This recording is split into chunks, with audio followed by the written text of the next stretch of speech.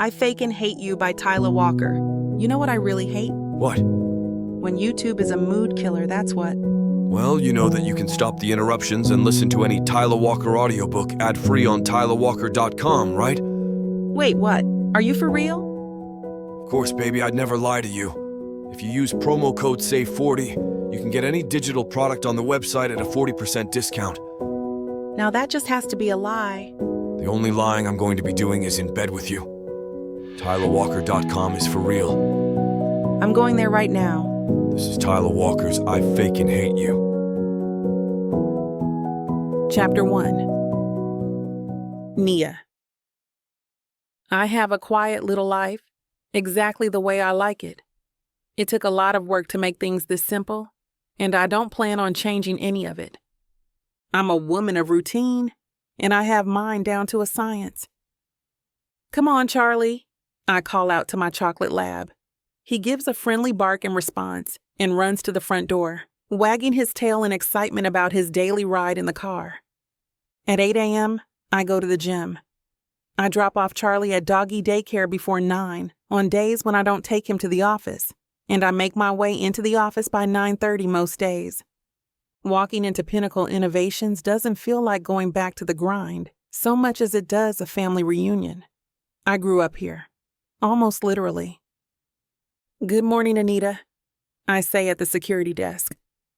Hi, Nia, she says with a wave. No, Charlie.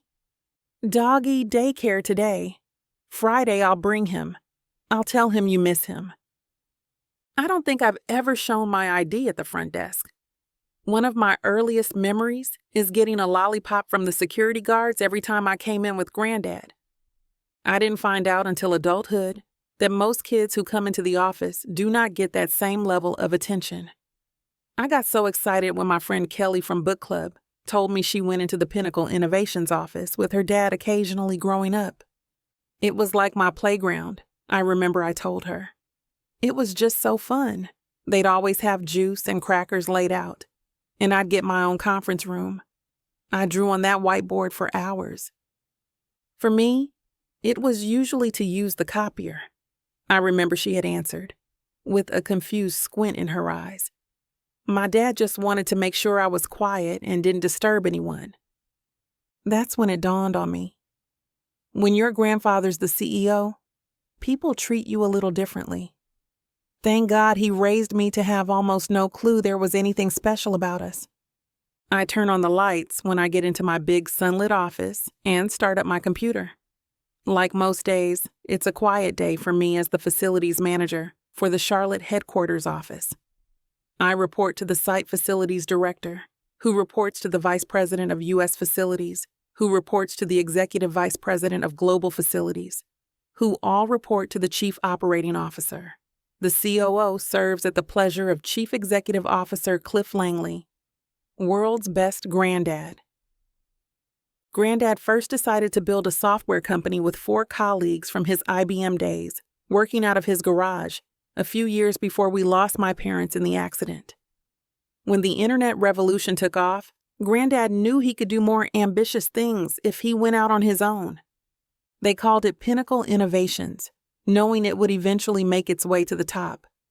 The company really began to take off not long after I moved in, and he became my legal guardian. Having the company to focus on helped us work through our grief together. Now it's a $50 billion enterprise on 3 continents, with 10,000 employees. I'm proud to call myself one of them. He's more than my grandpa. He's my mom, my dad, my protector, my chaperone, my boss, my idol, all in one, my hero, my everything. He took care of me growing up, and I try to repay him now that I'm grown. At around 9:45 a.m., I always try to check in with him. Hi, Grandad, I buzz. Hi, sweetie, how are you this morning? I'm good. More importantly, how are you? You have the doctor at 3:45 today, right? Want me to come? Nah, don't waste your time. I know they keep telling me I'm 78, but I'm just not seeing it. Doctors think they know everything. I know. They should get their eyes checked. You're 30? Anyway, There's no need to take time out of your schedule. But why don't you come for dinner after? We'll get some chicken. Are you supposed to have that with your blood pressure, Grandad? You're no fun. Who raised you? He lets out a big laugh. The best grandpa in the world did, I'll have you know. You made it easy, Sweet Pea? Okay. I have to get going. Tons of meetings before the doctors dissect me. I'll see you at dinner. Love you, Grandad. Love you too, baby. I don't know where he gets his energy and self-discipline. I know the years of running the company are taking their toll, but it seems impossible that he has 50 years on me. It's hard to picture him taking a step back, and I really don't want to picture it. For him, I can only imagine how impossible impending retirement must seem. I go through my inbox, happy that the folder for reporting building issues is still at 0. My boss, Kara, the facilities director, does the heavy lifting, while I keep tabs on the day-to-day functioning of the building while it's in operation during work hours. We have a modern building in a neighborhood with virtually no crime. If there's not much to do, it means we're doing our jobs well. So I must be doing great, I think. I get a manicure at lunch every Monday and Friday, then eat in the cafeteria with Kara. Even though she's my boss, we're close. I leave at 4:30 for a hair appointment today. Then at 6, I pick up Charlie. I compromise and get a baked chicken for dinner, with vegetables instead of potatoes and gravy. Charlie goes crazy with the smell. When he realizes we're at Grandad's, though, he forgets all about the food. Knock, knock, I say as I open the door. Charlie's tail thwacks the banister. Nia and Charlie boy. Charlie runs up to Grandad and kisses his face, while Grandad rubs the fur on his head. My 2 favorites, Grandad says, as he gives me a hug. I put the bag of food on the counter. My 3 favorites? I thought you weren't getting the chicken. Well, it's baked. Still delicious. Always looking out for me. I get out the plates and set the table like I always have. Even though he founded his own astronomically successful tech company, he never moved out of his basic 2-story house in the suburbs where he raised my dad. He'd always say growing up that it's a house bought by an IBM engineer, not a Fortune 500 CEO. We hold hands and say grace, as always. Lord, thank you for this meal, and thank you for blessing me and my granddaughter with so much health and happiness. Amen. Amen, I say, and we start serving. I pretend I don't see him feed Charlie a piece of chicken. So how was the doctor? I ask. He sighs. He's never liked doctors. Now that he's getting older, it's closer to outright hatred. It was fine, I guess. It was good if you're a 78-year-old man with high cholesterol. But for a healthy young bachelor like me, nothing but bad news. What's the executive summary? I say, speaking in his language. They say I should think about taking it easy. Think about retiring. And what did you say? I told them I'd thought about it and decided it wasn't for me. I'm gonna keep working. He laughs so hard, Charlie ducks for cover under the table. It's okay, boy. Don't be scared. He slides him another piece of chicken. I give the side eye. It's hard to imagine anyone else in charge but you, Grandad, I say. Don't even mention it in this house. I'm not ready. The silver lining is more Charlie time, and I have a little something to make your day a little sweeter, I say, walking over to the fridge. I come back with 2 huge plastic bowls and put them on the table. His face lights up. Banana pudding with Nilla wafers, his favorite. Thank you, baby. There's only one thing I love more than this. You know what that is? I ask, even though I know the answer. What is it, Grandad? My granddaughter.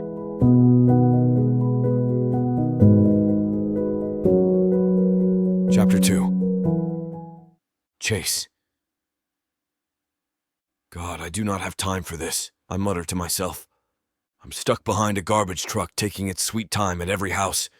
and I need to get to the office. It's 7:28, and I want to be in before 7:45. I have back-to-back meetings today from 8:30 a.m. to 7 p.m., so it's the only time I have to do any actual thinking and not just attend meetings. I honk and rev the engine of my charcoal gray Acura. The least they can do is move aside so I can squeeze past them. The sanitation worker on the back of the truck can see the daggers I'm giving him through the window. He signals anxiously to the driver to move, and he nods back. Finally. I give a little thank you wave and friendly beep and speed out. Still on schedule. I rush into the building and swipe my ID at the desk, in too much of a rush to say anything. I'm usually one of the very first in the office, so by instinct I reach over to turn on the lights when the elevator lets me off at my floor. The lights are already on, however. I walk toward my office, not a corner one, but still with a large window. Chase Alston, Director of Finance, the door sign reads. Sometimes, on days when I'm particularly sick of feeling stuck on a treadmill without moving forward an inch in the last few years, I amuse myself with ideas for alternate titles on the door placard. Chase Alston, overworked and overlooked. Chase Alston, too good to still be doing this crap. Chase Alston, moving up or moving on. I've been thinking about it for a while. If Pinnacle doesn't recognize me with a promotion by the end of the year, I'm going to move to a company that will. Either that, or start out on my own. My contacts have salivated at the prospect of bringing me on board when I've put my feelers out. At 34 years old, it's time to make my mark as a vice president or up in the C-suite. Not many people get handpicked by the CEO to head up corporate partnerships, but I was poached by Cliff after doubling the corporate partnerships at his biggest rival. Even fewer move up within 3 years to become director of finance, all while also earning an MBA from one of the top business schools and graduating with the highest honors. In my current role, it's too small a sandbox for all I can offer. Cliff Langley had a bold, original vision when he founded the company, but he's relying on the same stale playbook with advice from the same advisors who are as ancient as he is. To truly see his vision through, he needs new visionaries with broader horizons. Hey, morning, Chase. I hear the voice of my boss, Kevin Francis, Vice President of Finance, even before I've had a chance to switch on my computer or check my phone. Hey, Kevin, early morning. He usually doesn't get in until about 9, maybe 8:30 at the earliest. Which isn't late, of course, but I've always been a morning person. Yeah, don't I know it? I've had 2 cups already. I was not built for mornings. Something happening? Yeah, last-minute all-hands meeting with the leadership team. You're on deck for it. The invite should be there, Kevin says. I start feeling Twilight Zone prickles under my skin. Surprise meetings are never good. Usually it means someone has died or layoffs are coming. Not to mention my schedule today is a finely tuned instrument with almost no margin of error. I might have to get my senior associate, Johan, to reach out to everyone I have to reschedule with. But we'll see. Should I be worried? I ask as a temperature check before taking a look at my email. Just take a look at the email. I don't think it's necessarily bad. The email is from the big man himself, Cliff Langley. Subject: all hands meeting, leadership. Dear leadership team, we'll be meeting at 10:30 to discuss the company's leadership and future. Circumstances require proactive strategies for succession planning. After presenting initial steps, I expect meaningful contributions from each of you to ensure that the company has sound leadership going forward. Regards, Cliff. Oh my God, I say. Does this mean... I don't want to read into anything, but Cliff's health... Is he... As far as I know, he's not dying. But you know him, Chase. When he makes up his mind, he moves fast, Kevin says. I'm moving fast, too. My mind's gone from 0 to 500 in the 15 seconds it took to read an email. This might be the opportunity I've been waiting for. I have no intention of letting it slip away. Before anything, I go into all of my appointments for the day and draft a mass note with built-in customization, of course, to reschedule. Make lemonade, right, Chase? I think to myself. I'm not canceling meetings. I'm reaching out to give special attention and inside information to my favorite clients. That's the spin, anyhow. Done. Easy.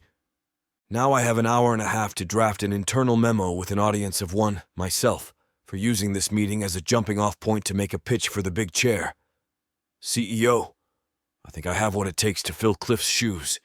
Taking over from the founder is a make-or-break moment for any company, and I don't think anyone else has the right experience or skill set. No, scratch that. I know there's no one better for it. The next step is to size up the competition, at least internally. If they're using a search firm to headhunt external candidates, that's intel to unravel at a later date. Today, it's all about the inside pool and positioning myself as the indisputable #1 choice for the company's top job. Most of the senior staff is made up of the old guard, and I have the same airtight argument. I have the same loyalty and experience as the senior team, emphasis on senior.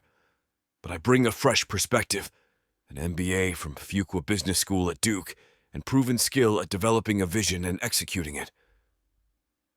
I'm not worried about them. My finance colleagues aren't a concern.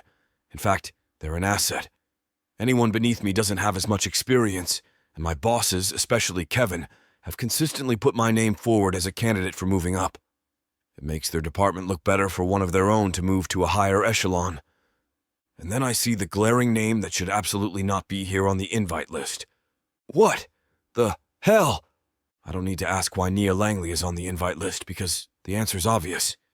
She's the boss's flesh and blood, his golden child. Well, I like her personally, and her dog is absolutely adorable. Little Naya in the driver's seat. And that's not even some derogatory nickname I made up for her. It's Cliff's for when he tells us little anecdotes about how she'd sit in his office chair and pretend to be the boss when she was 11. It's like imagining Mickey Mouse as the head of the Disney Corporation. Yeah, he's cute as a mascot, but he can't run a multi-billion-dollar company. And neither can Naya. She doesn't even do anything. I've never seen her come into the office before 9:30 and usually later. I've rarely seen her here after 5. How the hell is she going to deal with a supply chain crisis in Shenzhen at 3 in the morning? She's an assistant at running a tiny building in Charlotte, North Carolina, and she's supposed to run a Fortune 500 technology firm that's up there in the realm of Google and Intel. No way. Except arguing that the apple of the boss's eye is incompetent isn't exactly a winning strategy for putting my hat in the ring. I've met my nemesis. She's a deceptively adorable 28-year-old facilities manager, and she does actual work for maybe 2 hours a day. Nia Langley, you've just met your worst nightmare. Let the games begin.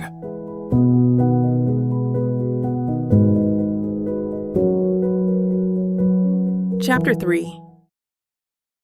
Nia. It's usually easy to blend in and act like I'm just another employee. Lately, though, with talk circulating about Grandad's health, I feel like I'm under a microscope. For years, I've heard the rumor that I'm next in line for the throne as his granddaughter. But I insist that it's just a thing he says, not an actual possibility. At least, I hope it's not. I get into the office around 9:40, a little later than normal. As long as I'm in before 10, no one bats an eye. I settle in with my coffee and call Grandad at our usual 9:45 slot. Hi, Grandad. Hi, Nia. You ready for this morning? This morning? What is he talking about? Is something happening? I ask casually. Yes. Have you checked your email? I had Hillary text too. Hillary, his loyal executive assistant, has been with him since the early days when Pinnacle shared office space with a typewriter manufacturer. I haven't looked. Charlie was a handful today. Well, I suggest you catch up. It's one of the most important meetings of your life. I take a sip of coffee and log on. I feel like I'm in middle school again on the day the paper's due, going, what paper? Once I see the email, it's even worse. It's the nightmare where you show up to school naked and learn you missed your final. It's a meeting invite for today at 10:30. The topic, succession planning. I wish I could pretend I don't know why he invited me. Ignorance would be bliss. Grandad, why didn't you say any of this at dinner? It was one of those late-night thoughts that came fully formed. I could drop dead any minute. There needs to be a plan. You know I've always talked about you playing a bigger role here? Yeah. I always thought of it as a joke. I'm low woman on the totem pole, and that's how I like it. It's not where you're meant to stay. You need to take a leading role in the company, eventually as chief executive officer. I made a mistake by not grooming you for it earlier. I'm panicking. I love Grandad, but he has a terrible habit of delivering bad news in the worst way possible. Although I don't know if there would have been a good way to tell me. What should I expect from this meeting? Just what's in the email. It's time to start thinking about the future. I'm conflicted between my loyalty to him, my love of the company, and my comfort in a life that's perfectly tailored to me. I majored in English. For God's sake, not business. I barely know the difference between a bedspread and a spreadsheet. Grandad, do you really think it's responsible to entrust the company to someone with literally 0 years of business experience?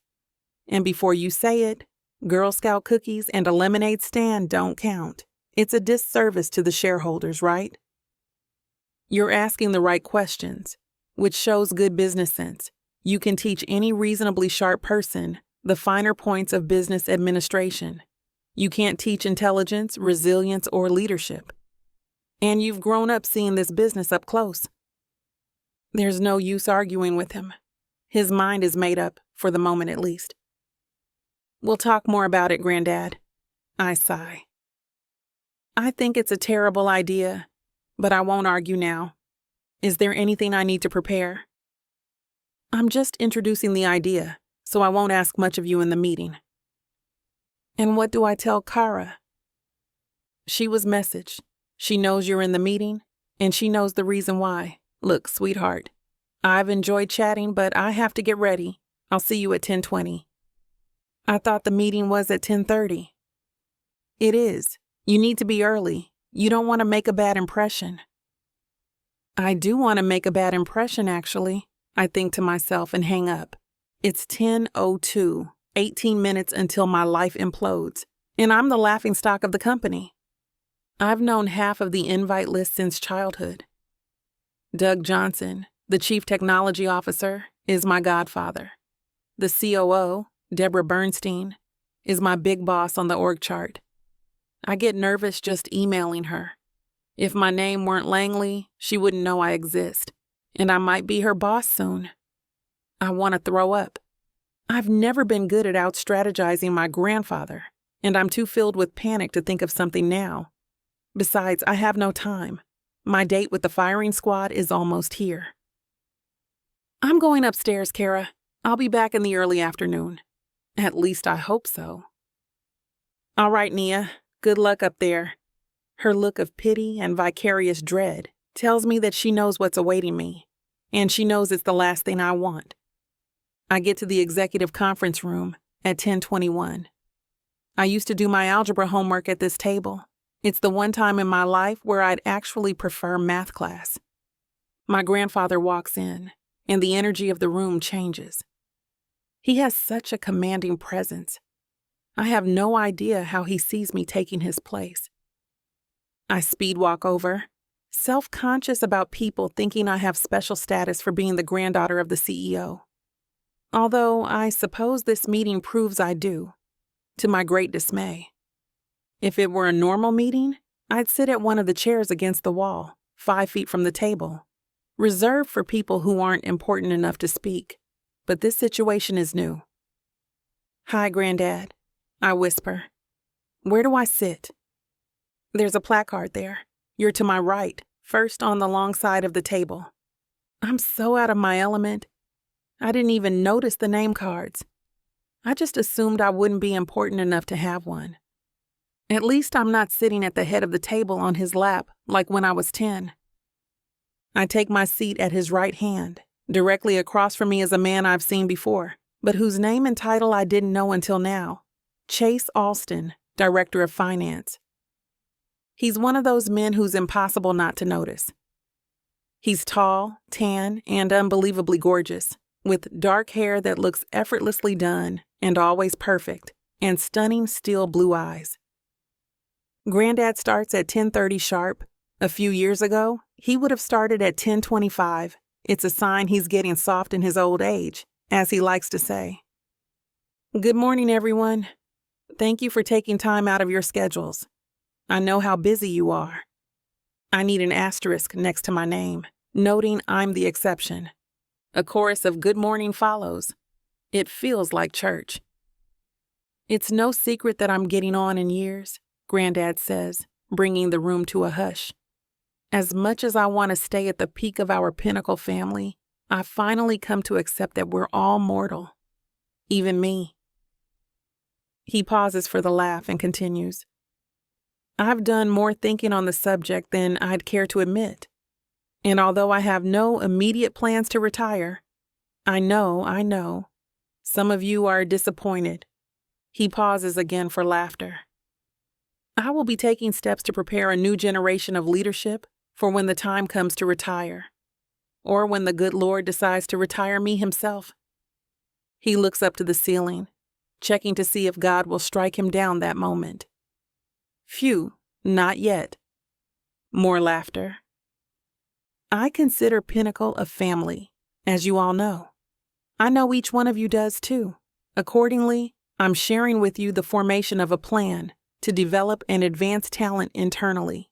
As such, Nia Langley will be taking a more active role. You'll see her more often in meetings like these, and some of you may assume new mentorship responsibilities in preparation. Grandad looks at me, which I expect. Then he looks immediately at Chase Alston, then back to me, then to Chase, as if to convey we'll be seeing a lot more of each other. The meeting continues for another hour. The group goes into more detail about succession planning and moves to other topics. I barely pay attention.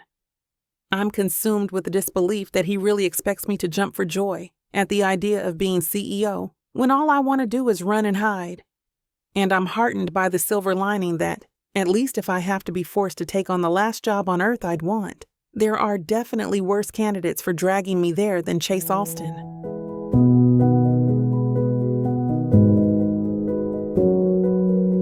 Chapter 4. Chase. There's a knock on my office door. I look up. It's Cliff. My eyes widen. The boss? He never comes to my office. Whatever he was trying to subtly convey in that meeting earlier must be coming due. Chase, have you got a minute? Yes, of course, sir. I get up and offer a chair to Cliff Langley. As tough as I am, Cliff is an imposing, no-nonsense black businessman. It's hard not to stiffen your spine at his attention, and not just because he's the CEO. I sit across from him and not behind my desk to maintain the power balance. I certainly don't want to come across like I'm looking down or being unfriendly to the head honcho. How may I help you? Cliff smiles. As you may know, time has crept up on me and I need to train another to take my place. Nia, as I said earlier, will be moving into new roles here at the office, but she knows nothing about the inner workings of Pinnacle Innovations. And when it comes to the day-to-day process, of course, none other than you, Chase, came to mind. Would you be able to reschedule your workday to take on her training? I'm stunned. I find myself blinking a lot. I try to digest Cliff's ask, discontent already fizzing through me. It's a mix of confirmation of my excellent work here at the office and a slight. To train Nia and not consider me and my experience and skill in the company as being the natural fit to take over rubs me entirely the wrong way. All I can do is smile and fake like I'm thrilled. Yes, of course, sir. It would be an honor. When would she like to start? Good lad. I knew I could count on you. Nia is free to begin tomorrow at 9. How does that work for you? I reach over and look at my calendar on the laptop. I know I'm free, but I don't want the old man to think I am. 9 is perfect, sir. I can reschedule the later day's appointments and take it from there. Yes, by all means. Feel out the situation. Nia has always been bright. A real quick study, as they say. See how fast she gets on. I'll let you schedule her training slots accordingly. Well, Chase, Thank you for your generosity of time and willingness to train. I'll let Nia know. Cliff slaps my knee and slowly rises from the chair and leaves me to wonder if this task is good or bad for my precarious future. I return to my desk and to the spreadsheets in front of me, but my mind wanders. Will this be a chance for me to truly prove my worth in the company? I know Nia has never been involved in the company. A part of me thinks she won't be able to manage it, and even Cliff will see it. If I play my cards right, maybe I'll be next in line when she washes out. One can hope anyway. Promptly at 9 the next day, there is a knock on my door. Nia Langley, reporting for training. Mr. Alston. I look up to see Nia gracing my door, looking almost shy. I rocket out of my chair and offer my hand. Yes, hello. I believe I've seen you in the building before, though we've never been formally introduced. Please, call me Chase. Only if you call me Nia. If we'll be working together for the foreseeable future, first names are best, don't you think? Absolutely. Is there any aspect of the business you'd first like to tackle? Well, I thought maybe you'd take me on a tour. Show me the company through your eyes, so to speak. It will help me make future decisions for the company going forward. Yes, of course. Well, no time like the present. Follow me. I smile and offer my hand as a guide out the door. Although I flash a content expression, my gut is doing flip-flops. Decisions about the company in the future? She's kidding, right? Could the old man seriously be handing the entire operations over to this woman who is completely ignorant of corporate goings-on? The tour begins, and I notice Nia taking notes on a small handheld tablet.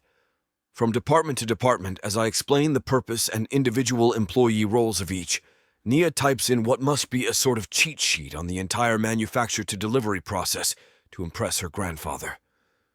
I assume that's a good sign. For the afternoon, I set her up at the LAN system so she can acquaint herself with the company data material and HR costs, equipment repairs, quality assurance, and delivery systems. It keeps her busy while I work.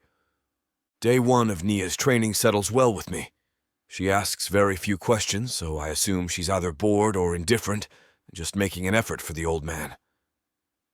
My position and my future in the company look brighter. The next morning, Nia shows up early. I get none of my own work done for the plethora of questions she throws at me. None are insightful or intelligent as per the workings of what I showed her yesterday. But didn't you say yesterday the issue is covered in the QA department? No, that check is done in packaging, Nia. Packaging? Near the front end? No, it's the big warehouse to the south where all the docks are. Nia points to a spreadsheet. Now this expenditure. Can't this be eliminated altogether? No. That's the pallet supply. It's what the forklifts use to transfer stock where it's needed. But we don't sell those. It seems a waste of money to have all these wooden things lying around the place.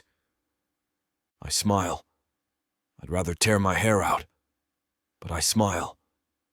Yes, Pinnacle, like any business, has to endure costs to run.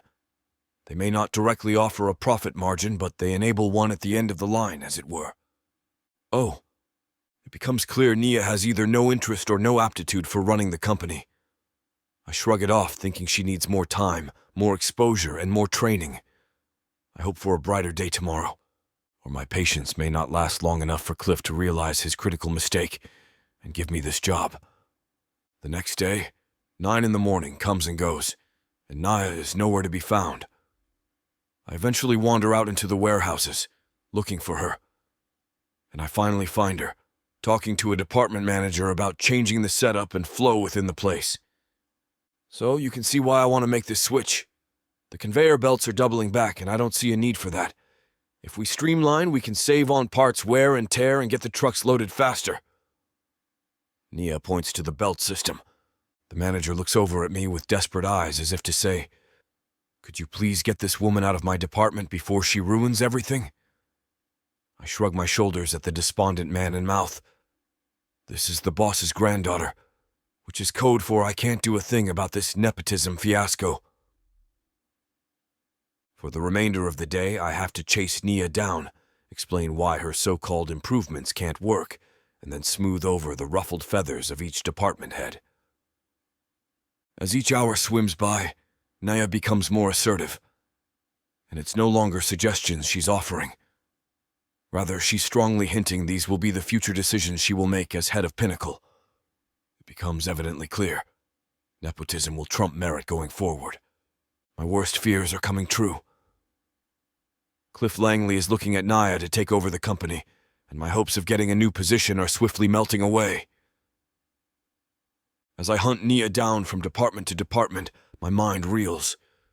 Why is Cliff's granddaughter getting so involved in the business now?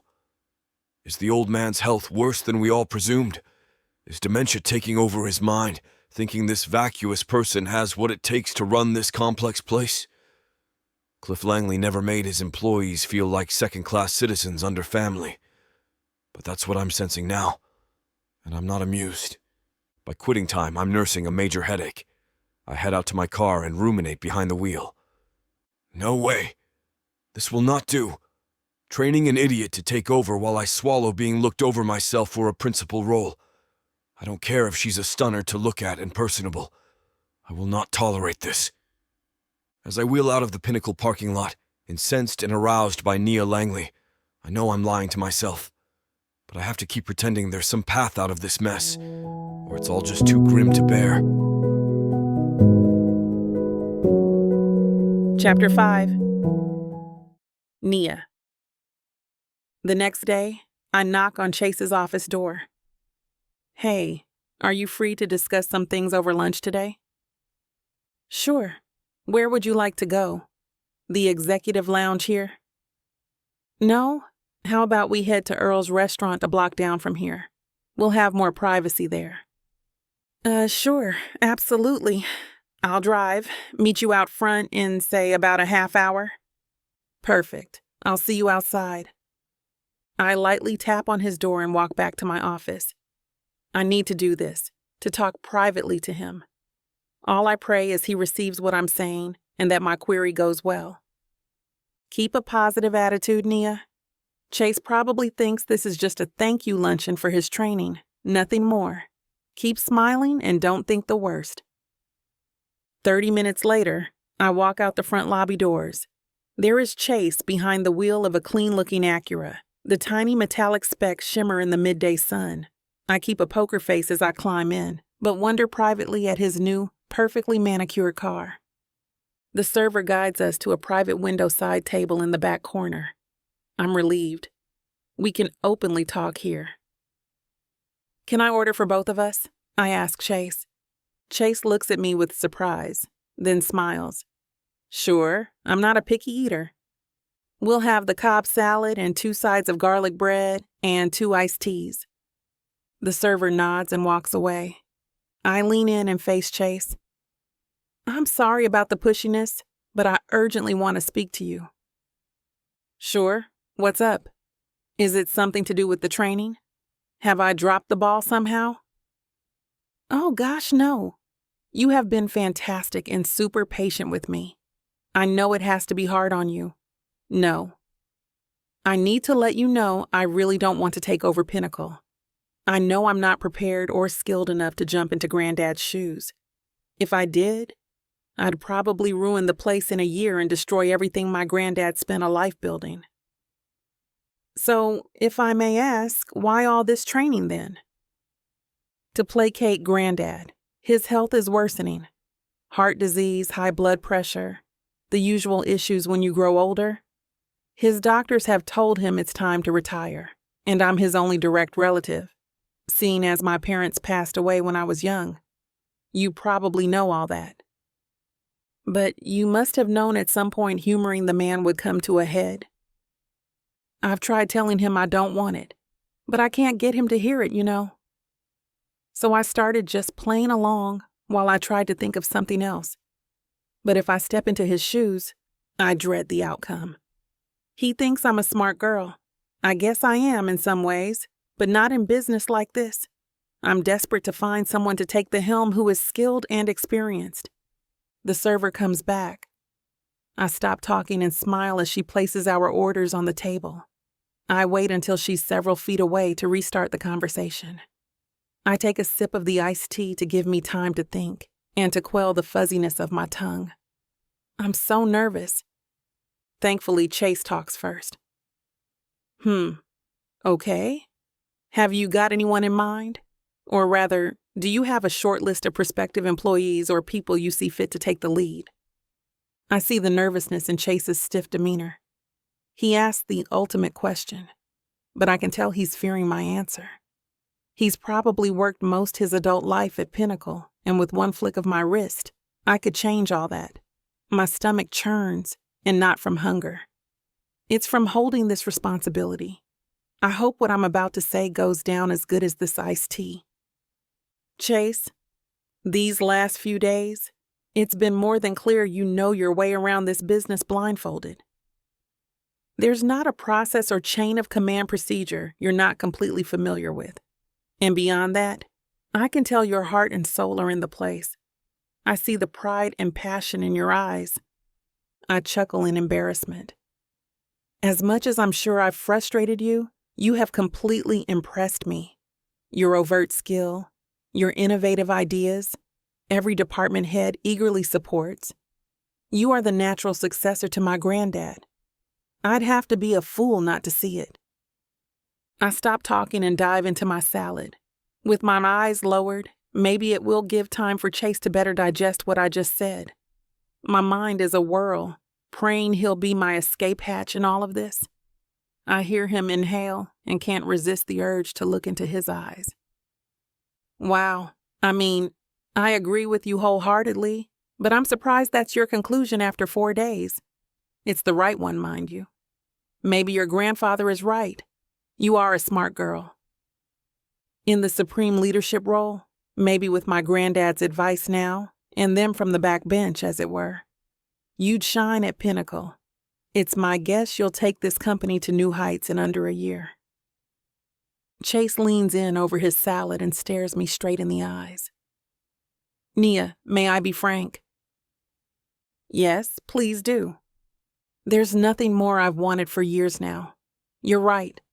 There's nothing I don't know about how this company works in every facet, from manufacture to marketing and beyond. But years have gone by, and I was never chosen for an upper executive position, and I've been afraid my career at Pinnacle has stalled. I didn't want to go anywhere else, but to hit the ceiling this far from retirement. Right. It sucks. You pour your heart and soul into a place, and then the upward movement stalls. No good.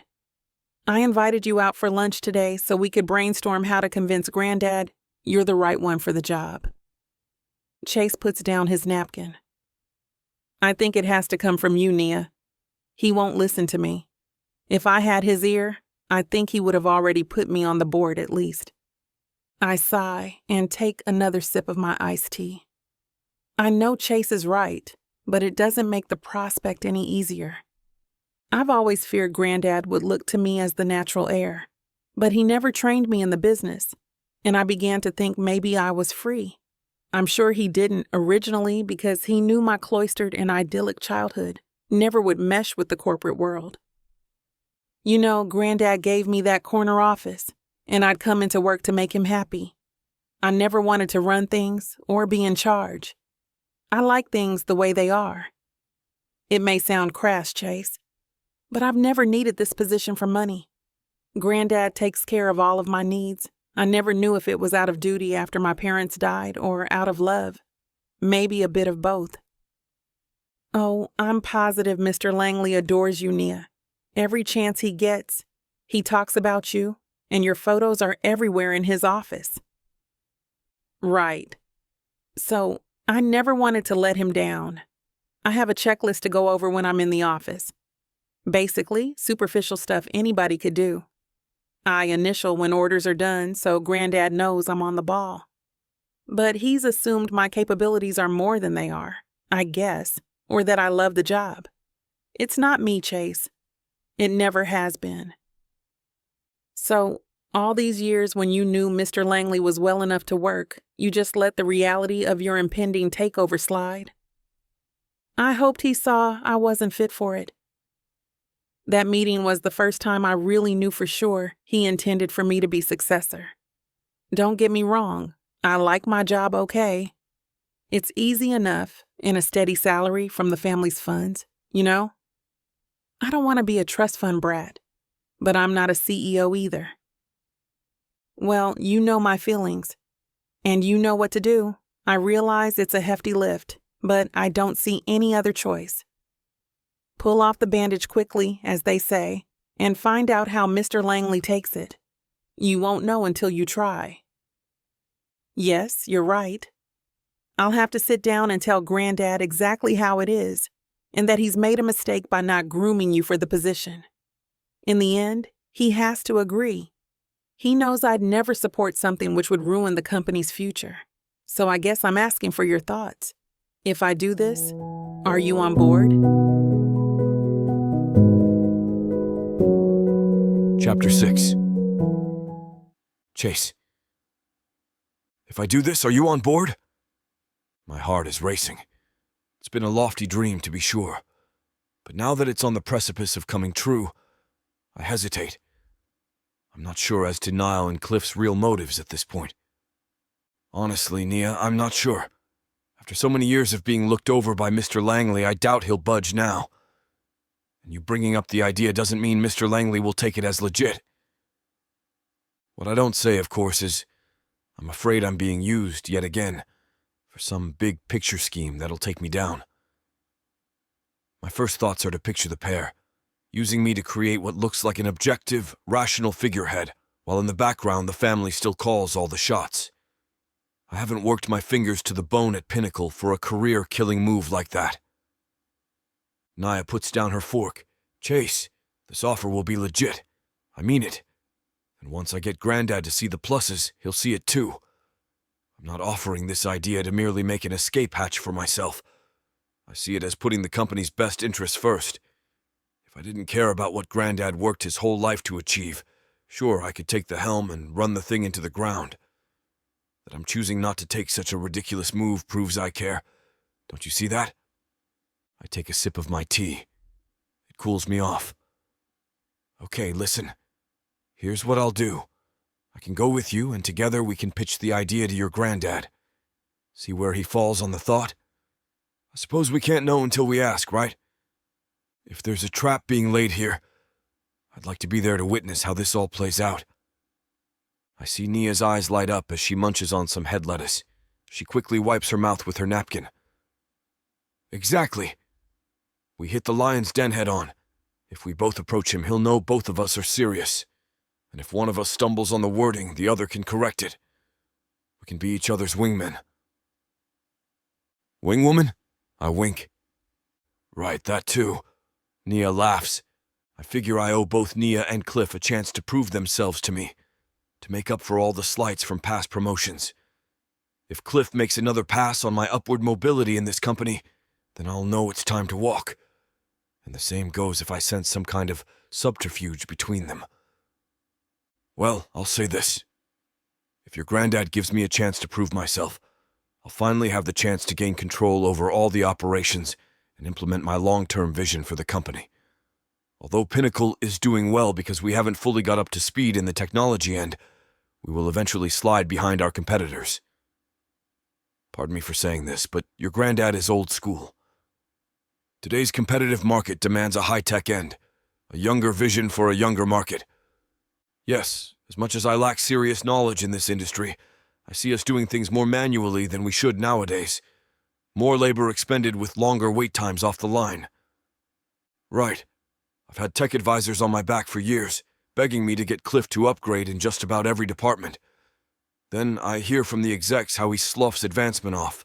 He's stuck in the 20th century when the world is already well into the 21st. It'll get to the point where quality will fall and delivery deadlines won't be met. And by the time we see those numbers, our competitive edge will be gone. Right. And Grandad will leave this world a broken-hearted man. His whole psyche is wrapped up in Pinnacle. If he saw it die, well, he'd not be long for this world himself. And here's the thing, Nia. With no one ahead of me, I get to deal all the shots.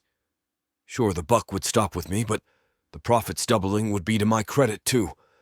If, after Cliff retires, I can come to his mansion and show him how I managed to double the ROI, well, I think that would cap off his stellar career as a successful entrepreneur, don't you think? And you'd be the apple of his eye, Chase. And I could keep on being me.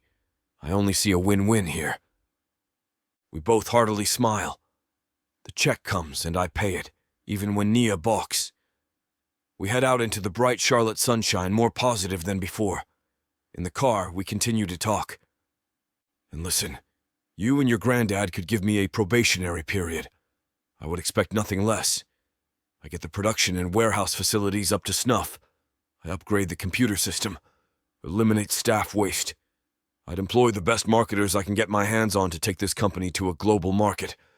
There's no way Cliff or you would deny me the leadership role. If you could pull all that off, you'd get no argument from me.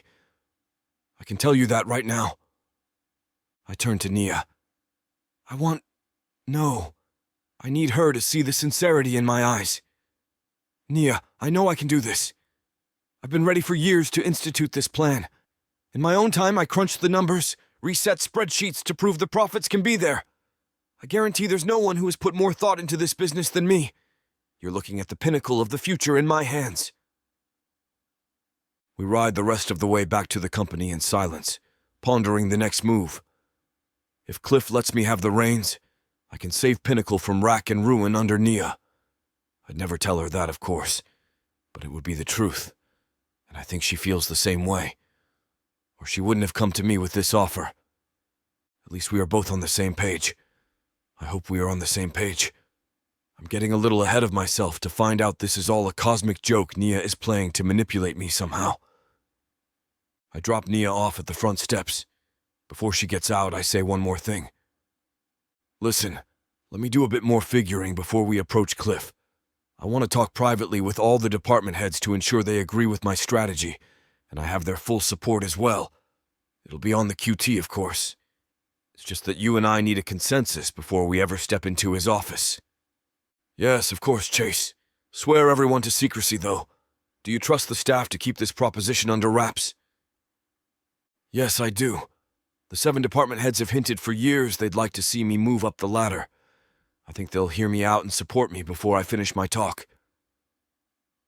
We wave goodbye, and I wheel into my parking spot. I look over at Cliff's spot, the widest and first one next to the door. The sign reads, Clifford Langley, Pinnacle CEO. I envision my name above the title and smile. I sit behind the wheel for a moment and digest what I'm about to do. Talk about a crapshoot, Chase. It's an all-in if I've ever seen one. The old man could vehemently go either way. He's never been a wishy-washy decision-maker. He'll either be all in favor or completely against it, no matter what you and Nia say. And then what do? I'm 34. It'll be the career move I make now which will set me on a path of success or failure. I look at myself in the rearview mirror. Okay, man, are you up for this roll of the dice? I answer myself back. Well, if not now, when? You'd be making the same move at any other company which had passed you over for executive positions. I smile at myself. God, if only my grumbling stomach would approve. I feel like I'm about to jump off a cliff with no parachute. I get out of my car, lock it, and confidently stride to Pinnacle's front doors. It's now or never, all right. And there's zero time to buy a parachute. Chapter 7. Nia. I head to my office and wait for Chase's call. I look over quality assurance and delivery reports while I wait. My mind swirls with thoughts of failure and success. What if we use the wrong words when we talk to him? What if Grandad can only see me in the leadership role? If I reject it, will he outright reject me? Reject us both? What if my gamble puts Chase out of a job altogether? My hands turn sweaty, and my fingers stick to the computer mouse.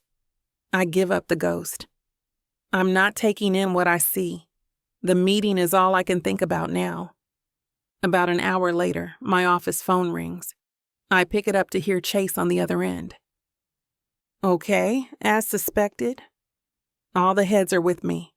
The consistent reaction on their faces was relief. especially from the tech head. I thought he was going to have a coronary. He was so excited. Anyway, all that can be done is done.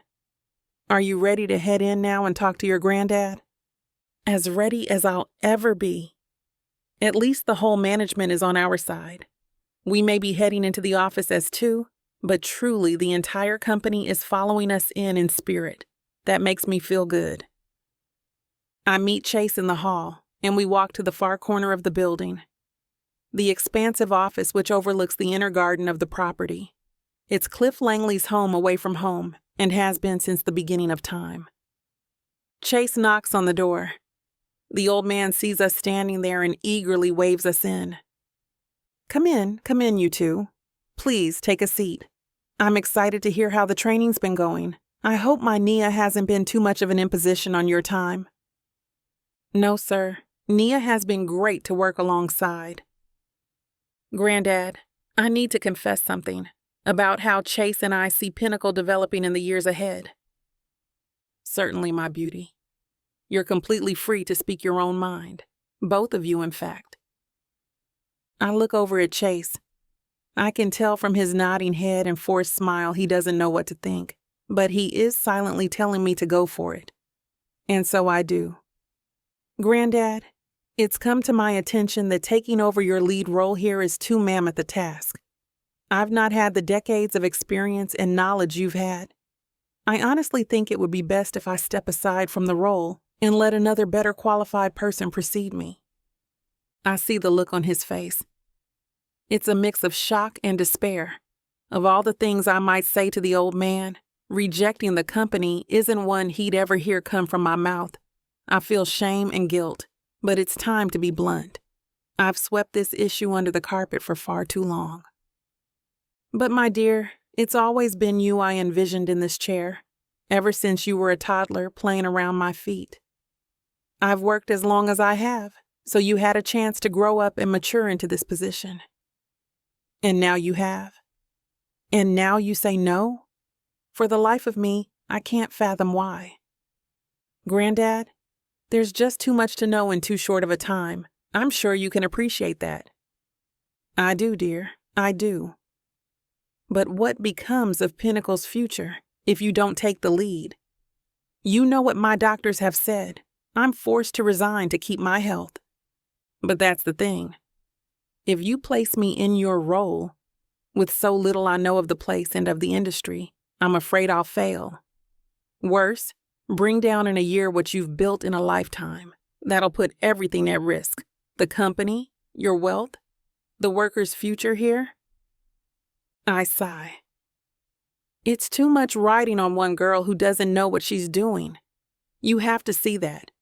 With one foolish decision from me, I could wreck everything by leading Pinnacle straight into bankruptcy and letting all those jobs go up in smoke. Okay, Nia, I see your viewpoint. I disagree that you're as ill-suited for the job as you think, but I hear you. In any case, have you come here with an alternative solution? You know I need to step down pretty soon. In fact, Grandad, Chase and I have. Over these last few days of training, I've learned of Chase's vision for Pinnacle. It's streamlined, innovative, and in keeping with current industry standards. I believe you've had the answer right under your nose all along. It's my suggestion you put Chase in the lead role. Well, that's quite the unexpected solution. Not that I don't appreciate your work here, Chase. Yes, sir. I see Grandad lean back in his chair, cross his arms over his chest and softly rock. I know him too well. That's code for distrust, doubt, and severe questioning. I hold my breath. This isn't going well? Then Grandad leans forward, far forward. His eyes are like daggers pointing right at Chase. I've seen that look before, and it ends in upset. Chase, have you manipulated my granddaughter's viewpoint in order to gain power here? I put you in charge of Nia to teach her the ropes, not convince her she's not up to the task. Are you pulling some kind of power move here? I quickly turn to look at Chase. He's gobsmacked. He looks back at me as if to say, we threw the dice? but our gamble failed. We both are sitting here in a world of hurt. All we've accomplished is gaining a sense of betrayal from Grandad for me and a pink slip for Chase. My eyes pop, an idea striking me. The only one I have which might fly. I put a hand on Chase's arm as if to say, "Don't say a thing. I've got this. Let me speak. I'll get us out of this jam." "Grandad, no, you don't have the right idea.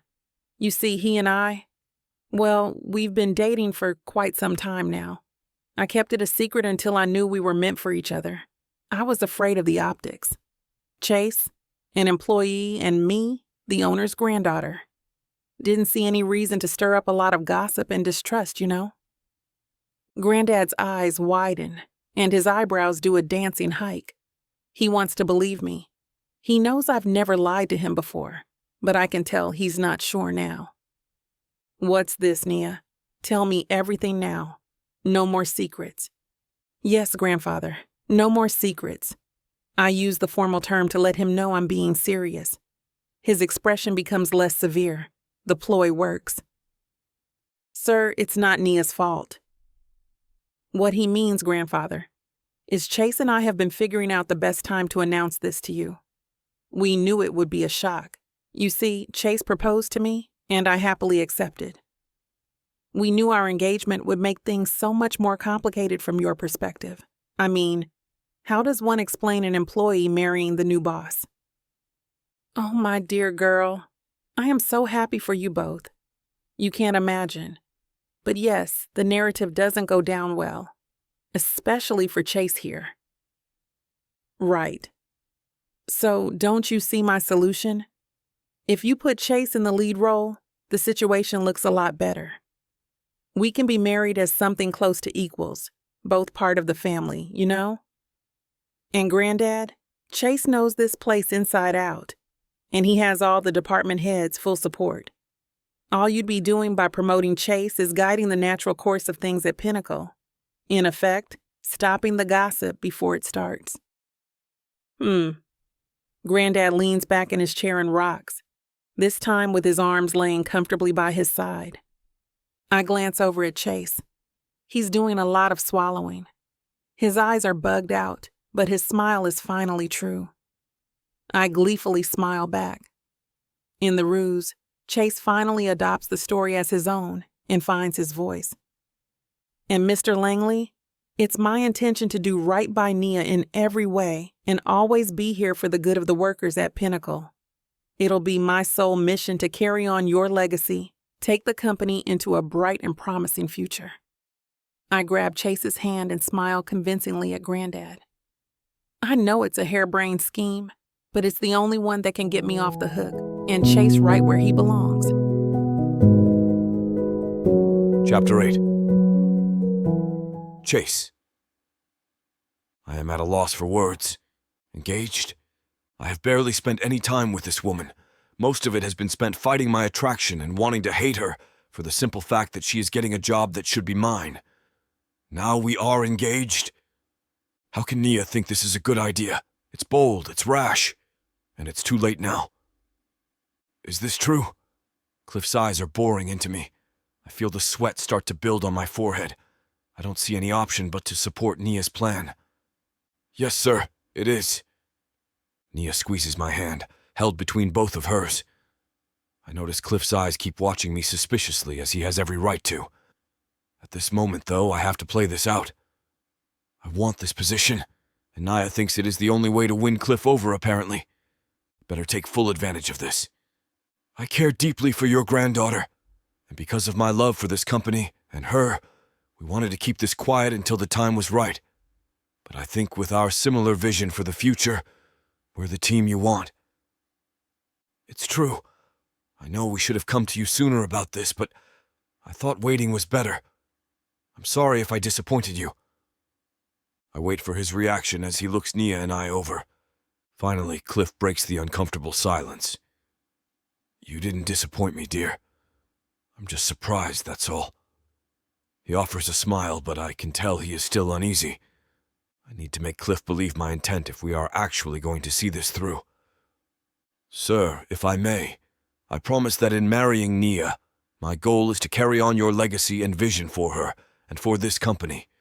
You've always treated both with the greatest care and vigilance that it is my desire to do the same. I know that with Nia by my side, I smile at Nia, can lead this company into future success. I hold my breath as I wait for this all to blow up in our faces. After a moment, Cliff raises his hands up and exhales. If this is what you truly want, Nia, it is. She smiles at Cliff, then back to me, squeezing my hand again. A faint smile crosses over Cliff's face, and he leans in to kiss Nia on the forehead. Then that's what you will get. He offers his hand out to me. I try to calm my nerves as I reach to shake it. Thank you, sir. Don't thank me. Not yet. I'm simply considering your engagement as a sign of your good faith to this company, as well as my granddaughter. I want to really see what kind of person you are, Chase. I intend to get to know you much better throughout this process. I try not to grimace as his hand tightens around mine. I can tell he doesn't trust me one bit. Cliff finally lets go, and it takes all my might to not shake my hand in pain once he releases it. This is an opportunity to prove your worth to this company. Nia seems to think you have what it takes, so I'm willing to give you a chance. I'll be keeping my eye on you in the dealings. I have no doubt about that. Yes, sir. Now, just because your soon-to-be wife is my granddaughter, doesn't mean that you automatically get to inherit this company. I've worked hard to make it what it is, and I don't want to see it get taken advantage of and run into the ground. Cliff places his hands behind his back and takes on a very serious business stature. I nod in response. I can tell Nia is becoming concerned. Maybe she has no faith in her own plan anymore. Or maybe it's the serious nature of her grandfather. Has she ever even seen him be stern? My attention snaps back to Cliff as he continues. Now, your position at the moment will be temporary. As I said, I want to see how things progress. If you prove you lead well and can ensure my Nia's happiness, I will be more than happy to endorse you fully as heir to this company. In time. Of course, that won't happen until after you two are wed. Cliff raises his eyebrow at me. It takes me a moment to realize he is waiting for my agreement as well as calling my bluff. I understand. I wouldn't expect it any other way, sir. Good. Then it's settled. I will expect updates and to be in the know of everything you and Nia decide on. It has to be run by me before anything is final. Remember, this is only temporary. Thank you, Grandad, Nia says, letting go of my hand as she kisses Cliff's cheek. I see his face soften for her, and a genuine smile appears. You won't regret this. He looks at Nia when he responds. I know you'll do what you think is right. Returning his attention back to me, his face hardens again. You may excuse yourselves and get started. He isn't even hiding how much he distrusts me. I smile weakly and follow Nia out of the door. Once we are outside, Nia goes to speak, but I grab her hand and pull her to one of the private conference rooms. We can't talk about this out in the open. Someone may hear us. I shut the door behind us and close the blinds. I am so sorry, she begins. What were you thinking? I wasn't. Clearly. Nia collapses in one of the conference chairs. I didn't know what else to do. I panicked. He wasn't on board, and I couldn't even stomach the thought of trying to run this company, or getting you in trouble once he started acting like you were the one talking me into stepping down. So, naturally, your immediate reaction is to claim you're seeing the guy you want in charge. She puts her head on her hands. I know. It was dumb. But I am completely unprepared to do what he wants me to. You agree? I decide to stay silent. I don't want my input affecting anything else at this moment. I just knew he would give you a chance if he thought we were together. He blamed you for putting the thought in my head, and I knew he wouldn't listen if I told him otherwise. Now he thinks the thought is in my head because I'm lovesick, but at least it's a step closer and less trouble for you. So, now we are here. I'm frustrated, but not really angry at her. Her methods might have been a bit dramatic, but I can see where she was coming from. The reaction was a curveball, but a part of me gets it. Unfortunately. I sit down opposite of her. Well, we're in it now. A stiff laugh emanates from Nia. That's for sure. I laugh myself, and for a moment we break into little bursts of hysteric chuckles. I can't believe my solution to solve leadership issues was to propose a fake engagement. I laugh even harder. Yeah, I think it shows how well you make quick decisions. Oh my gosh. I definitely cannot be in charge of this place. I was only nominated to be heir, and I already created such a nightmare. She runs her hands through her hair and looks at me. I really am sorry. I wave it away. It's okay. Nothing we can do about it now anyway. But hey, at least your idea worked. For now. It's a start, at least. You succeeded in letting your grandfather give me a chance to lead the company. I reach over and grab her hands. That's a win for the moment. She smiles and nods. I guess you're right, and as long as you're as knowledgeable and vital to this company as you say you are, then you get your chance. I pull back and lean in the chair. Yeah, I just have to prove myself to the hard-ass. Hey, that hard-ass is my grandfather, and with me in your corner, odds are favorable. All you have to do is lead responsibly and gain his trust. Then after that, easy peasy. You're set and secured. She offers me a confident smile. I let Nia's renewed confidence in the plan allow me to hope as well. You make it sound so easy. You made me believe in you just by showing me all that you know when you were teaching me the ropes. I'm sure there's more you can throw on the table. I'd also like to think this won't backfire because I can only handle so much stress. I laugh. You're right. I can do this. I have the time now. With you, I can establish my place here as a leader and show Mr. Langley that I have what it takes. I'm starting to become more optimistic as we discuss things. All I need to do is start implementing my vision for progress and push ahead. Our fake engagement is simply a minor detail in the grand scheme of things we are going to accomplish. Right?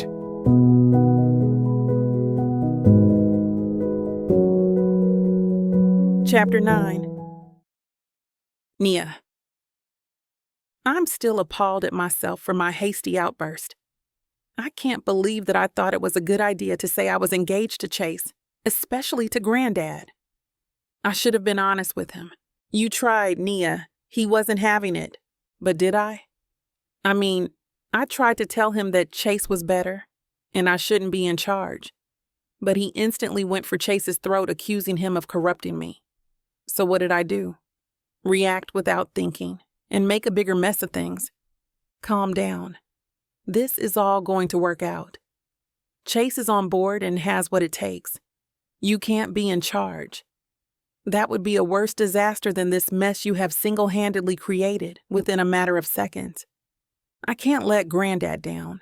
If this is going to work, Chase and I need to establish some terms and credibility.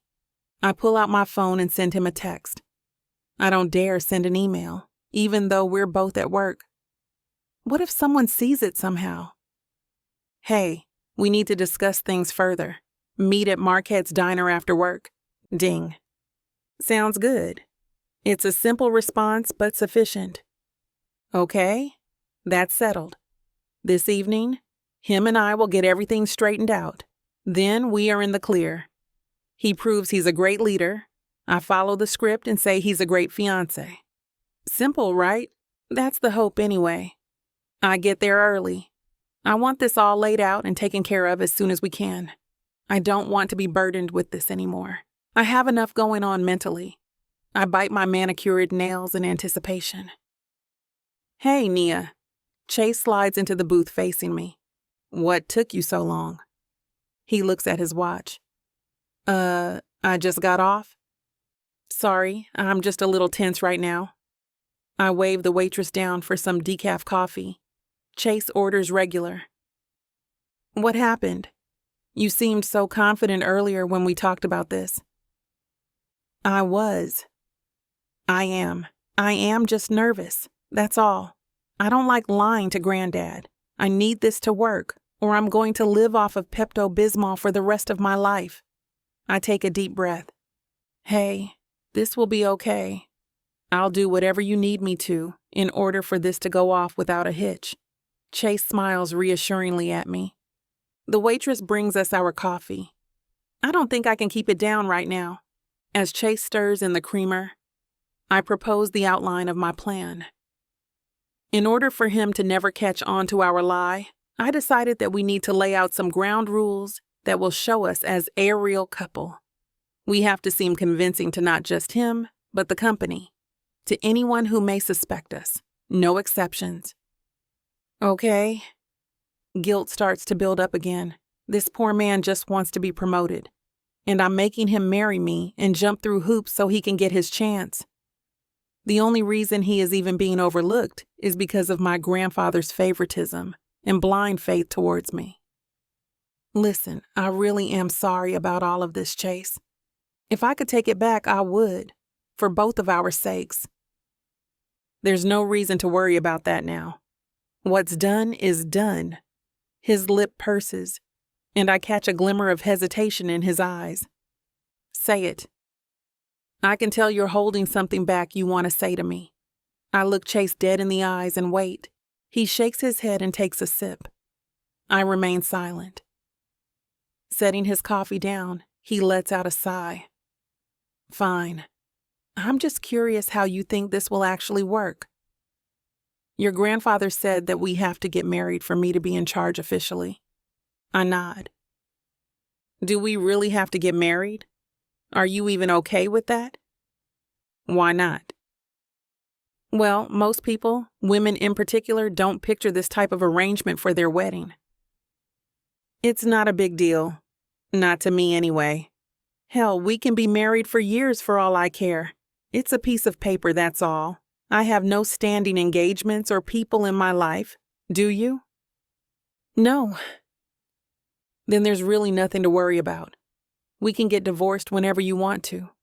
By then, the company will already be yours as long as you prove yourself. And that's all she wrote. Chase looks blankly at me. Are you sure? I just thought you, or women in general, wanted more from a marriage. Like romance and roses. You know, all the gooey stuff. I can't help but laugh at that. Not my style. You're being so practical about all of this. You sound surprised. I am. I thought you were going to make this more complicated. Chase, I don't want this any more complicated than I have already made it. He is still staring at me curiously, but a smirk starts to show. What? Nothing. Just surprised. Also, marrying me would give me an actual legal claim to the company. That's okay with you? Isn't that why we are doing this? He chuckles. Okay, so now that it's clear you have no normal expectations of our so-called marriage, what do you want from me? Well, we need to make us as an item more convincing, at least in the beginning. And how would you like to go about that? By a simple cut and dry set of rules. Oh, so this is going to be like a real marriage? He jokes. Ha ha, I'm serious. If we are on the same page as each other about what is okay and expected versus what is off of the table, there shouldn't be any awkward interactions. So what's the foolproof plan you seem to have to keep the skeptics at bay? Our main audience will, of course, be my grandfather. But as I said earlier, we need to cover our butts with the corporate ladder just as much. I agree. When and where should we start? Immediately. Since we made it public to Grandad, we can do it in the company's eyes as well. I think attending company events and some personal occasions together as an official couple is a good start. Personal occasions like weddings and stuff? Yes. Chase shrugs nonchalantly. Okay. Sounds all reasonable to me. How do we act as an official couple? Do we still kiss and act intimate, or... Chase smirks and raises his eyebrows suggestively at me. Oh, stop. No, we still want to keep it modest and professional. He laughs into his cup, finishing off his coffee. I think causal affection and compliments to show a caring relationship are good. I will allow the occasional cheek or forehead kiss here and there if need be. But nothing is really that necessary unless our intended audience is there. Well, given he's your only family and is, in fact, the head of the company, I'm sure he will be at literally every function that we attend, business or not. Good point. But still, only when necessary. This is all temporary anyway, so we don't have to play it up too much. Sounds like a pretty doable plan. You have it all figured out. I can't tell if you're being sarcastic or not. No, I'm serious. It sounds good in theory. Now it's just time to see how it plays out. I feel better after setting the boundaries. It will play out perfectly. I have to believe that. On the plus side, we won't have to do this forever. What makes you so sure? Well, at some point, no one will really care if we are still married or not. If he hands you the company and then we get divorced after a year or two of marriage, I mean, it happens. It's not like he's going to take it back. Huh? I never thought about that part, Chase muses. Here's to us. I raise my mug to his with stronger confidence than before, in a mock toast. Chase smiles at me. I think we may actually be able to pull this off. Me too. I sip my coffee finally and breathe a little easier. We just have to take it one day at a time.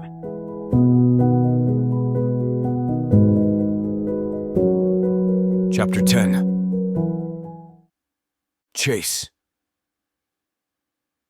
The day of Cliff Langley's nightmare morning meeting 3 months ago, when the coronation of little Naya went from a rumor to a near certainty, I swore I would remember it as the day I decided it was time to jump ship.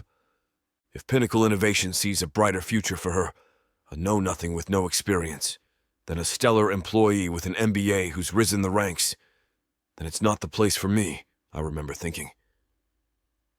And yet the next day I walked through the same building, and then the day after that, and after that, the next day. I'm not sure what exactly changed, but little by little something did. Maybe it started with the lost look on Naya's face when she realized a minute too late the grave error she made when she staged our engagement. It was so adorable, and also so goddamn bold of her, as reckless as it was. Or maybe I also wanted to see what I thought was the inevitable implosion at the time. Of course, the idea that I might actually end up the big boss at the end of all this is enticing. But there's something else appealing to me these days. I've barely admitted it to myself, much less anyone else, but a big part of what's driving me now is the daily joy of having someone as genuine, kind, and drop-dead gorgeous as Nia in my life. I didn't expect to be engaged at the age of 34, whether real or pretend. But as far as arranged marriages go, I won the fiancé lottery with Nia, fake or not. If anyone else had been catapulted into the top chair by tripping on the coattails of a fake fiancé, I'd consider it a disqualification more than a perk, but the lucky bastard happened to be me in this case, so I'm staying along for the ride for as long as the ride lasts. 2.5 months and counting. Just remember, Chase, the job will never love you back, my mom said when I told her about the boss's unqualified granddaughter being propped up as his successor and my role as her babysitter. So, honey, you gotta do what's best for you. And amazingly, somehow, the best thing for me right now is to come in every day and spend time with a woman I didn't even think I wanted to share the same building with at first. I always noticed her, even before she was in my orbit. She's so stunning, but unassuming. I took note of her whenever I saw her in the elevator over the years, which was admittedly rare. We've always kept different hours. Mine are long and hers are not. She radiates a sophisticated simplicity, from her chic but classic clothing style to her long, slightly curled dark brown hair. I've always noticed her over the years, with her stunning figure and delicate facial structure, but self-effacing humility. As one of the not many black people here and the boss's granddaughter, you might say she stands out a bit. Pretty soon after Cliff put me on Naya detail, I started noticing more than just her beauty. And then before I knew it, we were somehow engaged. That meant spending a lot of time together, getting to know details about her I never thought I wanted to know yet, somehow find myself appreciating. What struck me early on was how much I grew to respect her in ways that seemed small at first, but added up over time, and how quickly it happened. Like even the big picture perspective she had right away of how in over her head she'd be if Cliff just made her CEO. And characteristically of me, I thought, hey, she has the good sense to see that I'm CEO material. If that isn't a good judge of character, I don't know what is. Even if I'm flattering myself, at the very least, it's a sign that she knows her audience, which is crucial in any business. But even after that, it's almost like she carved out a niche for herself. Shadowing me, she sees the parts of the position of executive leadership that aren't up her alley, and at the same time, she's able to see the parts of the leadership team that are. At the end of the day, Pinnacle is Cliff's baby, and Nia is his pride and joy. She's going to be involved at a high level to some degree, and I don't know if I would have had the humility to swim slowly in the direction of the shallows after being thrown into the deep end of the pool head first. I don't know if most people would be able to find their way up. She keeps trying, and there's a part of me that admires that about her. A few days into our fake engagement, I remember the conversation when I began to see her differently. I tried to gauge exactly how ill-suited to run the company she was, and asked her about her interest in it to determine just how certain it was that she would run the company into the ground. Did your grandfather ever push you toward computers for the business, or talk about how he wanted you to take over? If anything, he thought my dad would be the one to take it over. My dad was also a computer genius, just like Grandad. But he didn't want to lure Dad away from his program with a job at Pinnacle. Your job will be waiting, but your PhD won't. We were in Palo Alto at the time. He was at Stanford. I had no idea I'd moved to North Carolina. Wow, that's so much. Were you into computers too? Seems like it ran in the family. I was more like my mother from what I hear. My mom was a graphic artist, and she did some work involving computers and digital art, experimental stuff. But I was so young when they died, I didn't really learn from them directly.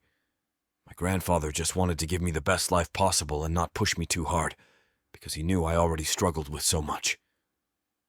It would have hurt her too much to say, but I think if she had been a boy, or if her mother and father had survived, she would have been in a position where she would have been seen as someone who could run a company. Maybe not at age 28, but eventually. Nia has so much raw talent and leadership ability. It's actually a shame that Cliff didn't prepare her for it at a young age. She and I talked about it.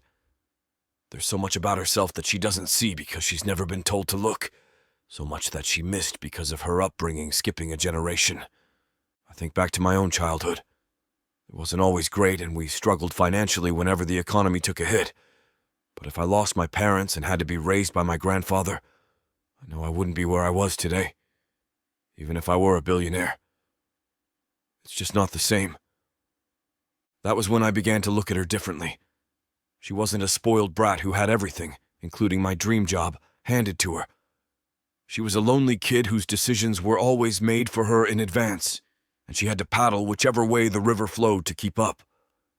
I remember the first time I sought out her advice, not because I felt it was something I should do to keep up appearances, but because I genuinely wanted to know what she thought.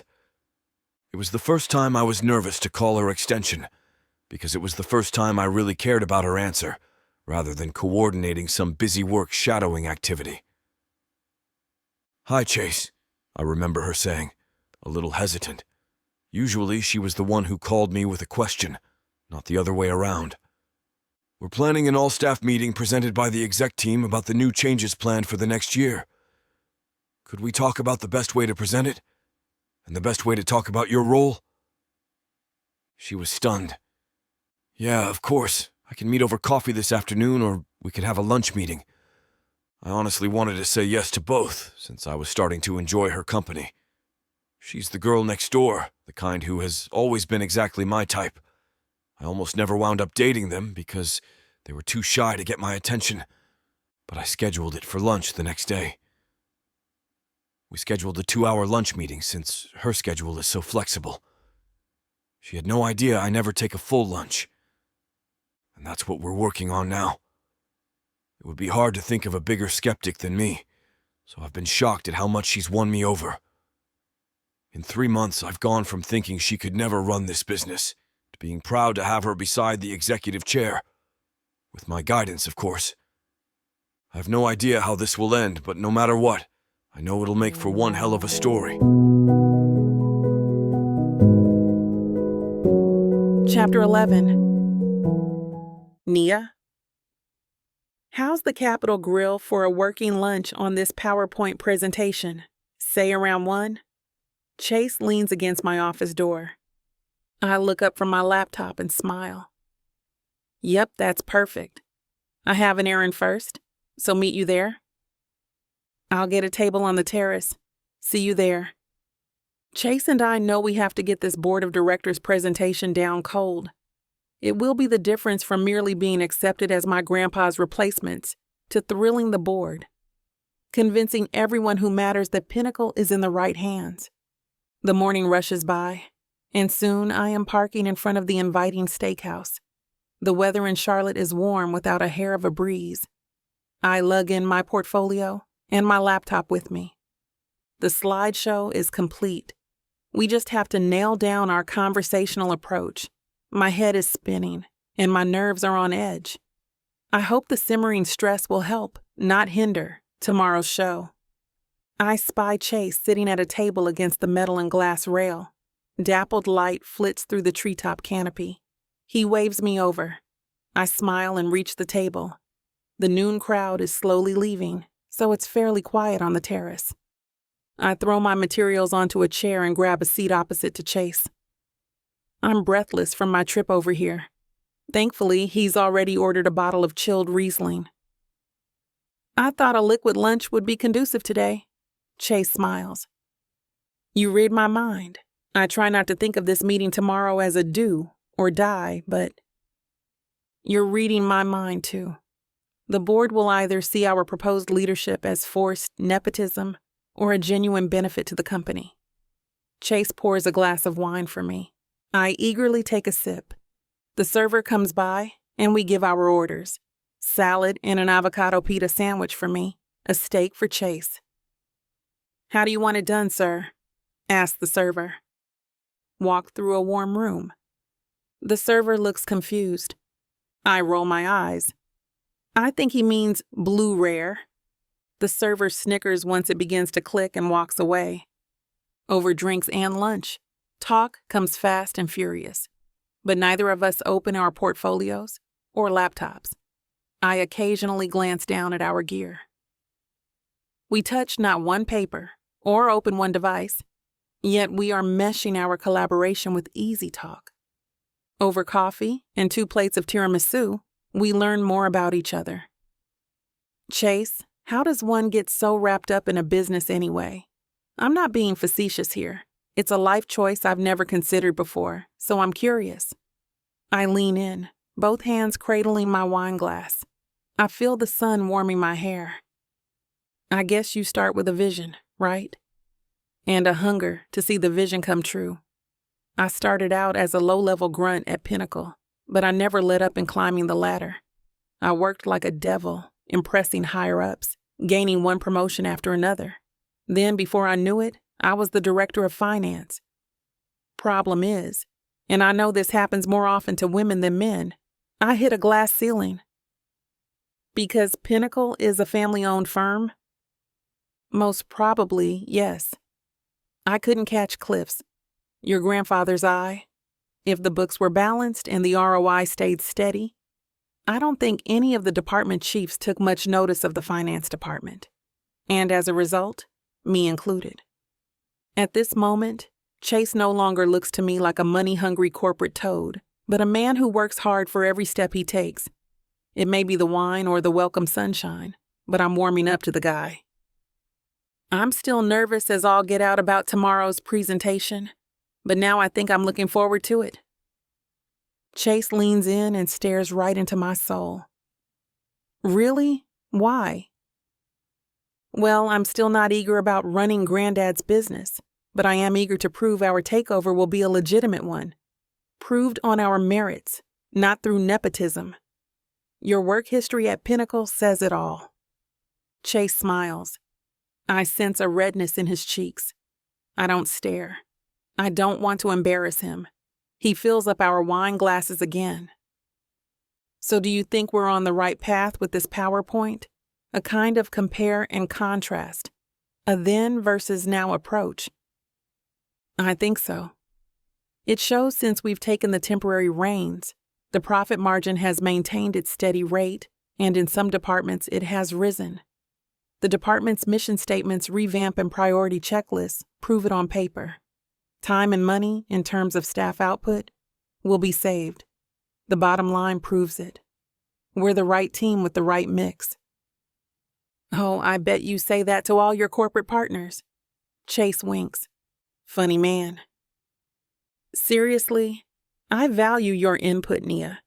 You have an angle on your grandfather, his vision, needs, wants, more than anyone at the company can have. Your perspective on the man and his influence on the board has really been an eye-opener for me. I can say the same, but in reverse.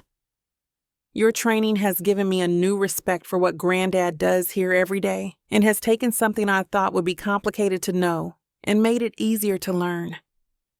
It's upped my interest in knowing more, and there's a thought I never knew I'd have.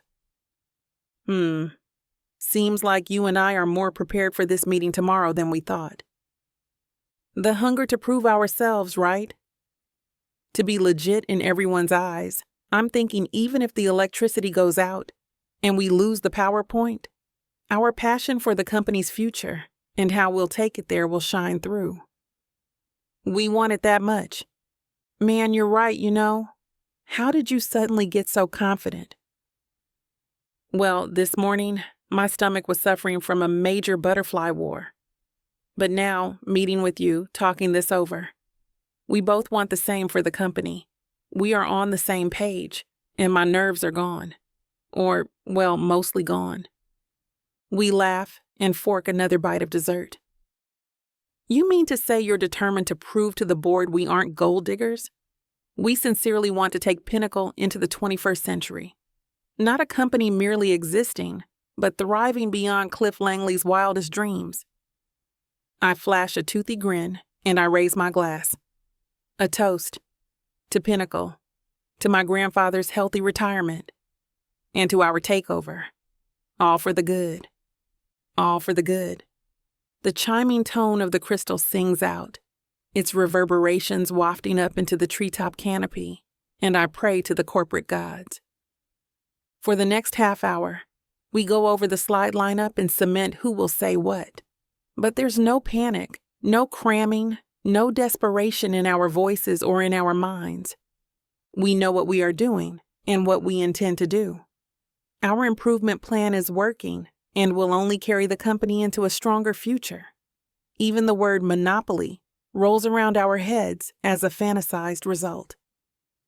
Maybe it's unspoken, but it's there. Over a second round of coffee, we finalize our checks as if we are two astronauts landing on the moon for the first time. Corporate acumen increases with our confidence. Chase leans back in his chair, inhales, and sports a confident smile. You know, Nia, going over this presentation anymore is a waste of time. It's all here. We know it back and forth. Where I stop speaking, you start, and vice versa. We could do this show here, now or tomorrow with the board. We've nailed it. I lean back in my chair too, and let the sunshine wash over my face. I don't reach for my sunglasses to hide from the glare. Reality is good. For once, I'm taking an active part in my life, and it feels so right. Show, huh? I guess this is what this is. Hey, I didn't mean it as a bad thing, I just meant... No, I know what you meant. I guess I'm seeing our collaboration as more now. It's kind of funny, you know. What is? Well, Grandad wanted you to be my mentor. If you and I are being honest, we agreed, but by kicking and screaming to a certain degree, did we not? Chase lowers his head and chuckles. Right, me too, but look at us now. We're no longer a game. We're for real.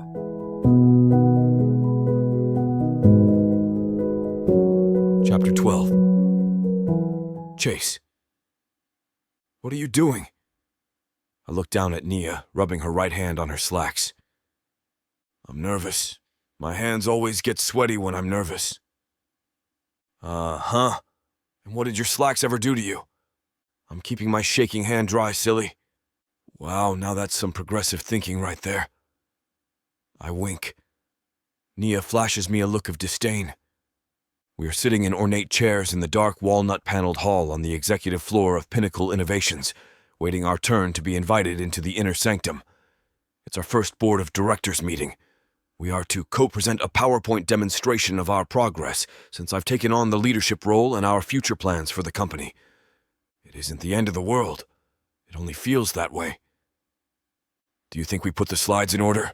I checked them, but maybe I screwed up the sequence. Chase, I watched you. You checked that file at least 3 times. And besides, if they are out of order, just run with it. I'll know what you're doing, and I'll play along. Don't freeze like you know you've made a mistake. Assume the stance you never could. You mean the adage, fake it till you make it? Yup. Worked for execs back in my granddad's day. It'll work for us. Nia winks this time, and I smile. The board secretary comes out from the double doors. The woman is an older lady, sporting a conservative dress suit with the de facto single strand of pearls. They will receive you now. The secretary stands to the side of the door, waiting for us to enter. I try to quell my imagination and force myself not to see her as the Wicked Witch of the West. We both nod and haul in our tech supplies and portfolios. I whisper, "Are you giving out our new business cards, or am I? The ones with our new titles and phone extensions?" "I will. They're in my case." She smiles and rubs my arm, trying to calm my nerves. Nia is far too relaxed, and I am far too uptight. We enter, and there before us is a grand table in a grand boardroom. The upholstery is a rich red velvet. The furnishings and walls are done in a similar dark walnut hue. Nia and I know we're surrounded by power and affluence, and it's not helping our nerves. A table of mostly men and a few women sit, facing us with expectant eyes. Nia and I soon hook up our devices, quickly check the signal, and start without further delay. In this gray-haired crowd, time sure equals money. I doubt Nia or I could afford to pay for any overtime. I pick up the PowerPoint remote and begin my speech. Ladies and gentlemen of the board, Nia Langley and I are pleased to present to you our second quarter results and a presentation of innovative changes for the third quarter to increase the ROI in all departments. Nia and I see a room of polite smiles and perfunctory nods. Wow, a tough crowd. Okay then, now I know what stand-up comedians endure. As you can see by streamlining the prep center and realigning the delivery belts, we have cut at least 15 minutes from package floor to semi-truck stacking. And in the quality assurance department, we've added the staff not needed in the prep center and switched them to QA to double up eyes on assessment and have the time products stay in that department. Nia hands out hard copies of our presentation with our new business cards attached. She is keeping pace with me in every way and exceeding my expectations for someone who had taken little interest in the company until now. I thought she'd be dead weight for me to carry to the finish line, but I've been pleasantly surprised. In the package you've just received, we have drawn up a redistribution forecast for all the warehouses to include revamped mission statements for all department heads with priority checklists. Now they can get their staff up to speed per what needs to hit the factory floor and the delivery trucks first. These plans will take away a lot of the guesswork, and we suspect shave off about 30% of work hours wasted in discussion. This time Nia and I hear positive sounds of approval. She smiles at me, and I finally smile back. I think the sharks might not eat us whole now. In this last section, a second handout Nia is offering to you now is a prospectus on franchise distribution with a complete marketing scheme, so we can double our national reach by the end of the third quarter. By the second quarter of next year, Pinnacle should be suited to go international, starting with warehouses in London and Madrid, our 2 biggest offshore customer bases. Bright eyes and animated talk spark around the table with members pointing to the well-inflated bottom line. Now we know we've hit a home run. At the end of the presentation, Cliff is the first to speak. Great job, Nia. The board and I appreciate your continued progress in all departments, and these growth projections are very promising indeed. I smile, not saying a word to claim the credit I deserve. The warehouse changes are Nia's, to be sure, but it's my oversight and ultimate assessment which facilitated those changes. I bite my tongue. I know there are bigger fish to fry in terms of company expansion. I see Cliff keeping an eagle eye on me for any premarital rift with Nia. I show him none. In order to make our engagement appear as legit, Nia and I must present a unified front. I've walked her through the presentation time and again, but I don't dare point it out. I don't want the old man accusing me of playing her, which in a way, I suppose I might be. Besides, Nia might not know what she's doing, but she's put in the effort. She deserves some kind of recognition. Maybe she couldn't do it without my assistance, but she's smarter than she gives herself credit for. Working with her these past few months to prove our worth has managed to prove hers to me as well. In the second package you received, there's an area where you can add your own input. You can use a graded system or narrative as per priority, monetary investment, and project deadline. Feel free to fill out the section at your convenience. And IA and I will adjust our projects to align with the board's needs and expectations. A member interjects with a question. What have you got in mind for national market share? A new Madison Avenue ad campaign? Nia steps up. Yes, we have thoughts on that, as a matter of fact. AdX will get back to us with mock-ups for print, online, TV, and radio in the next week. The themes of 21st century tech innovation and target market satisfaction we pointed out to the agents as being our paramount goals. The entire board beam smiles at us, and each, one by one, claps. I know we've won this first battle in the takeover war. My tongue feels less like a dry sponge, and I assume Nia's shaking hand is dry. There's no doubt about it now. Nia and I make a stellar team. She excels in the minutiae, while I take the big-picture forecast. It's a match made in corporate heaven. For the rest of the meeting, Nia and I take turns answering the members' questions. Neither of us stumbles. It turns out we prepared so intensely that facts and figures roll off the top of our heads. We offer discussion prompts which get the veins pumping in the aging crowd. The meeting becomes a very productive brainstorming session which boosts morale and only adds to our goals for Cliff's company. As the meeting winds down, Cliff gets up from his chair. On behalf of the board, may I welcome you two to the executive side and congratulate you on your swift achievements. If this is any clue as to the future of the business and the curation of my legacy, Pinnacle has never had a brighter future. Hear, hear! The members chorus.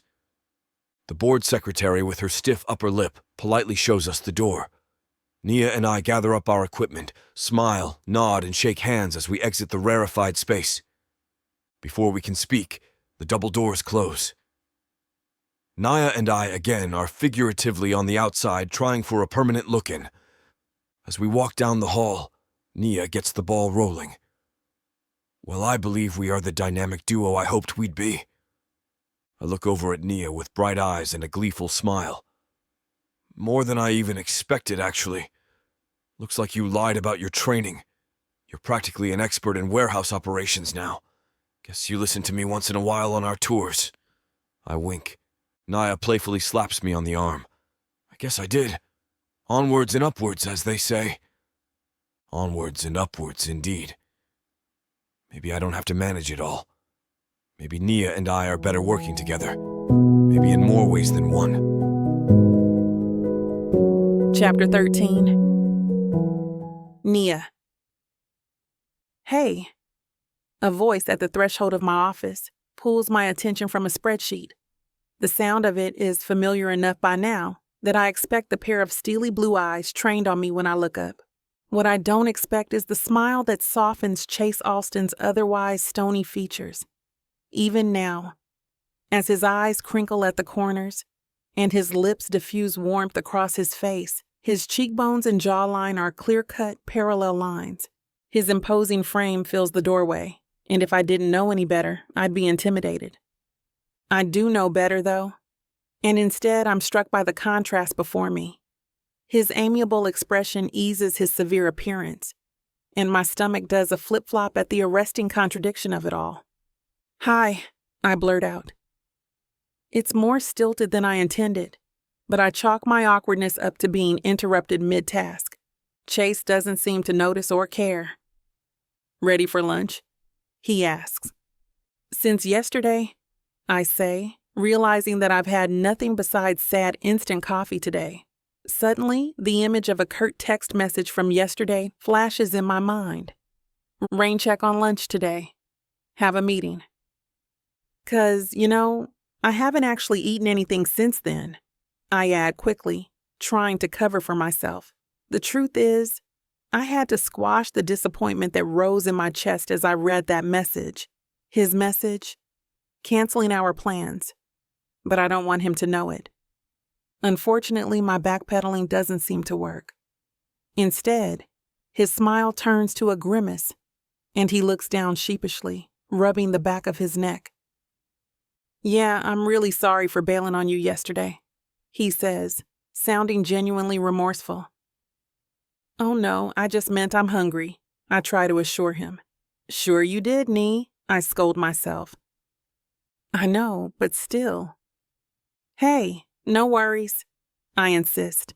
Seriously, I get it.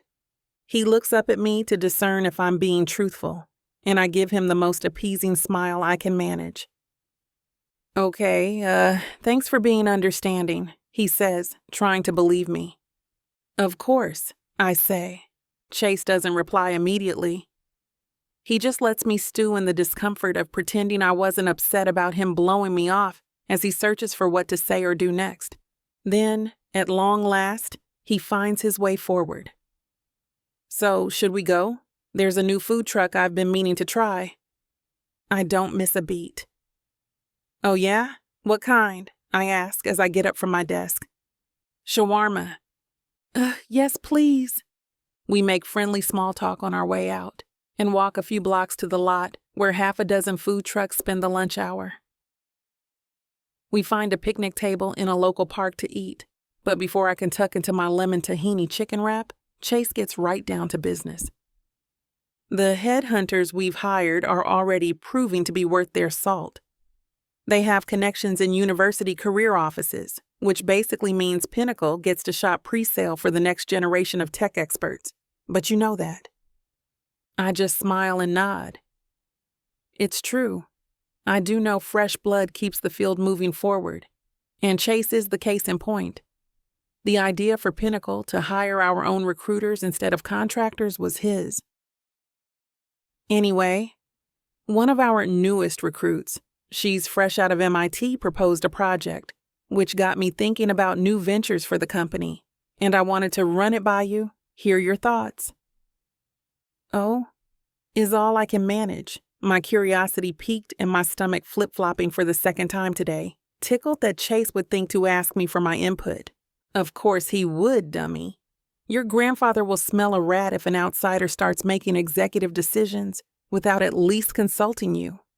You're pretending to be in this together, I remind myself. And I know that voice is probably right, but part of me wants to believe his interest in my opinion is genuine. It certainly seems genuine. Chase has a way of soliciting my feedback without making me feel like he's doing me a favor. The follow-up questions he asks, the notes he takes on his phone, even the eye contact he makes. It feels excessive for a performance of collaboration, that's for sure.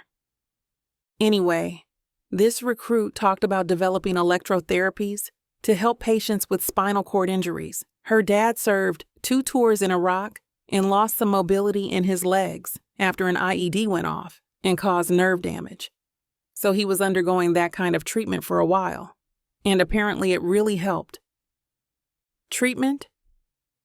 Technologies that electrically stimulate different parts of the nervous system, helping synapses reconnect or connect in totally new ways. What, like electric shock therapy? Isn't that super outdated? No, not exactly electric shock therapy, although there's some overlap in principle. And, when used appropriately on consenting patients, EST can be part of a treatment plan for some psychiatric conditions. Sorry, that's totally not the point, he says, laughing a little at the tangent. I can't help but smile back. No, that's really good to know. But if we're not making those EST devices and electrical stimulating treatments or whatever already exist, what are we making? Chase smiles a little. Well, that's the question, isn't it? His icy blue eyes bore into me, and my breath catches in my throat as he continues. Pinnacle has the resources to reinvent the wheelchair, so to speak. We could create a device that alleviates fibromyalgia pain, or the AED that more accurately detects and rectifies heart arrhythmias. We could develop the scanning technologies that allow us to pinpoint the exact location and nature of a spinal cord injury and the treatments that use that information to reliably return disabled vets' mobility. He takes a sip of his drink, then continues while I muse his words. We could save lives. We could improve lives. We could make the world just a little bit more accessible to people who might otherwise be excluded. And because of our size, we have the ability to do it on a massive scale. Give away free prosthetics to millions of people, or outfit subway stops across cities with wheelchair lifts. I don't know. I'm just spitballing here. My head is spinning. This is him spitballing? This could be huge. Chase, I breathe. Yeah? What's your question? My question is, what do you think? I start. I'm struggling to formulate words. I had never even considered this side of technological innovation before. My grandfather was always fiscally strategic about when and where to innovate, but that meant our bravest endeavors usually revolved around making the fastest processors available to consumers. But this is ambitious. This could bankrupt us. It could spiral to the point that the company is effectively unmanageable, even for Chase. But it could also do active good. Pinnacle could prove that large-scale changes can have large-scale impacts. I think we need to promote that recruit from MIT, like last week, I say finally. Chase throws his head back and laughs. Yeah, that seems to be in order. And I think you need more than my input. We should talk to people who know more about this stuff. Not just doctors or researchers, but disabled people and the people who live with chronic health conditions. They'll probably be able to give us a clearer sense of direction. What kinds of technologies would actually help them? The smile on Chase's face is knowing now, and his eyes are still fixed on me. Suddenly, I'm feeling a little patronized. What? I demand. Oh, nothing, he says, pulling his gaze, still smiling to himself. I'm just glad I talked to you. You knew exactly what to consider that I hadn't. He shrugs. Oh, thanks, I mumble, a little embarrassed. As we make our way back to the office, I try and fail to follow Chase's babbling about next steps. The truth is, I'm overwhelmed. It's a lot to think about, considering what Pinnacle could do. Even more overwhelming, though, is the prospect that it might happen again. Someone has a good idea, and Chase runs with it, makes it bigger, and I give feedback on how to hone it. I could never do Chase's part, but I'm finding that I like being involved. I like being able to share my point of view as the sausage is made. And I'd be lying if I said I didn't like my lunch meetings with Chase. But the whole thing is oddly bittersweet, too. It makes me wonder what might have happened if my grandfather weren't stepping away from his position voluntarily. How would things be different if he'd let the legacy he sees in me cloud his judgment? Pinnacle is his other legacy, and if he left it to me all by myself, I'd be floundering. Even worse, the world might never have seen what Pinnacle is actually capable of. People might not have considered technology's role in making the world better, not more convenient or flashy, but truly, meaningfully better. I never would have considered it, and that possibility breaks my heart. All right, Nee, I tell myself. No need to be sad over a hypothetical. We've righted the ship now, and we're sailing into the sunset. Chapter 14. Chase. I'm sitting at my desk going over the ideas that were ignited from our board meeting. People had some solid thoughts on things, and they aren't half bad. I just need to figure out how to implement them and when. My phone rings. It's a line from inside the office. Hello? Chase? Cliff Langley. Can you come to my office for a moment? I know he's asking, but when the CEO asks, it's not really an option. Yes. There's a click as he hangs up his receiver. I take a deep breath, trying to calm my sudden racing heart. I organize my scattered papers into a folder. I can come back to this. I'm more worried about what Cliff wants to see me about. Before standing, I try to think if there was anything wrong that I might have done, or let Nia do in our recent board presentation. Maybe we gave something away and he's on to our lie. No need to panic. Just remain calm. Nothing in his tone indicated you were in trouble. But isn't that the way it's always done? They suggest a nice neutral lunch, almost like your friends. Then they say they're letting you go when you're already out the door. No boss wants hysterics, so everything is calm until what needs to be done is done. I try to push the intrusive thoughts from my head, but the scene where they let Tom Cruise go and Jerry Maguire keeps playing on loop in my mind. I get to Cliff's door and knock. Here goes nothing. Come in, come in. I crack the door open and Cliff motions me in. Shut the door behind you. Uh-oh. Have a seat, Chase. Cliff gestures to the two chairs opposite from him. I do as I'm told and brace for what is coming next. I want to talk to you about the recent board presentation that you and Nia did. Trying to look calm, I force my gulp down. Oh? What would you like to discuss? Cliff looks serious and leans over his desk, hands folded. Well, first I would like to congratulate you on its success. Not what I was expecting. Thank you, sir. It was a dual effort, and Nia did wonderfully as well. He eyes me closely, then leans back in his chair. I appreciate you saying that, but I also know that you did most of the work. Before you go to defend Nia, I'm not saying anything against my own granddaughter. I just was able to tell that what she presented were things that you had prepared for her. She was well rehearsed and spoke with confidence. I admire that. It shows you care about her appearance in the company as well as your own. I'm in shock. I thought this conversation was going to go a completely different way. Now here I am getting praised and recognized for all of the work and effort I put into Nia and the presentation itself. It's really no problem, sir. We work well together, so it made it very easy. Nia has natural talent when speaking to a group and reading the room. I can't take all of the credit. What am I saying? Yes, I can. For the first time, Cliff smiles at me. Still, thank you for looking out for Nia and keeping her from falling on her face in front of the board. It means a lot to her and to me as well. It tells me you move with regard to her best interests, not just your own. I'm not used to this kind of praise, but I'll gladly take it. The end game is to earn Cliff's trust, and so far, I am doing better than I thought was possible. I also want to apologize for wanting to keep this company in the family. It may not be fair, I get that, but it's very important to me. I understand, sir. I will admit that I was skeptical about yours and Nia's engagement and what your true intentions were. No kidding.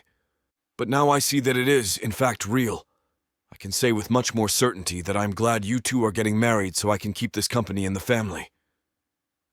He stands up and I follow suit, as well as provide it with a true leader. Cliff holds his hand out to me. This man just gave me one of the sincerest compliments I have ever received. It means more to me than I thought it would. I respect him as a businessman. For him to have such faith in me lately has really helped with going with my gut in the direction of this company. I shake his hand, a grin I can't control spreading across my face. Thank you very much, sir. That means a lot to hear you say that. Cliff returns the smile. We release hands and he sighs a little as he leans on his desk. I know Nia was never truly cut out for this. He waves his hand around the building. She wouldn't know where to begin if she were to run this company. I just wanted it for her. Maybe under other circumstances she would want it too. But I've done her a disservice. I enjoy the old man opening up to me. I have a good guess at what he is referring to, but I want to keep the conversation engaged. May I ask what you mean? The truth is that I have sheltered her. I love her. She's all I have left. I wanted her to want for nothing. In doing so, I have let her get comfortable working here, doing what she can with no real knowledge of this company. I handed her an easy job. Too easy, with no challenge. He seems saddened by this thought. I can tell he really wants Nia to be a part of this company that he built from the ground up. It would mean a lot to him. I wonder if she's aware just how much her having an operating hand in it would set him at ease, as well as bring him peace. For him to know he hasn't let her down by letting her skate by in life. I think you did great in bringing her up on your own, especially making this business what it is. He offers me a thankful smile. I appreciate you saying that. I mean it. I can tell she is hesitant, but she is aware of what she doesn't know and asks for help. She wants to make you proud. I think with her by my side, this company will be in the best hands you could ever pass it to. I'll keep working with her. We make a great corporate team. I think as her confidence and knowledge builds, she won't be so nervous to take over lead roles in certain projects. I don't know what makes me say all of this. Maybe it is the sadness in his glossy eyes. Maybe it is me wanting to show him that everything will be okay. Either way, I said it, so I need to prove it. It's not like I didn't mean it. I am just not as sure where Nia stands in wanting to be involved. At last check, she seemed eager to do what she needed to, so the baton would be passed to me. Then she intended to fade into the woodwork. At one point, I would have been as eager as her to have the power all to myself. But I'm starting to see that she brings more to the table than I thought.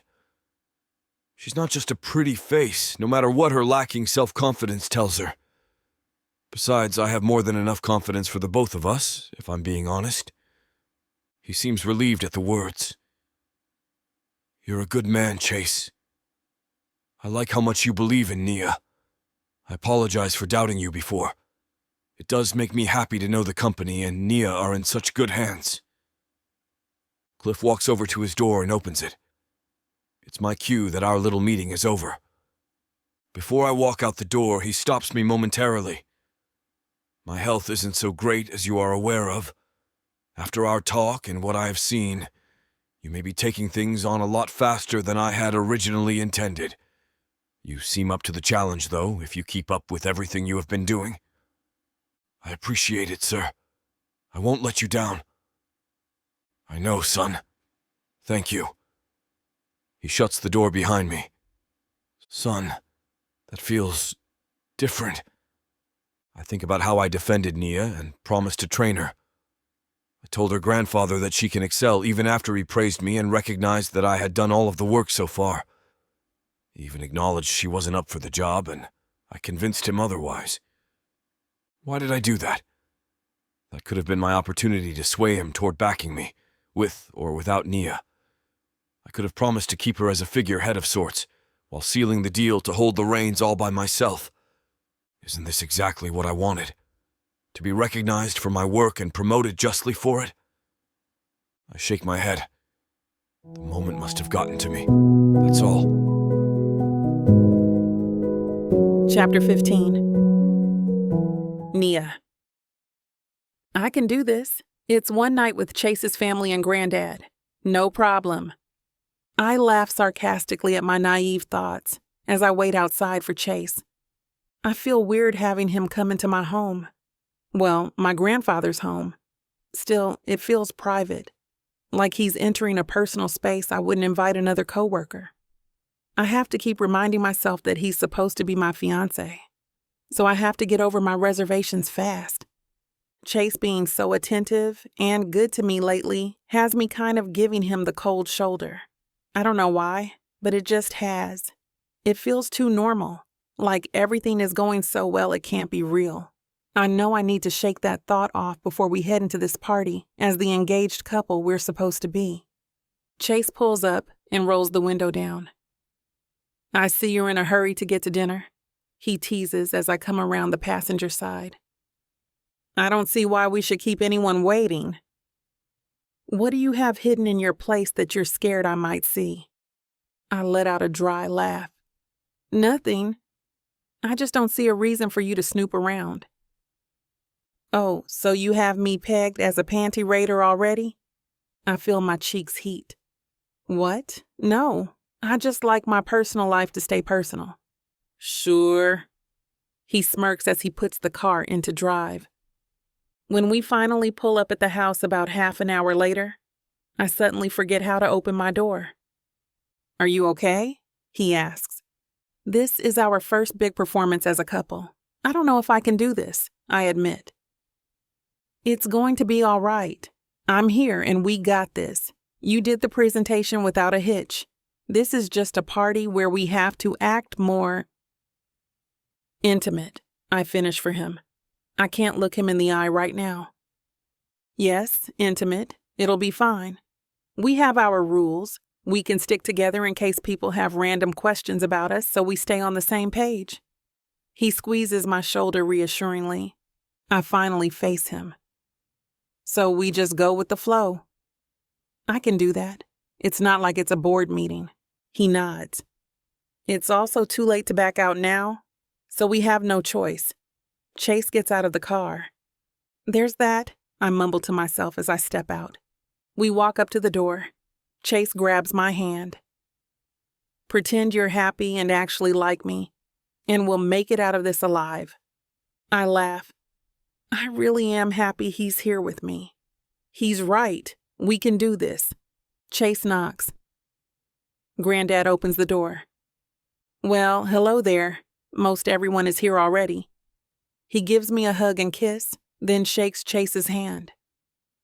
I didn't think my family would beat us here, Chase replies as we walk inside the buzzing beehive. Oh, I had my secretary let them know that they were more than welcome to come early.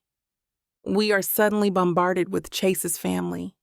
He gives hugs and kisses with random handshakes. Once he's done greeting everyone, he turns to me. Everyone, this is Nia. My fiance, Nia, this is everybody. I'll get to them all soon. They all say, Hi, Nia, as if I am a newcomer in an AA meeting. I'm overwhelmed. I knew there would be Chase's family here, but with it just really being Grandad and I for so long, I don't know what I was really expecting from a family event. Certainly not this overstimulation. Grandad's house makes our party much more intimate than a hall. Chase does as he promises, and introduces me to his family one by one. As we visit, he keeps touching my back, and I fall into holding on to his arm.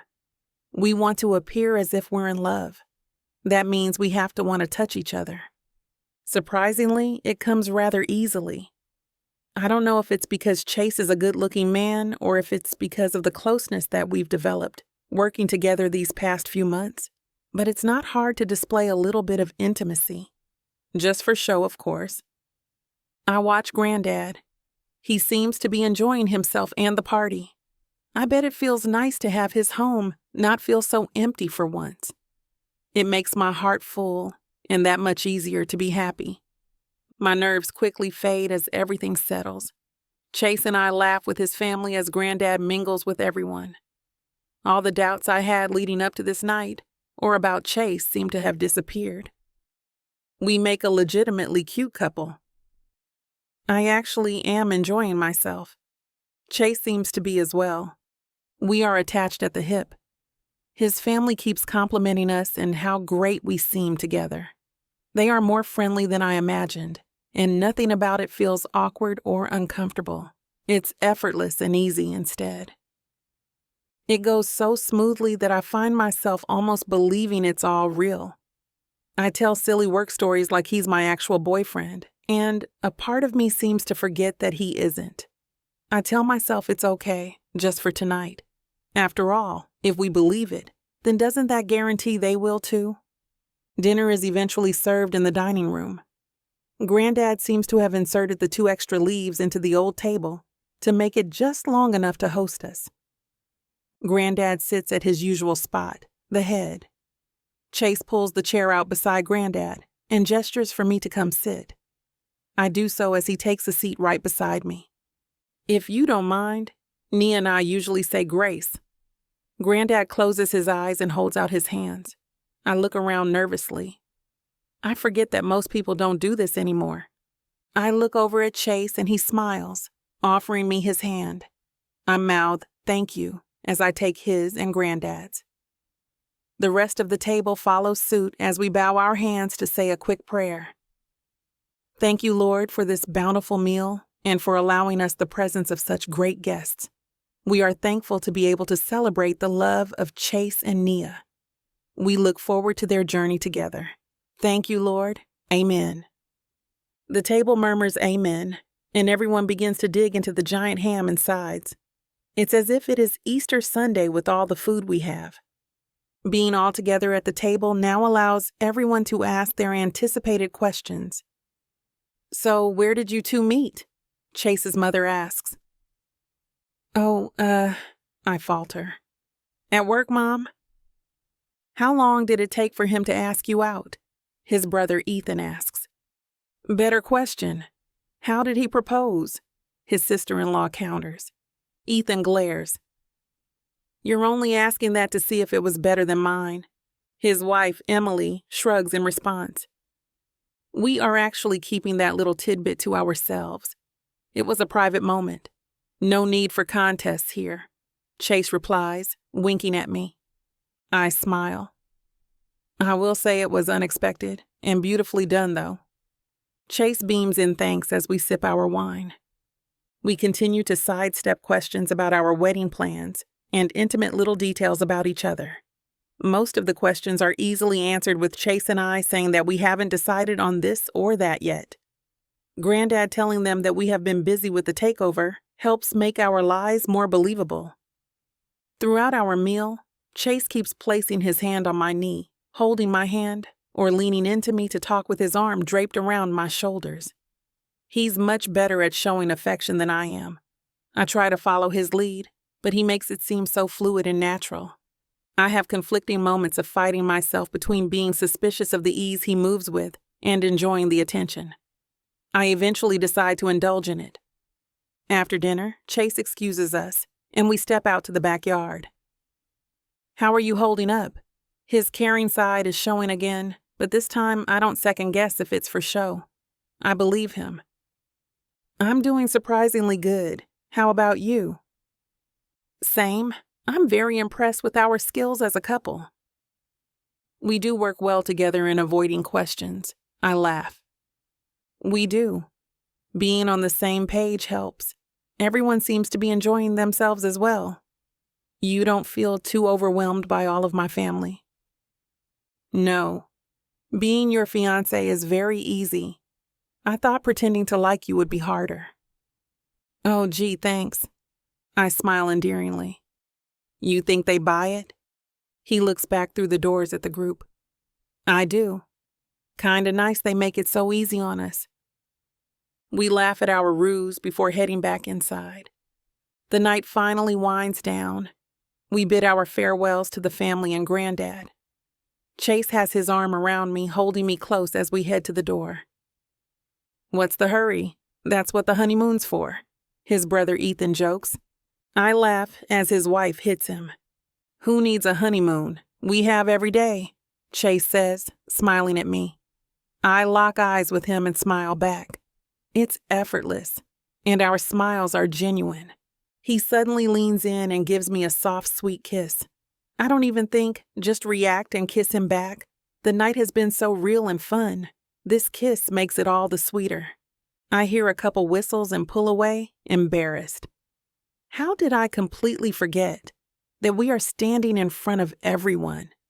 The better question is one I'm afraid to ask myself. Why did I enjoy that so much? Chapter 16. Chase. I sit back in my office chair and go over in my mind the successes Nia and I have achieved since we announced our engagement. It's like she and I think as one. Our actions, our words, everything is coming so easily to us. It feels less like a ruse and more like a good life. I smile at the thought. My phone rings. It's Cliff. "Chase, my boy, would you have time to come to my office for a chat?" "Yes, sir, I'm on my way." I knock lightly on Cliff's door a few minutes later. "Come in, Chase. Have a seat." "Yes, sir." I take a seat, trying to assess Cliff's demeanor. He's got on a poker face, but his body language seems relaxed. I hope for the best and paste on a contented smile. "I wanted to go over your increased responsibilities here at Pinnacle, what you're currently handling." "Well, sir, I and the department heads are instituting the streamlining procedures as outlined at the board meeting. We hope to have the priority checklists implemented and the staff up to speed by the end of next week." "Good. That's admirable. I'd like you to take on more of an administrative role. Take a good chunk of the pencil pushing off of me. Get my secretary to coordinate with yours to slowly transfer the duties. If we do that now, it'll be a smoother transition when you completely take over from me going forward." "Absolutely, sir. I'm eager to learn the administrative ropes as well. Any area you feel I'm ready for, I'm up for. You just say the word and transfer any files. I'm your man." Cliff leans back, seemingly content with the first part of the meeting. The old man meshes his fingers and holds them against his chest. "Now, Chase, there's another thing I'm sure you've been wondering about. The title of CEO. You will be awarded the official position if things continue in their current manner, but not until after the wedding. I want to make sure the future is secure before we do anything hasty. And Chase, once you're a part of this family, I want you to call me Cliff. No more of that Mr. Langley or Sir business. Will you be comfortable with that?" "Oh, sir, thank you. That will mean the world to me. You bet I will." Cliff claps his hands together. His eyes pop, his expression filled with glee. "Now, down to the most important topic. You and Naya's wedding, specifically the date. The other night at the party, when you two were being coy or polite or whatever it was you two were doing, I let the subject slide." "Yes, sir. You see, Nia and I didn't want to announce any details until we had discussed things over with you. That was why we were being so general." "Right. But there's a certain amount of urgency to settle the date now, for several reasons. First, I cannot name you as the new CEO until the ceremony is done. We've discussed the reasons why." He gives me a serious look before he continues, as if wanting to make sure I understand there will be no exceptions to this. "Second, we'll need to cement the details of the reception and so forth.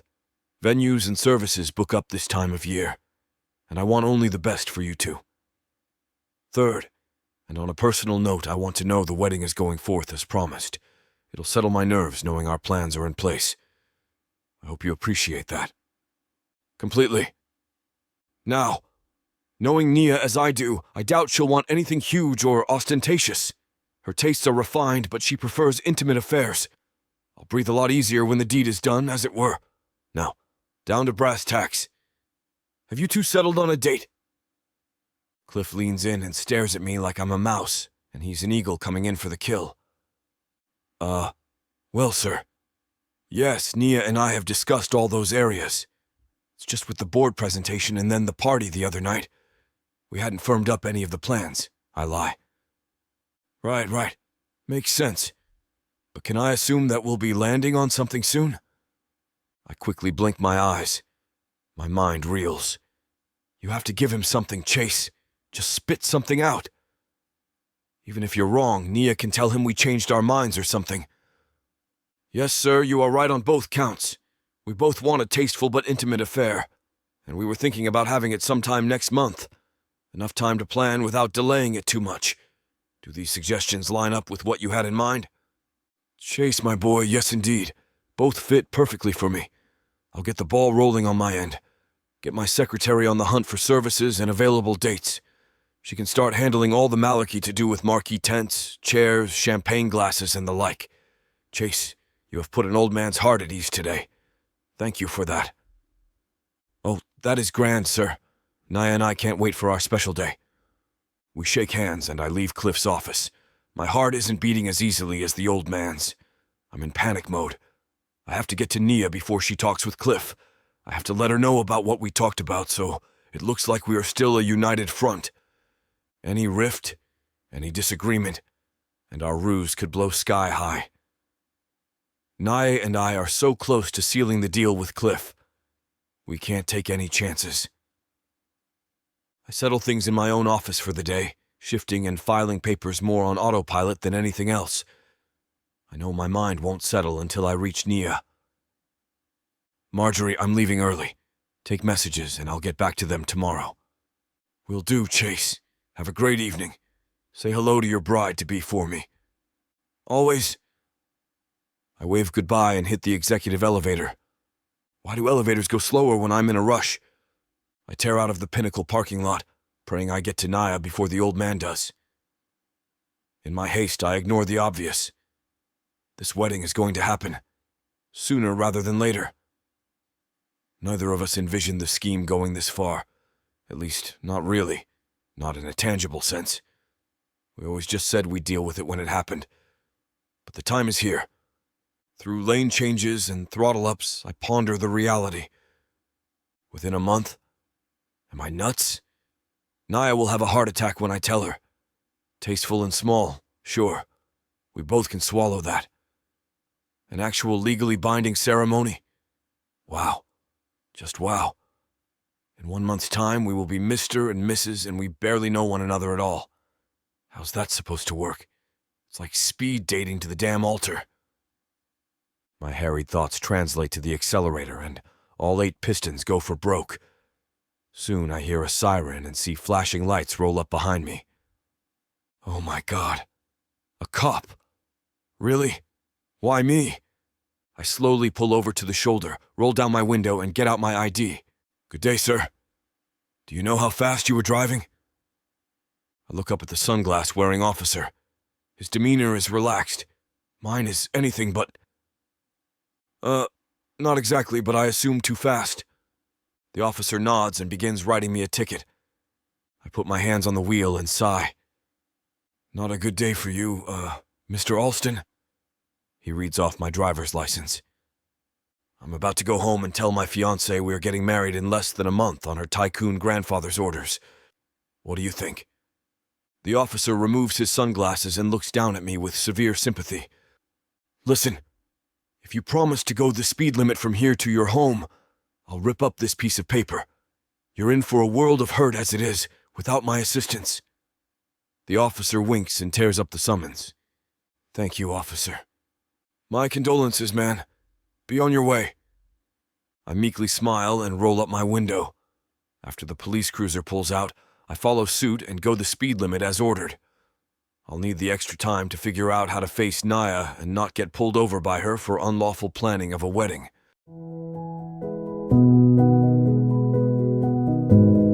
Chapter 17. Nia. Chase and I get things settled in our own minds as far as our corporate plans and the wedding, which will seal the deal. I'm taken aback at the start. Next month? Are you insane? Probably. But what was I to say to your granddad? No, hardly. You realize this will be a legit marriage, huh? Grandad will make darn sure of it. I see Chase swallow hard. Yes, I know.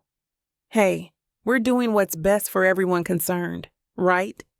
You would rather suffer the bamboo water torture than run Pinnacle. I would rather suffer the same torture, not running Pinnacle. And your granddad needs to feel at ease knowing his company and his granddaughter are safe, secure, and in the best position for the future. Wow. Now, did you memorize that speech for just the right moment? Or do you mean it? You'll be living with me now? I'm sure you'll figure it out soon enough.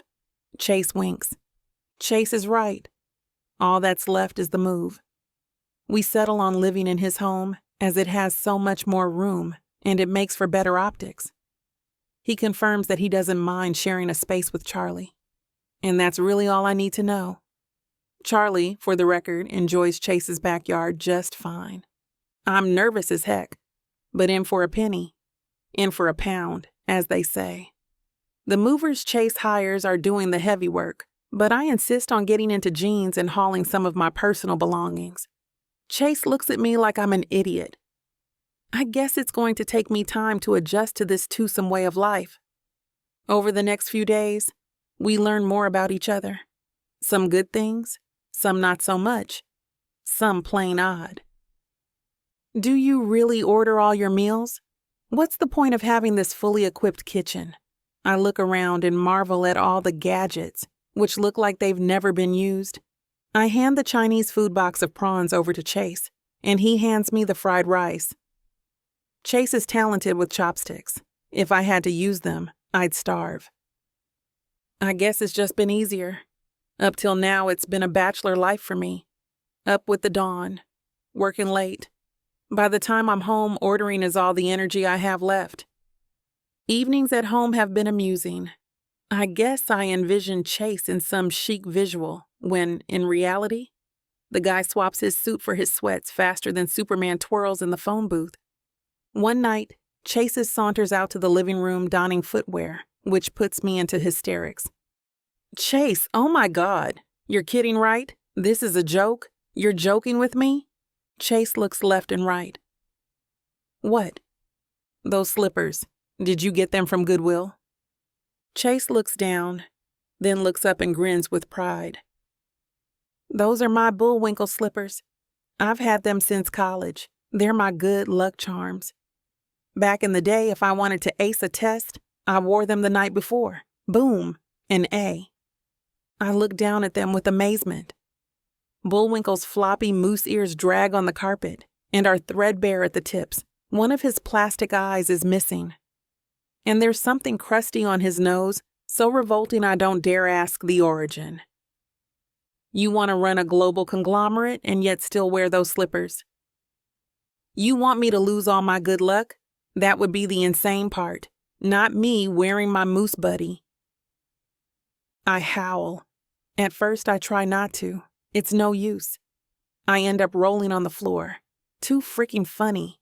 I start visualizing if Bezos and Musk and Buffett do the same. The visuals make me laugh all the more. My stomach aches and the pain makes me laugh even harder. Oh, sure, chortle away. I got on the dean's list at Duke, and I'm heading for your grandfather's CEO position. Who's going to have the last laugh? It won't be me. Chase puts his nose in the air, and I burst out howling again. As the days and nights swim along, my life at Chase's home gets easier and easier. Despite Chase's quirks, we live a comfortable life in a well-appointed home, in a safe neighborhood. The plus is in Chase's easygoing nature at home. He's the perfect roommate, and more I realize he's easy on the eyes. Without admitting it, we both watch the calendar days tick by. The wedding gets nearer and nearer, and we have to talk over the plans. There's no turning back, and we know it. Okay, so your granddad is okay with us keeping the ceremony simple? Yes, I talked it over with him just last night to confirm. He prefers it that way. I think we do too, right? Get it over with kind of deal? Yeah, totally. I nod. We spend the evening going over dress and tux styles and deciding on a color theme. Surprisingly, we both get into the activity and have fun. Okay, so it's an evening wedding. Dinner jacket tux? Black and white theme? I ask, hoping Chase will agree. Yep, and yep. Classy, understated, a relaxed event. The style seems to fit us both. One by one, I tick off the things we have to decide. We all too easily agree on the cake, the flowers, and who will be on the guest list. As the evening wears on and we sip at wine, I'm shocked by how excited I'm getting about the affair. I never saw myself as the marrying type, so I never gave a thought to wedding planning. Always the bridesmaid, never the bride. That's how I saw myself. I refill our wine glasses and broach a new subject. Hey, Chase, have you noticed how easy this is for us? You mean the wedding plans? Have I? How come I hear so much about engaged couples having so much stress doing this? I was wondering the same thing. The bridezilla complex and all that. You and I hit a topic. We pick our favorite. We settle on one and a backup. Done. We move on to the next. It's not rocket science. Right. Couples make it out to be this huge thing. It really isn't. And frankly, I don't care where we seat my relatives. They'll all complain regardless. We laugh. Do you think it's because we know it's a ruse, so there isn't any pressure to get it right? Chase sits back in his chair and chews on his pen. Maybe. The way I see it, this is just one big party. Clothes, rings, cake, dinner, dancing. Done. I smile and sit back too, softly biting the lip of my wine glass. I can tell we're both picturing the night in our mind's eye. I'm curious as heck, wondering if we're picturing it the same. I sneak a glance at Chase. He's darn easy on the eyes, and his manners suggest he wasn't raised by wolves. What more does a girl need? And this bridegroom is freeing you from being chained to pinnacle. That in itself is a miracle from heaven. A part of me wonders if there's another shoe to drop. Life living with a man can't be this easy. Can it? When I take a closer look at the man, Chase reminds me of my granddad in younger times. Full of life and driven to succeed. No wonder Grandad likes Chase. He's him without the gray hair. I smile. Chase's catches my grin. What's that for? He smirks. Oh, just thinking about the wedding day, I guess. I think we have made Grandad's life by getting married and taking over the firm. I used to see him stew in his den. I never knew what his worries were about. I think they turned out to be about my future and Pinnacle's. With no son to naturally take over the business and with me being eternally single, I guess he worried. I can buy that.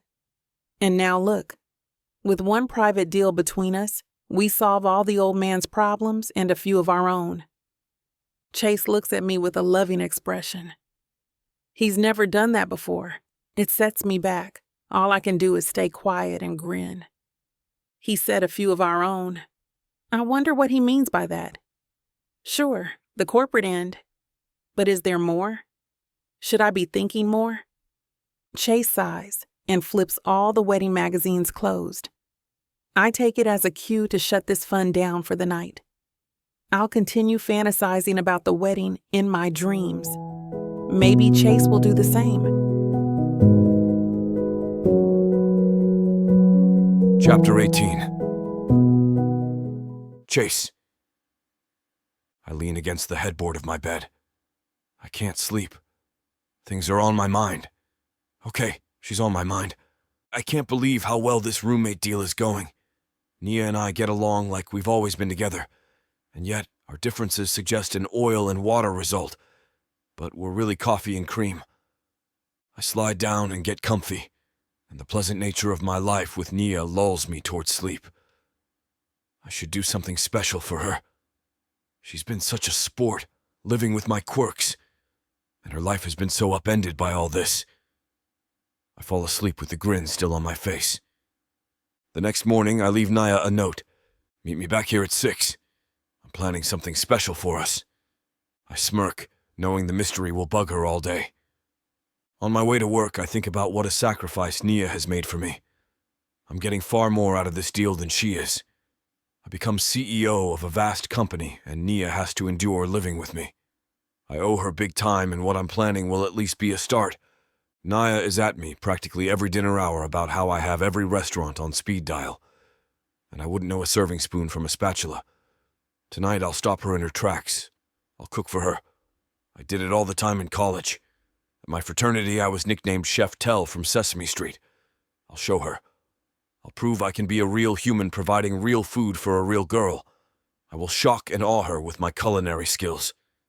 I sneak out of work early to head to Whole Foods and grab a list of ingredients for my surprise dinner-to-be for my bride-to-be. Handmade linguine, fresh scallops, the ingredients to make home-cooked Alfredo sauce, and a nice bottle of Chablis to book and the meal. I zipped through the store like the comic book hero, the Flash, feeling rather proud of myself.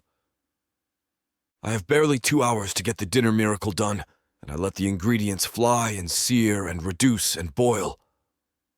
I accidentally drop the cornstarch, and the box flies high in the air, raining down white powder, making the kitchen look like a scene out of the movie White Christmas.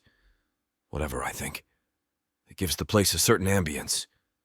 I toss the scallops on a baking sheet with garlic butter. Man, they're slippery suckers. I almost dropped the entire lot. I throw a forkful of linguine against the kitchen wall. It admirably sticks, then scuttles down the wall like some alien being. I kiss my fingers like an Italian master chef. Throughout the prep, I sip at the wine. It goes down too well. Before the meal is ready, I see the bottom of the bottle and have to order in another. So much for not using my speed dial. What's the use of cooking if you don't happily drink? In what feels like 10 minutes but is over 2 hours, I hear Nia come through the front door. I quickly whip off my apron, light the dining room candles, and try to look cool and casual, leaning against the bar with 2 chilled martinis at the ready. Like I didn't just sprain my brain and destroy the kitchen. Okay, I'm here. What's the... Nia comes in and her eyes pop. She throws her hands up to her face. She doubles over, giggling. Oh my God, you cooked! You did this for me! I can't believe it! I nonchalantly hand her a martini. Yup. I didn't want to wear out my speed dial. Madame, your dinner is served. I wave at the elegantly set table with the pasta dish steaming in the silver chafing dish. Nia looks at the setup like it's a foreign entity. She goes to peek into the kitchen. I race ahead of her and stand in her way. I don't want my perfect bubble to burst. Kitchen is for the staff only. Please, have a seat, won't you? The scallops will get cold and the wine will lose all its, well, wineness. I stick out my tongue and guide Nia into a chair. Nia's mouth finally closes. She drops her purse to the floor, grabs her napkin, throws it on her lap, and swigs back the martini. I'm famished. Let's dig in. I laugh and hop down beside her, and we enjoy the meal before us. In between spoon-filled bites, we talk back and forth. I want to prove to you I can be a good roommate, Nia. Well, a good man, actually. You can rely on me as you would a proper husband. I mean that from the bottom of my heart. I reach over and gently put my hand on hers. A jolt sears through my arm. A sensation I've never felt before. We look into each other's eyes. The intensity is too much. I raise my hand. She drops hers to her lap. We smile and try to cool off with our wine glasses. Is it stuffy in here? She asks, placing her hands to her cheeks.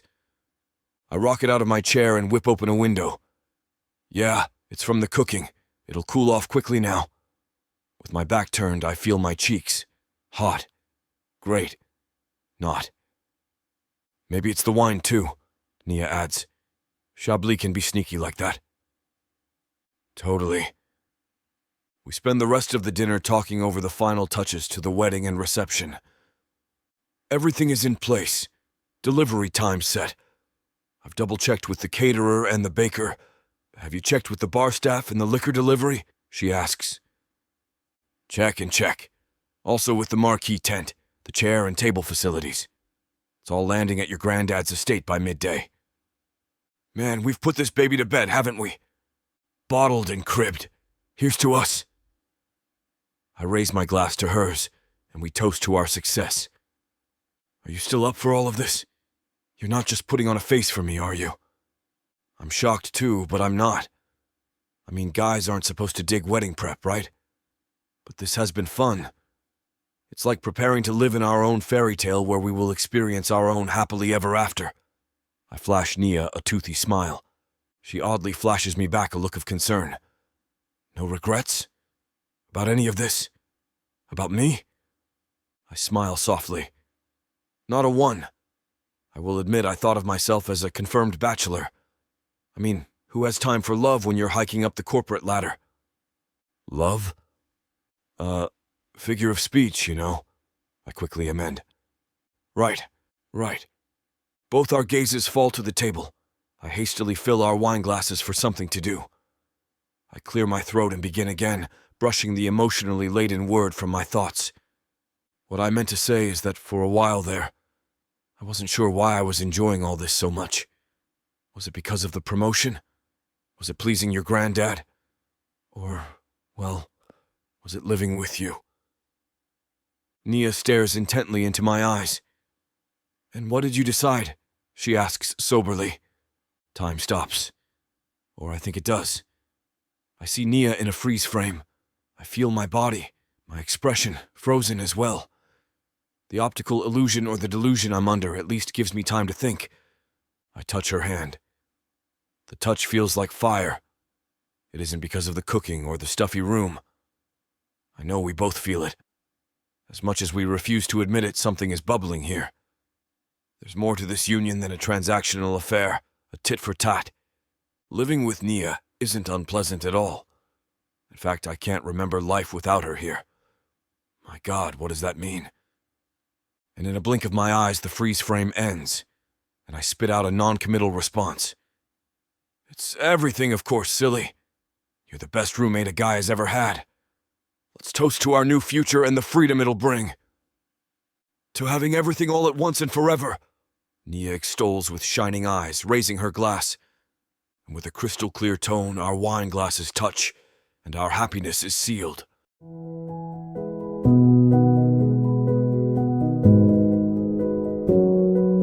Chapter 19. Nia. I always try to look professional and decent for work. That's easy. Dressing as one of the new leaders for a company dinner is new territory for me, though. I want to make a good impression without seeming too uptight or overdressed, but also not slutty. I know I don't have anything in my wardrobe that could give off much of a whore vibe, but you never know when the majority of the company is old school. I opt for less business and more classy. Grabbing a powder blue over-the-knees dress off my hanger, I drop it over my slip. It's simple, not too flashy, and makes me feel confident. I need that tonight. I whisk my hair off of my neck and model a classic updo with simple silver earrings and a drop necklace to add some texture to my dress. There. Not too shabby if I do say so myself. Chase walks into the room, fiddling with his tie. You almost ready? We don't want to be late for our first big company dinner as the new heads. His struggle makes me relax. It shows me he may be just as nervous as I am. Here, let me help you with that. He drops his hands and looks up at me as I approach. Wow, Nia, you look really good. I finish snaking his tie through and tighten it. Quite the whiz with words, I see.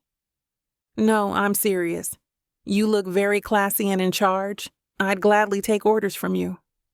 He smirks, his steel blue eyes flashing with suggestion. You're a dog, you know that? There, you're all set. I turn back to my things and grab a pair of silver heels. Some say it's my best feature, he jokes, looking himself over in the mirror. Thank you, by the way. No problem. Now how about that corporate dinner? The dinner is in the feast hall of the Marriott Hotel and is elegantly decorated. People are arriving as we get there, so it makes it easy to meander and fall into casual conversations with our coworkers.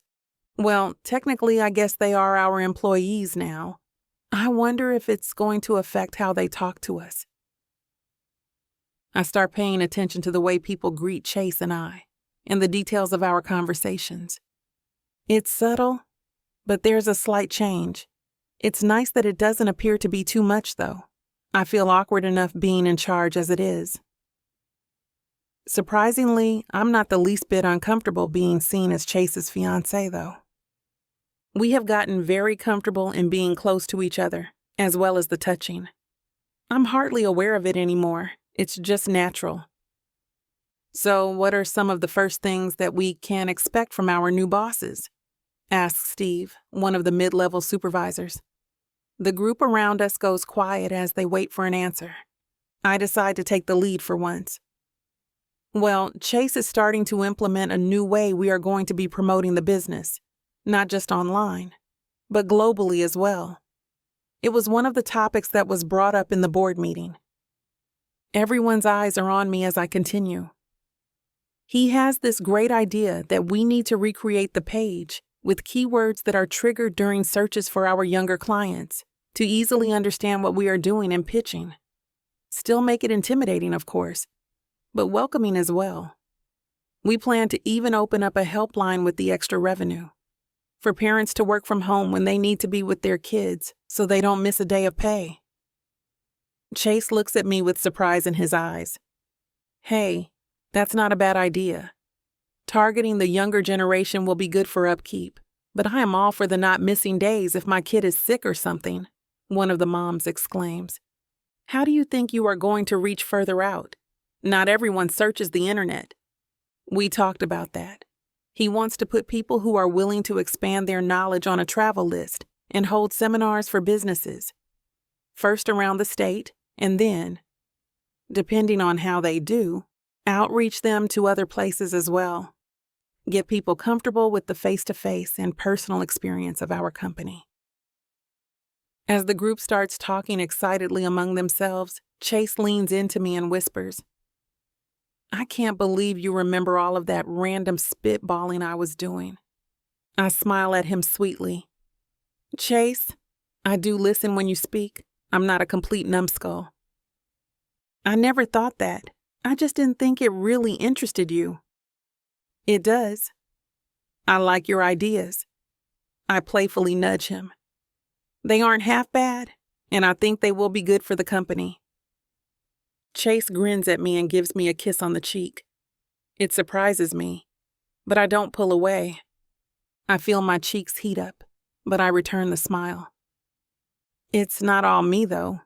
Nia has had quite the hand in brainstorming as well. She has some great ideas that can help us really take off. The helpline is mainly her doing. I knew it, one of the girls says. No man would ever think that was a good idea. Not Chase, Steve chides, and they all share a small laugh. True, I'll take credit where credit is due. But if it weren't for Chase, this would all still be ideas and not actually getting done. He knows how to put the parts together and get it moving. You two are just too cute. I don't know how you separate love from work, but you guys seem to make it doable. Love? I think that's the first time we have had that word really used to describe our feelings. The word catches me off guard, but I let it slide away as the conversation jumps to the next topic. We continue making our way through the crowd and dinner with the same playful banter and ideas. The more we share, the more interested people become. They want to hear more of what we have planned or are doing. Chase and I feed off of each other seamlessly. We have been doing it for a while now, but it never fails to impress me with how good we are together when put on the spot. As we visit throughout the night, I never realized how many ideas I have for this company now that I am getting to know it better. I'm actually invested and care about its future. Chase will do a great job, but maybe I do want more of a hand in it, like he has been saying. Hearing him talk about the ideas we have had together and individually makes me realize that I am not as incapable as I thought. I just need guidance. Chase's guidance. We are a great team after all. Why does the business side have to end at all? I know that wasn't part of the initial deal, but the way we get along, I don't see me being completely forced out unless I choose that. I don't think he'd stab me in the back just to be rid of me. If I talk to Chase about wanting to have more of a future with the company, even after we are married, I don't really see him saying no. He has taught me a lot, and if he's been telling the truth tonight, my input matters. Also, the company members seem to really enjoy our ideas together and seeing a team develop the company, so all interests are being thought of. I see this as a win-win. I can feel my confidence growing. I'm getting excited and actually enjoying this night. I didn't realize so many people would be wanting to hear the plans of the company and be so open to it all. I excuse myself to the restroom. When I pull away, I feel something in my hand. I have been holding Chase's hand this whole time and just now realize it. He smiles affectionately at me as I let go of his hand. Want me to get you a drink for when you come back? Sure, that would be great. Thank you. My pace is fast as I head to the bathrooms. How long was I holding his hand for? How has being affectionate with him become so easy that I don't even notice when I'm touching him? I don't know why I'm suddenly concerned about it. It's a reflex now. It was bound to happen. Plus, it does feel very natural to be touching him. And nice. Chapter 20. Chase. The company dinner proved to be a success. Nia and I were a hit, and our ideas went over rather well. It felt more like a trial run to see how we did working the room and discussing our ideas than a real dinner of any sort. I feel like we passed with flying colors. Cliff even told us how impressed he was with our stature and representation together. Professional, yet intimate. I normally don't give a crap what other people have to say about me or my professionalism, but I've come to realize that any compliment that man gives me seems to mean more and more. I respect the hell out of him the more I get to know him. Yeah, we have to do a whole charade just so I can have a fair chance to work my way up, but his reasons are starting to seem valid to me. I get why he wanted Nia in the lead seat. It's his life's work, after all. He dreamed of passing it to a son who, in a cruel twist of fate, he outlived. I can see why it's not easy for him to just walk away and leave the company with a stranger. Ugh. I'm so happy to take these off, Nia exhales as she pulls a heel off of her foot and tosses it into the room. I shut and lock the main door behind her. Her curvy body sways as she loses her balance momentarily, trying to get the last one off. I go to catch her before she steadies herself. My hands grip her hip. Whoa now, be careful. She giggles, not seeming to mind the placement of my hands. Thanks, I've got it. I release her and grab some glasses from the kitchen. After dinner celebratory drinks? She trots into the living room and plops onto the couch. Yes, please. I pour us each a glass of wine and sit beside her on the couch. Here you go. We cheers and take a sip. I think tonight went well, I muse. I think so too. Your ideas were a hit. I look over at her. She's a beautiful woman, but right now it really strikes me just how gorgeous she truly is. Her hair is starting to come loose and hits the toned, dark skin of her shoulders. Her amber eyes have a glow about them, even in the darkness of the room.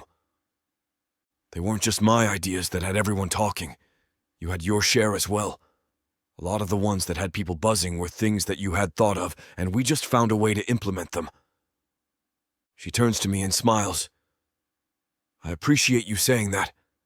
You know, I know that you were surprised about me remembering all your little tidbits, but I am equally impressed with you praising me and remembering mine as well. Why wouldn't I? She shrugs and takes a sip. I don't know. I just figured that you wouldn't really take me seriously, that's all. I'm not the true CEO here. Don't put yourself down like that. You're smarter than you give yourself credit for. Of course I'm going to recognize that. I can't seem to keep my eyes off of her right now. Everything about her is glowing. I have never seen her so happy, content, and confident. It suits her. Her slip strap falls loose, and all I want to do is slide it back on her shoulder for her, just as an excuse to touch her silky, satin-looking skin. As I contemplate on whether or not I should, she beats me to it. You know, she says, I have to admit that I'm turned on by all of this. I balk in surprise. Turned on by what?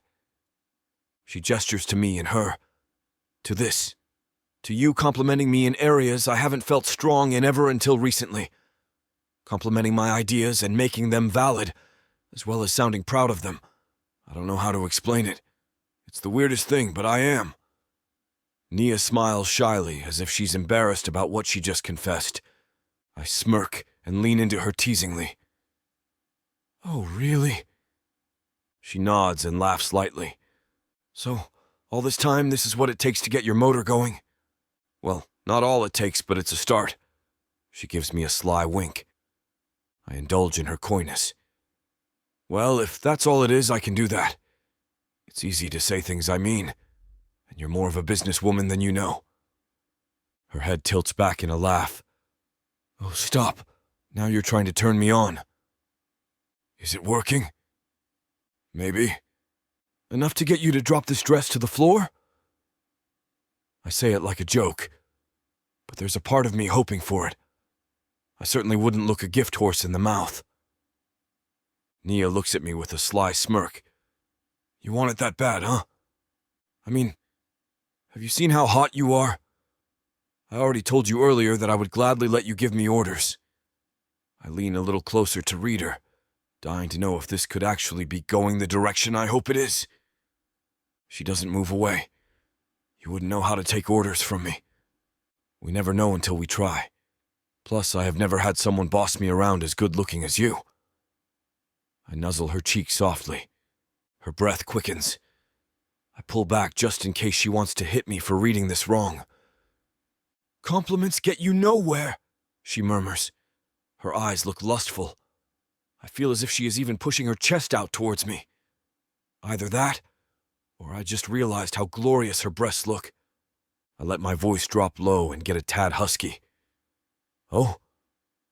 Were you not just saying that my compliments and praising of your work were getting you all hot and bothered?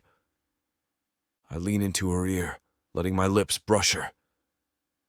What's wrong with someone being genuinely nice and truthful anyway? If your dress slips off because of it, that's just a happy correlation prize for the both of us. Nia tilts her head, exposing her neck to me. I feel like she's inviting me to kiss it. I hesitate, but take the bait anyway. A breathy exhale escapes from her. I think you think too highly of yourself, she taunts. Her eyes are closed, and she seems to be enjoying my light kisses on her neck. I pull my lips away momentarily. You can judge me if you want, but there's only one way to find out. She pulls back slowly and turns her head to face me. Her eyes are filled with passion. It seems to ignite the amber color, making them glow even brighter. Her full lips are ready to be kissed. I want her.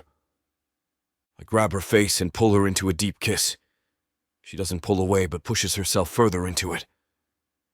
Our fevered kisses don't cease as I pull her dress straps down off of her arms. She frees herself hastily, pushing the dress and slip to her waist. I'm afraid I have to stop you right there. The scene is too hot for YouTube. Go to tylawalker.com for access to all of our unabridged audiobooks, as well as our ebooks that have yet to be converted into audiobooks. Use SAVE40 as a discount code at checkout for 40% off. Where were we? You won't know what hit you, baby. I'm going to take you, break you, and make you mine. And when I'm done, you're... Now hold on just a minute. What? I got something to say.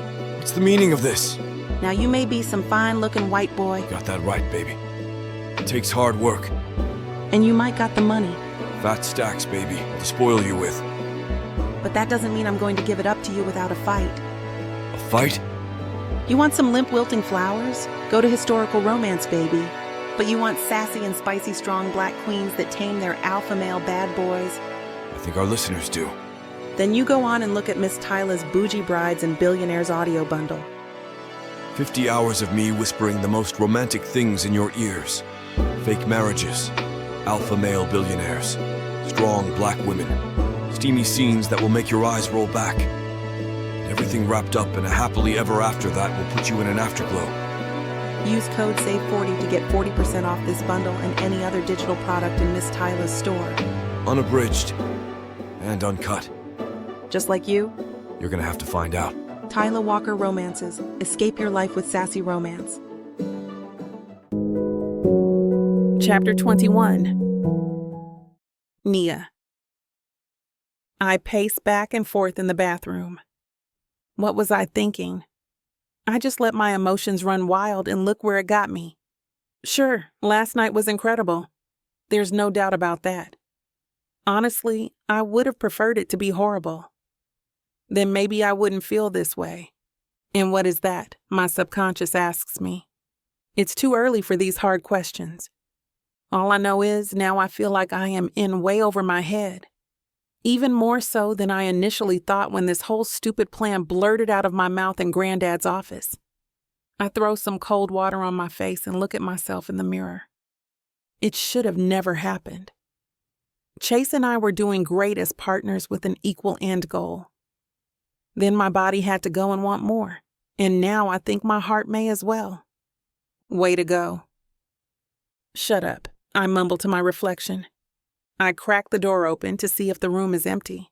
I've been hiding in here for a while now. I didn't know how to face Chase until I figured out what I was feeling myself. Thankfully, I don't see him. I hear the TV playing in the living room. I force myself out of my hiding spot and get dressed. I need to talk to Chase.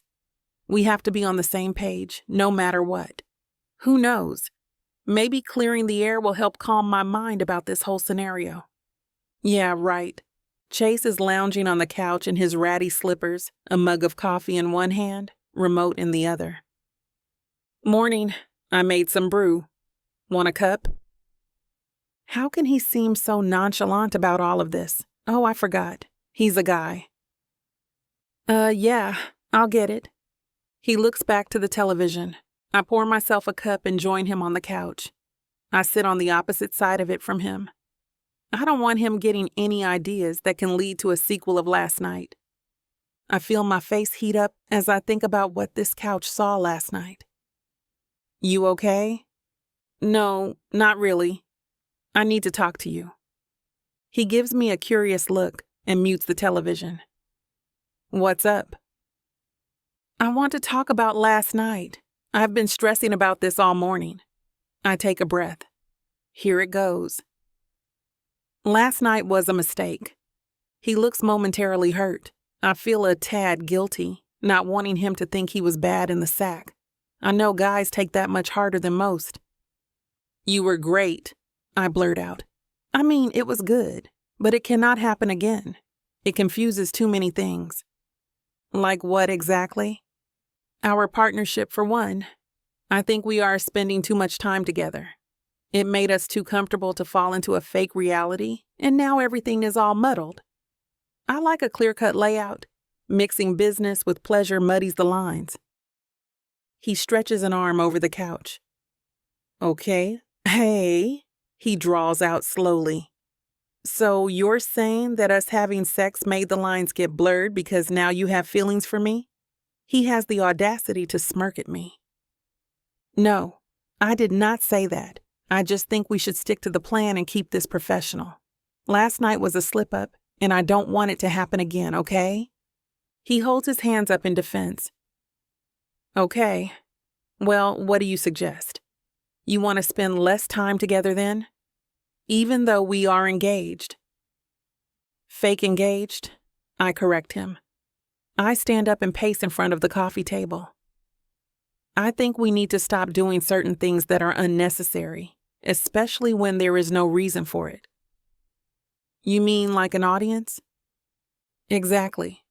Like eating dinner together all of the time or watching TV at night.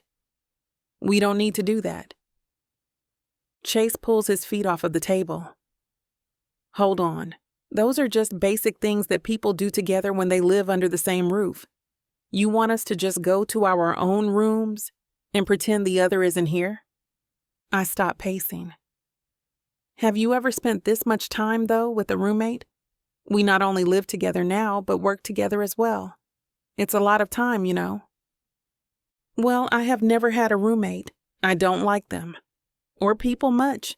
I live alone for a reason. I throw myself onto the lazy boy frustrated. That proves my point even more, Chase. If you don't like having other people around, then why are you spending so much of your time with me? Well, we are supposed to be a couple. Yeah, for the benefit of others watching us. I know that we do have to do certain things to maintain this fake relationship, but not all of this. I gesture to us and the whole house. I thought this is what you wanted? I really don't mind hanging out with you as much as I do other people, Nia. It's easy. Exactly. It's too easy. People would think that we are friends instead of an actual couple. I want him to argue with me that we are friends, or ask why that's a bad thing. I want him to say he likes me the way I like him. Except I kind of don't, because that would be just as dangerous. I don't know what I want, other than I want him to fight me just a little bit on this. Yeah, I guess. Well, that wasn't really what I was going for. His response versus what I wanted him to say hits me with a clear thought. I am getting too involved in this. I realize I want more from him for some reason, but to him, this is still the same thing it was before we slept together. God, I can be so stupid. How did I get myself into this mess? I wanted him to argue to see if he cares about me, but obviously he doesn't. Not as much as his previous actions would have suggested anyway. Men are pigs. I'm smacked with suddenly realizing not only my onset of feelings for him, but how easy it is going to be for him to just dump me once all of this is done. I know this was our plan from the beginning, but I had to go ahead and catch feelings for this standoffish tool bag who hates people and apparently is a great actor. That'll teach me. I need to figure this out for myself. I need space. It's decided. I want to take 2 weeks to have as little contact with you as possible. What? That sounds unnecessary. Oh, does it? Well, I think it is absolutely necessary. Think of me like a coworker. If you need me, we can schedule things. We will do the business functions together and anything else that may need us together. But call or email first to let me know. Other than that, no more dinners, no more private dates. We need to recalibrate this relationship back to a working one. For 2 weeks? You sure? He looks at me like I have no idea what I am talking about. It pisses me off more. Yes, we will still live together, sure, but it needs to be more separate for a bit. Not all the buddy stuff we do now. When do you want to start this then? Now. He shrugs in agreement. Okay, your call. He unmutes the TV and continues with his morning. I walk into my bedroom and sit down. I feel more hurt than anything now. Sure, it is my idea, and he agrees, but he didn't even fight or act like it would be hard. My eyes start to sting with the threat of tears. No, I will not cry over this. This is what I wanted. I can't be upset that he agreed to my proposal, but I am, and I hate it. Chapter 22. Chase.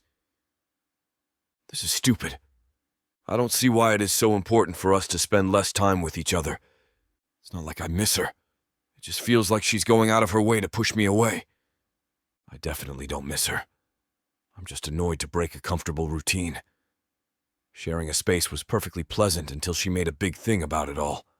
Pushing her further away by making an issue out of all of this, however, is something I don't want to do. I can't let all of this suddenly blow up in my face right before the final stretch.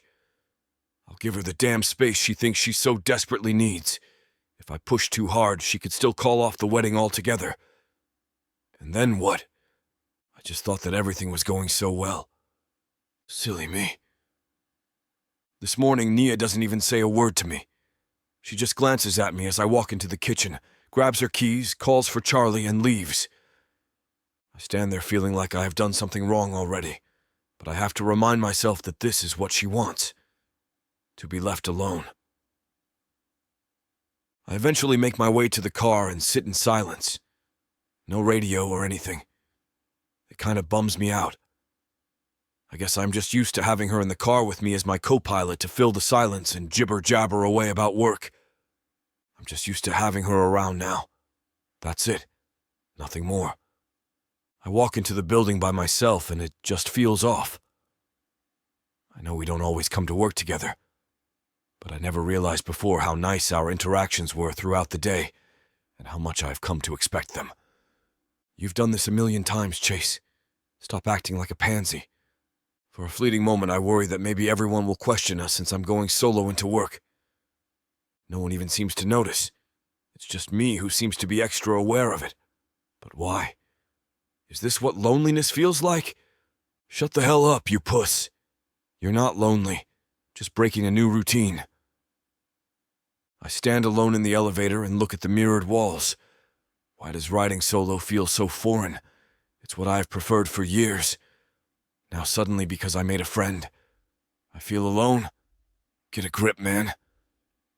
I adjust my jacket and straighten up before the elevator opens up to my floor.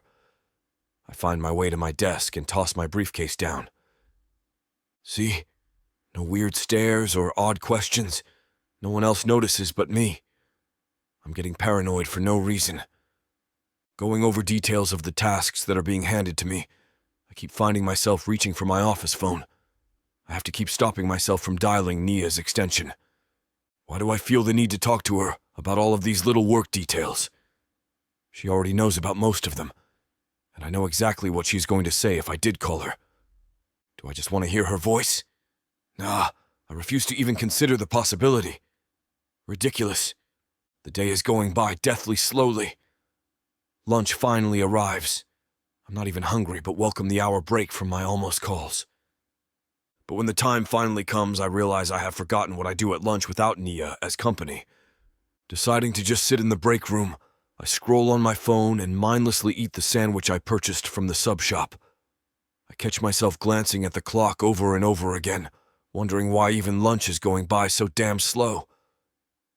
Spending time scrolling on my phone used to pass the time easily. Not today. Now I just keep catching myself hoping that every time the door opens, it will be Nia coming in to grab coffee or something. It never happens, though. My hour expires, and I mosey back to my desk. Through some miracle, it's finally time to go home. I had a ton of work to do, but I feel like I've accomplished nothing. I'm surprised at how much I am looking forward to going home. Maybe I just feel off balance from not seeing Nia all day. It will be comforting to see her at the house at least, even if she's not talking to me. I unlock the door and the house is empty and dark. I decide to call for her just to make sure. Nia? No response. Nia, you here? Where the hell is she? Why do you care? You have your place all to yourself, just how you like it. I roll my eyes at my inner dialogue. I hate that it keeps implying that I miss her, which I don't. But it makes me wonder what she's even doing if she isn't here. She can't have a date. That would be too risky given that someone may see her. Then that would really put our little scheme into jeopardy. Maybe she is just taking her dog for a walk or simply visiting her grandfather. Either one is very plausible. Again, why do I care, though? It's none of my business anyway. I wouldn't ask any other roommate for their itinerary, and I'm not going to ask her either. But having my mind keep going back to Nia all throughout the day is starting to get to me. I've been with plenty of women and gone through my share of breakups. So, why am I getting all wound up about a woman I despised at first? I am only even with her because she threw me into her plot to take over the company. Yes, it's what I want, and I need to remember that's all we're doing here. I need a drink, I mutter. I pour myself a glass of whiskey, thinking that will definitely do the trick and cease this overthinking bullcrap. It does not, so I have another. By the third, I feel like I can live inside my head again and even pay attention to a show or something. I turn on the TV and skim the channels. I find that I keep looking at the clock above the television stand. Still no Nia. I drop my head back. I'm pissing myself off again. Why on earth do I care when she comes home? Do I hate my own company so much that I can't stand to be alone? No. It's because you enjoy her company more than you do your own. Now that you know that, you want her to be around all of the time. Even just her presence is a nice addition, not an annoyance. God damn it. Why can't I just shut my mind off? All the whiskey has done is made my inner voice loud and clear about what is happening to me. That can't be it, though. It's just a routine that is hard to break now that I have gotten used to it. I'm not dependent on her. I've just let everything between us get too familiar. Nia is right after all. We need to do this. I don't miss her.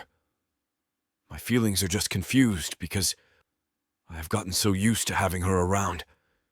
Me having these withdrawals proves the wisdom of her warning. We need this little mini break. We were spending too much time together, so much that now I can't even enjoy my alone time. The thing I used to cherish the most. She has a point. The lines got blurred, and now she's clouding my judgment and affecting my tasks at work. I don't need her to take my focus away from anything.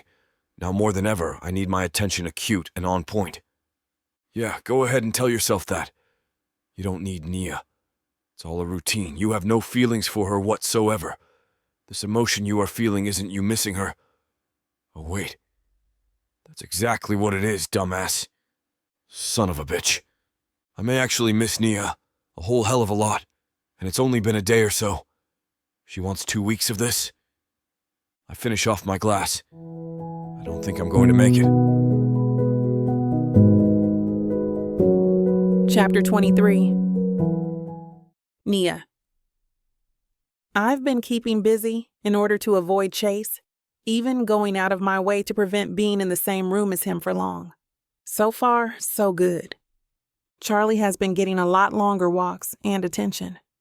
I have also been trying to use the time to perfect some ideas I want to run by Chase and Grandad in our next meeting. The dinner the other night may have had its pitfalls, but a lot of confidence stemmed from it for me. I have chosen to focus on that instead of what happened at the end of the night. It's only been a couple of days since we have gone full-blown. No talking and whatnot, but I am faring better than I thought. Tonight may change that, of course. Keeping my mind busy has been a challenge, but I've made it manageable. I have simply been pretending Chase doesn't exist. Now I have to face him. Tonight, Grandad is having us over for dinner. Thankfully, it will just be him, but then again, it's a lot of one-on-one time. Just the type of thing Chase and I have been avoiding. I'm trying not to get worked up about it. That will do me no good. I've been so careful to go out of my way to avoid Chase, I'm not sure how spending the evening with him is going to go. I don't want to be cold, but I don't want to be overly friendly. I also don't want to invite my grandpa to ask me any personal questions about us, and if everything is going okay. This is going to be harder than I initially thought. I get ready by myself. I can hear Chase watching something on TV. He is already ready to go. I'm just putting off when we leave, so we don't spend more time than we have to together. I look at my watch and decide I can't procrastinate any longer. I come out of the room, grab my purse, and stand by the door. "You ready?" he asks without even looking at me. "Yep, let's get this over with." He shuts the TV off and grabs the car keys. We say nothing as we walk to his car and get in. The silence continues as we drive. It's just awkward now. I want to talk to him. It's not like I am mad or anything, but I also don't want to be seen as weak and giving in to anything. "How do you suggest we go about dinner tonight?" I finally ask. The silence is too much, and my mind is being obnoxious. "Well, this is all your idea, so what do you think?" "Great. Thanks for reminding me." I guess just be cordial to each other and act as if nothing is wrong. We don't have to go over the top with anything since my grandfather is pretty comfortable with us as a couple. He seems sure of it now, so no need to overdo it, I guess. Sounds good to me. Wow, what an enlightening conversation. I look over at him. Chase doesn't seem mad. He seems, I don't know, like me, I would say. Tense and unsure of the right thing to do. We pull into the drive, and I try to figure out how I am supposed to act this evening. As much as I hate to admit it to myself, I know I have some sort of feelings for Chase. The thing about my break was that it would allow me to feel less for him. That hasn't worked. And I damn sure don't want him knowing I have feelings for him. Then again, I'm caught between a rock and a hard place because I have to show Grandad that I do have feelings for Chase. It just has to be of the fake sort that Chase can't catch on to. I have to hide real feelings for Chase while inventing fake feelings for him for the sake of Grandad. Nia, you've really done it now. Way to go. In order to not make things more complicated, you've made them almost unmanageable. We walk inside together, and Grandad greets us with a smile and hugs. Come in, come in. I'm so happy you two agreed to have dinner with me tonight. It's warm and on the table. Perfect timing. I give him a kiss. You know us punctual. We sit down at the table. I spot a bottle of wine and go for it. Anyone else care to have a glass? Chase seems just as eager as me, but Grandad waves me away from his glass. I'm good for now, sweetie. Thank you. We dish up, and I am very impressed at this meal. Grandad, did you make all of this yourself? I did. I had the day to do it and figured, why not? Grandad has been spending less and less time in the office, slowly easing off as Chase takes over. Picking up new hobbies to kill time? Chase inquires. Yes, that's been part of the joy. I didn't realize how therapeutic cooking is when you have the time to do it. I eat mostly in silence as Grandad and Chase discuss business for a while.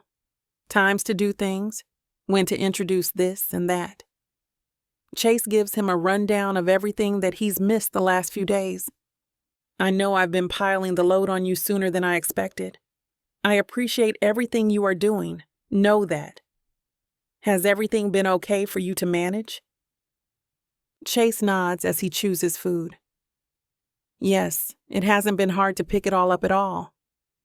You leave good instructions and things seem to be lined up well with what we are doing. Your secretary, of course, has been a great help should I have any questions. Grandad looks pleased and asks about what Chase is currently working on. I can't help but admire Chase as he happily discusses things with Grandad. He's amazing at his job and is finally being recognized for it. I catch myself smiling at him. Stop it. Don't make your feelings obvious to Chase. Just Grandad. I correct my face and sip more wine. Everything is sounding like it is going well. Now on to more important things. How is the wedding planning going? The question seems to catch both of us off guard. I notice Grandad waiting for an answer still, and eagerly, I may add. Chase is at a loss for words and glances at me for help. It's going good. We've more or less settled all of the details. No worries, Grandad. We'll be ready. I lie. The wedding is planned. That part is true. It's the being ready part I'm not sure about. But good. Is everything coming together the way you'd like? I want your wedding to be exactly what you'd hoped for. Oh yes, we're satisfied. It's going to be small and intimate, as you know. Have you picked out your dress, Nia? I gulp. Why is he doing this to me? I have to finish getting it fit, but yes, I admit. Don't worry, Grandad. We'll be okay. I don't tell him I've been putting off going in for the last fitting because I can't stomach it right now. He seems satisfied with the answers I have given him. He talks about some of the things we've selected and how his secretary has made the arrangements. The truth is that Chase and I probably know more than he does, as we've been in contact with her during the planning, but we let him play his part. I try to listen to everything he is pitching and suggesting to us, but my heart is stuck. I feel like I can't breathe. I have started to dread the idea of the wedding. I wish there was a way we could make Chase CEO without having to get married. It's not that I don't think he isn't a good fit anymore. He definitely is the right person to take this job over. I don't want to back out of our deal, for that reason alone. But now that I have feelings for him, it really complicates us getting married. What was once a fun game now feels kind of heartbreaking. We finish eating, and I begin clearing the table. I need the distraction. I watch Grandad and Chase continue to talk as I clean. I realize that I just need to find a way to be around Chase without all the drama that has surrounded us recently. Ignoring him isn't the answer. That was childish of me. I have to figure out a way to make it unromantic and actually platonic. The only way for that to happen is for me to uncatch all of the feelings that I have somehow caught for him. Is that doable? Chase and I have to keep working together. For the company. For my grandfather. I don't know how, but I have to make it work. Chapter 24. Chase. Do you want to just ride together today? I don't have to drop Charlie off at doggy daycare. The question comes as a bit of a surprise to me, given that Nia has been dead set on ignoring me. Successfully, I might add. Yeah, sure, that works perfectly. She smiles and goes back to grab her purse. Perfectly? Come on, Chase. You can be happy about it, but don't be a schmuck. The drive to work isn't as uncomfortable as the one to dinner last night was.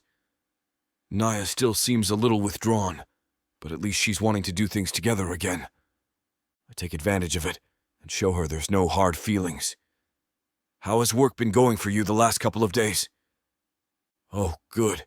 Just been brainstorming and fine-tuning some things here and there.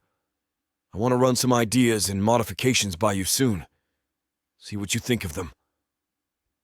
It may just be about work, but at least it's an actual conversation.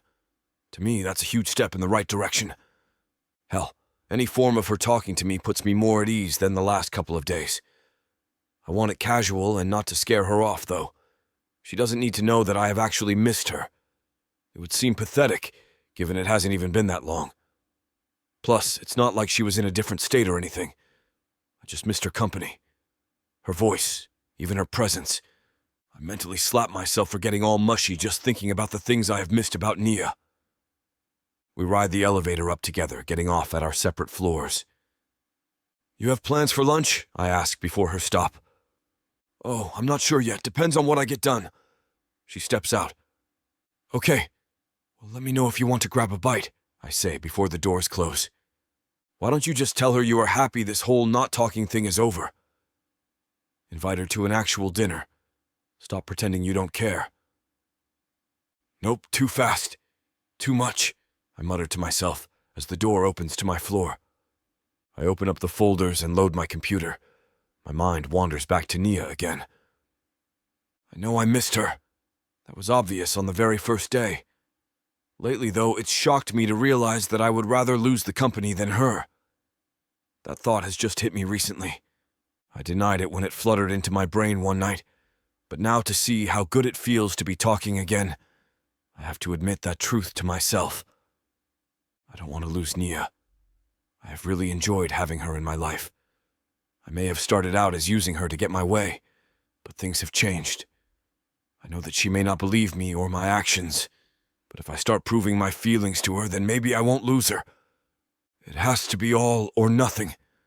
I can't just dip my toes in the water. I need to go balls to the walls for her, prove that I want her in my life, not just for the company, but for myself and happiness. Who knows, maybe she may start to feel the same way. I admit, sleeping together could have been a mistake. It may have made her doubt my motives. It pains me to think she now has a list of reasons to see me as a shallow, selfish asshole who is just out to get whatever I can from her. But it wasn't a mistake for me. I wasn't using her. I just have to make her see that. Sure, I wanted her. We've been joking about that for a while, but I want more than just sex. I want her presence, her conversation, her ideas, and sense of humor. I want to really get to know what drives her. You love her. The thought momentarily scares me. I choose to focus on the present for now, ignoring the word choice my brain presents. She's already slightly spooked. I don't blame her. All I know is that I can't lose her, and I don't want to lose the company. Mainly Nia, though. But if I don't play this carefully, I can lose everything. A date. A true date would be a good start. Some one-on-one time out of the house. That way I don't give off too much of the friend vibe. She can start seeing us as a more romantic possibility and how I can be in that situation with no audience. Just us. She can see me as a real partner, not just a guy playing a role. I decide to casually ask my assistant for any good places to take someone on a date. Oh, it's been a while since I've been out, Mr. Alston, Grace says. She turns away slightly at the inquiry. Well, that really is a shame, Grace. The older woman's blush deepens. Well, if you could pick somewhere for a person to take you, where would you choose? Oh, well, I don't know. There's this really nice Italian restaurant that opened up a month ago. I hear it's really good and on the higher end. The one across from the movie theater? Yes, I haven't heard a bad thing about it yet. I rub my chin. Not a bad start. Thanks, Grace. No problem, sir. I'll keep thinking if you like. Could you? I would appreciate it. That way I don't run out of nice places. Nia's one lucky girl. I look at Grace, who appears to be beaming at me. Thank you for saying that, Grace. I head back to my desk and start searching places myself. I don't know what I'm looking for. I don't want it to be over the top, but enough that Nia takes me seriously about how I feel and where I want this to go. I don't know how to do that yet, and that appears to be half of my battle. Why is this so hard for me right now?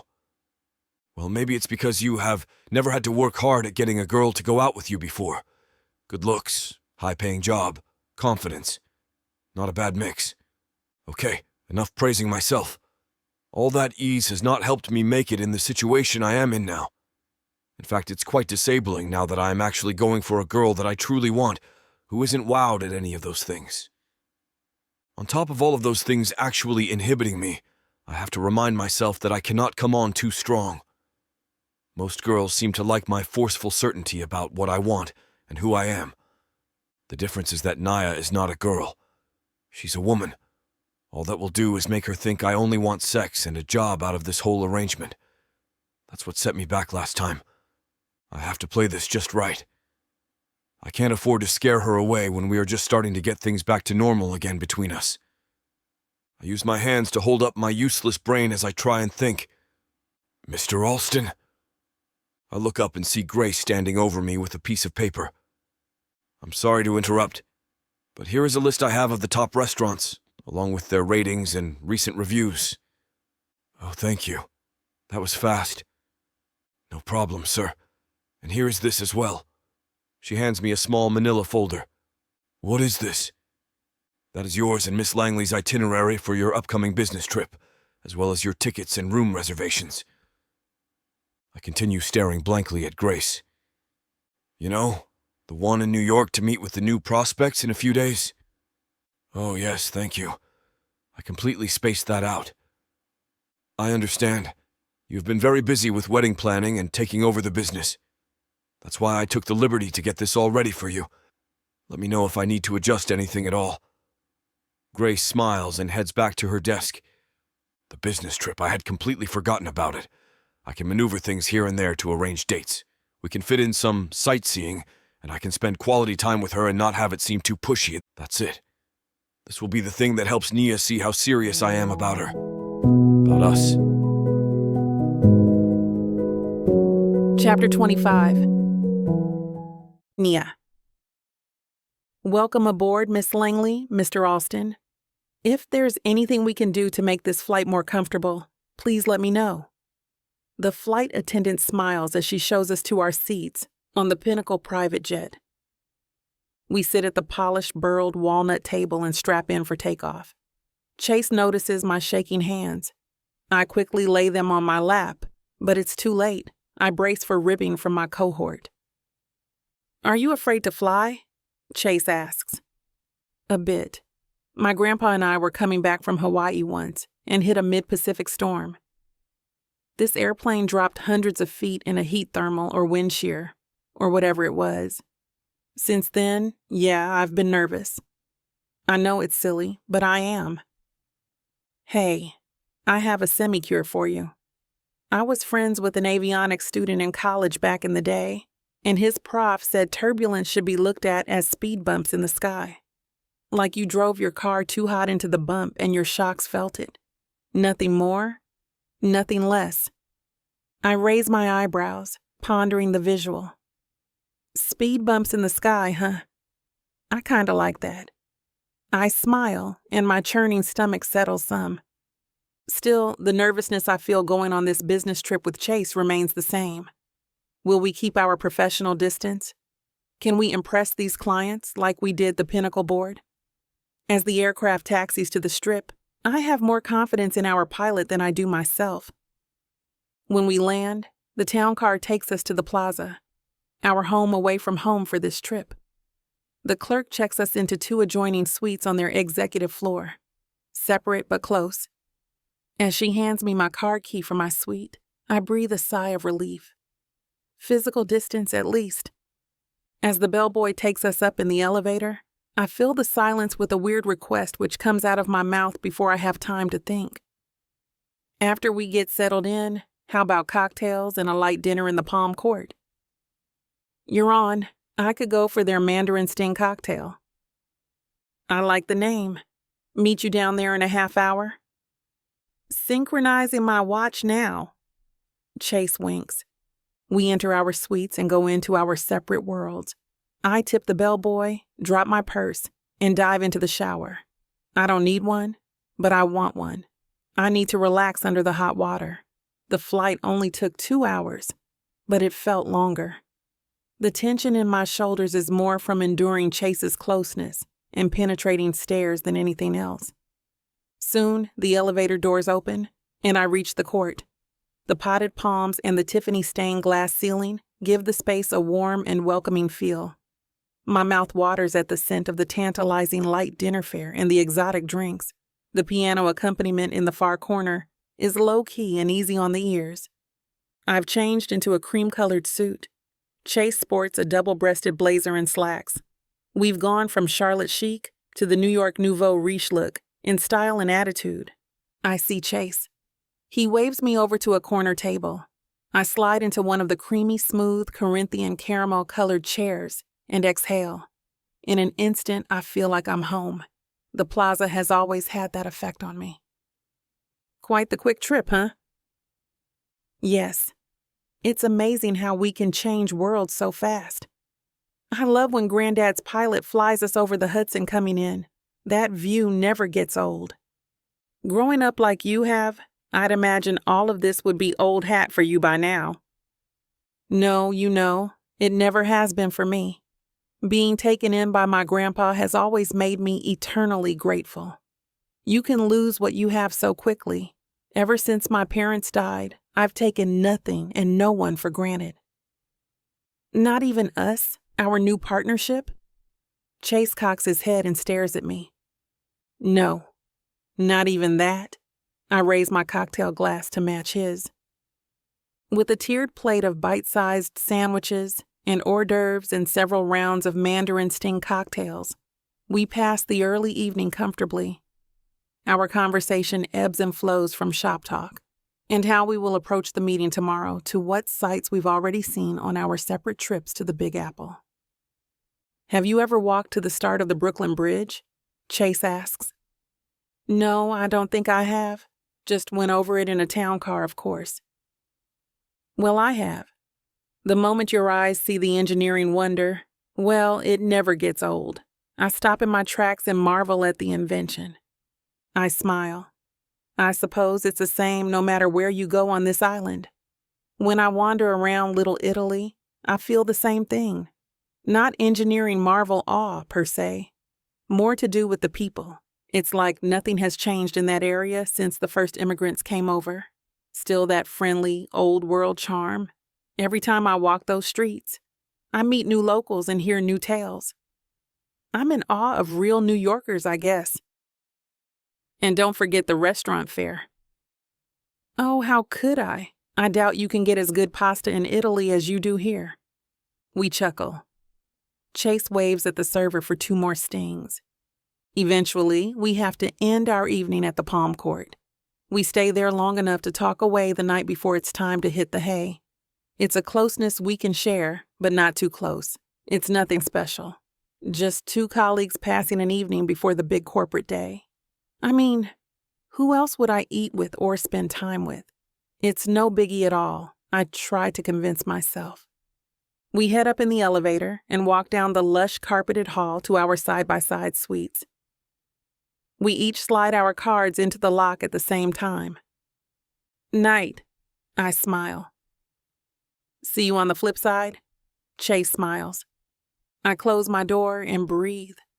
That was harder than I thought it would be, but I don't ask myself what I mean. It will be easier to sleep that way. The meeting at 30 Rock goes better than we expected. We give the same spiel as the boardroom presentation, but tailor it to this new group of investors.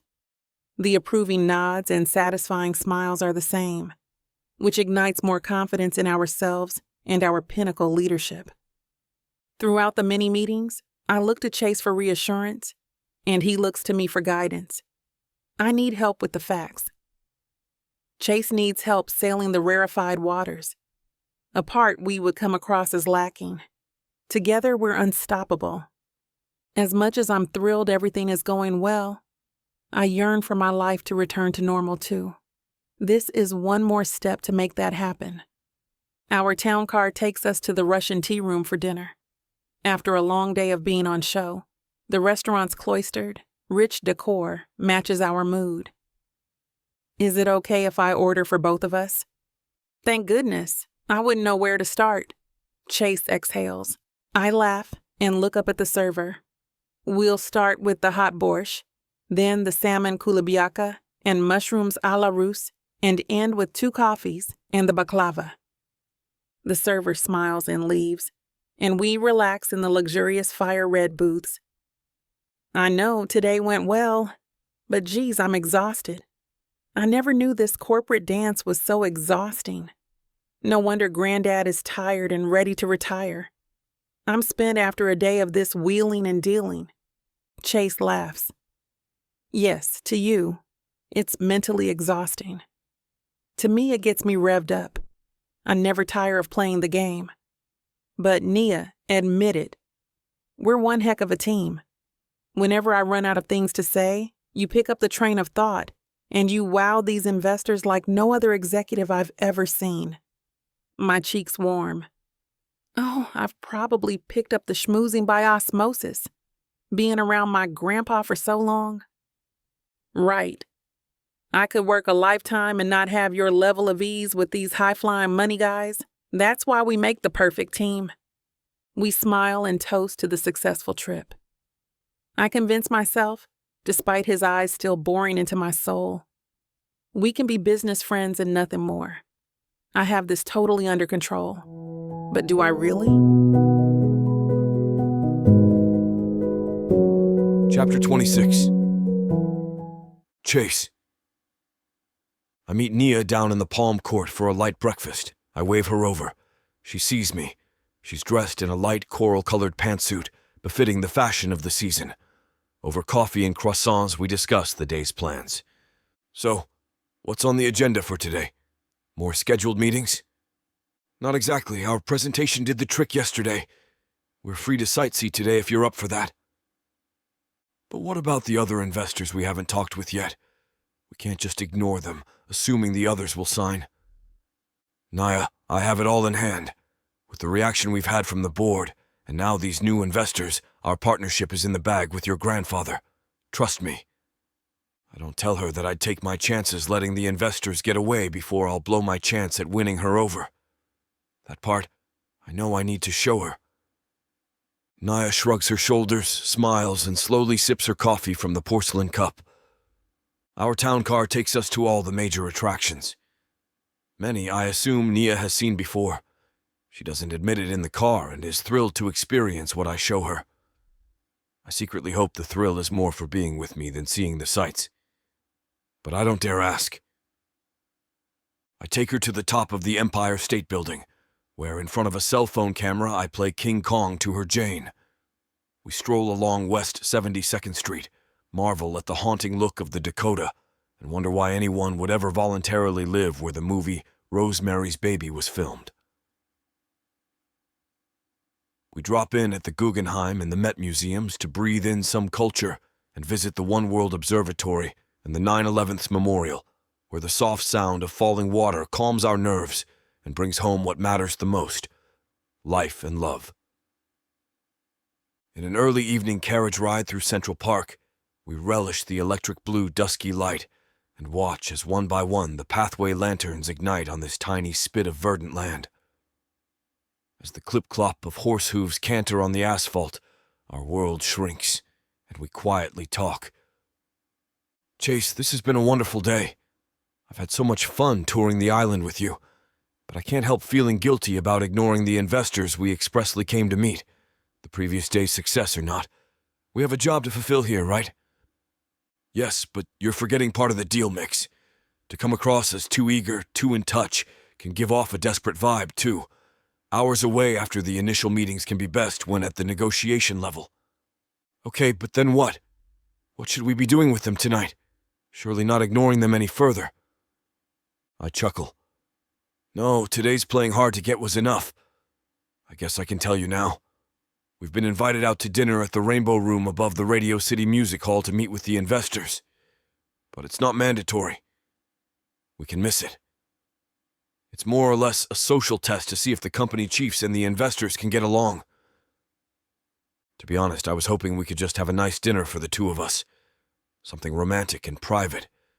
But she seems so eager to get back to work, I don't tell her that. Naya jerks her head and her eyes spark. No way can we miss that. Tell the driver to take us back to the plaza so we can get dressed. I laugh and instruct the driver. Soon we're back in the town car and headed for the evening's test. It's a tux for me, and Nia comes out of her suite dressed in a long, flowing, iridescent gown with her hair in an ornate updo. I think Nia looks like a black Cinderella. I secretly chastise my immature thought, but I don't disagree with myself. We head into the restaurant just as the 6 o'clock cocktail hour is revving up. The boisterous group at a large circle table gets our attention. It's the investors with their spouses. Everyone is in a jocular mood, I whisper to Nia. They're all smiles over there. You think that's because of us? I hope so. I mean, they can't deny it. Our proposed ROI on their investments would make anyone smile. Nia grins. Well, Miss Langley, would you like to take my arm as we float into the lion's den once more? But of course. I smell red meat. I hope it's coming from the kitchen and not from our hides. Nia winks. Over a 7-course dinner and endless bottles of champagne, the evening swims along. Every chance I get, I whisper to check in on her. Are you okay? Are you having a good time? You tired yet? We can go. But each time, Nia whispers back, I'm more than fine, stop worrying.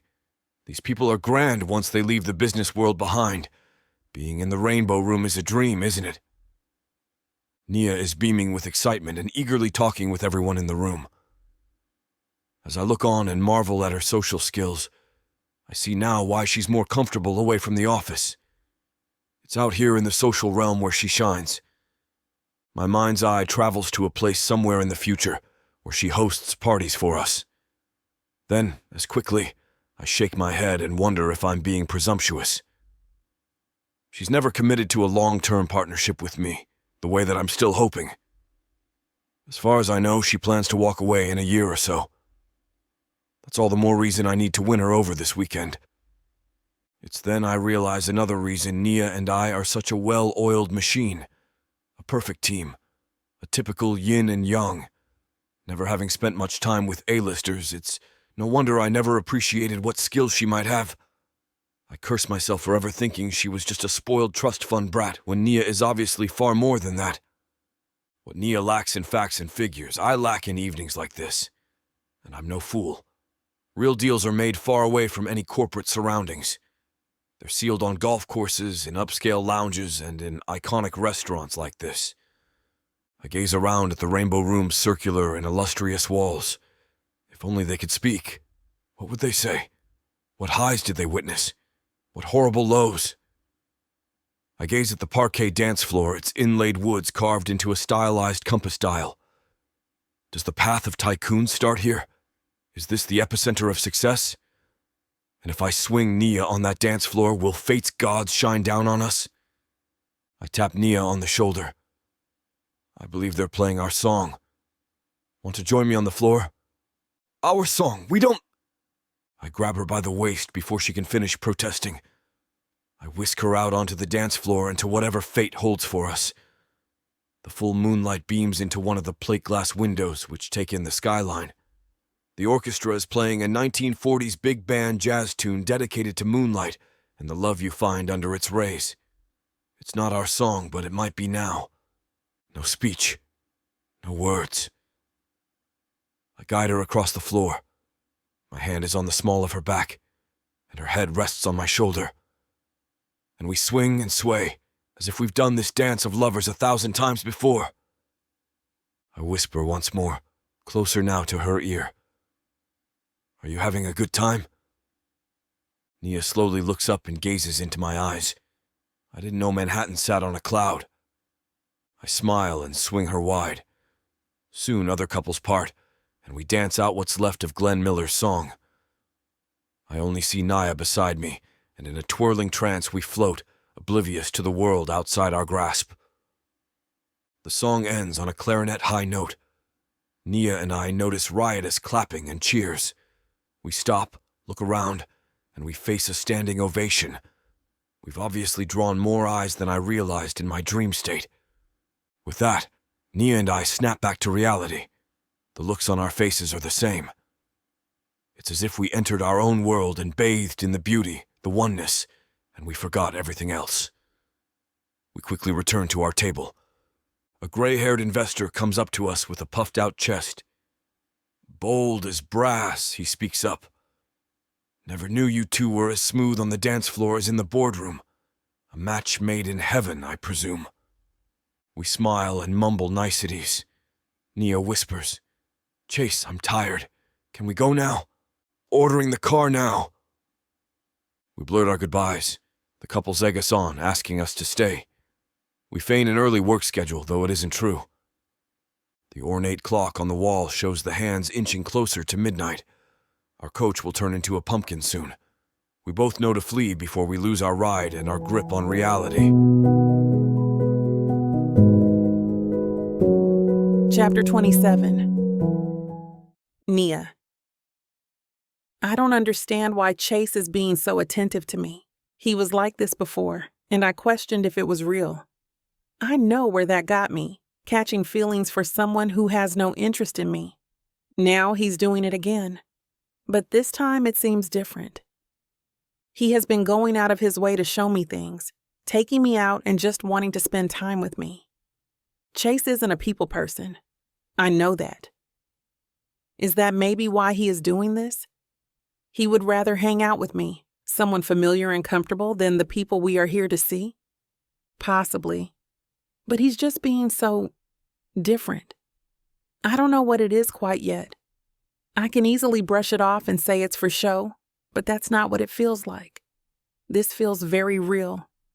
Maybe I am the one going insane. I thought I had a handle on my feelings, but now my imagination has run away with common sense. I want him to want me so bad that I am making this all up in my head. Yet, he keeps making sure I am okay, that I am having a good time and pulling me aside to visit and touch me as a reassurance. These are things no one hears or sees. So why is he doing them? He's being perfect, and I'm trying not to hate him for it. I want to firmly believe that none of this matters. As the day has progressed, especially this evening, it's getting harder to do that, though. I excuse myself to the ladies' room at the Rainbow Room. I find myself alone and take a moment to myself. I square up in the mirror and gaze deep into my eyes. Stop overthinking everything. Enjoy the night. Enjoy how well things are going. Chase is paying more attention to you than anyone ever has. It feels nice. Stop self-sabotaging anything that seems to go well for you and have a good time. Chase is making you feel good about yourself and putting you first today. There's no shame in taking advantage of that. Any girl would die for that, from a good-looking man like him. You're strong enough that you won't fall for the act again the way you did before. I reapply my lipstick and take a deep breath. I can do this. I can relax and have a good night with my fake fiancé for the sake of the company and my mental health. I've done it before, and I can do it again. I walk back out. Chase looks pleased to see me and pulls me in close. I'm happy you're back. You doing okay? Yes. I smile and remind myself to relax. Good. Just let me know when you have had enough, and I am more than happy to leave. I'd say we have done our bit here. Sounds good. I start to visit some more. I don't want to leave quite yet. I want to allow myself to enjoy this kind of affection. As the night progresses, I find it easier and easier to relax and enjoy myself. Chase and I are actually having a great time, especially when we start dancing together. It's after our dance ends that we finally call it a night, realizing how late it is. We arrive back up to our rooms, laughing about the evening. Oh my gosh, I can't believe he didn't tell her he dropped that shrimp down the back of her dress. I can't believe she didn't feel it. I open my door and look back at Chase, who is smiling lazily at me. He's leaning against his door ready to open it. I don't really want the night to end yet. Would you like to come in? You're not tired? He looks eager but hesitant. I like that. No. Sure. He walks over as I push the door open and follows me in. I sit on the bed and begin to unstrap my heels. Here, let me do that for you.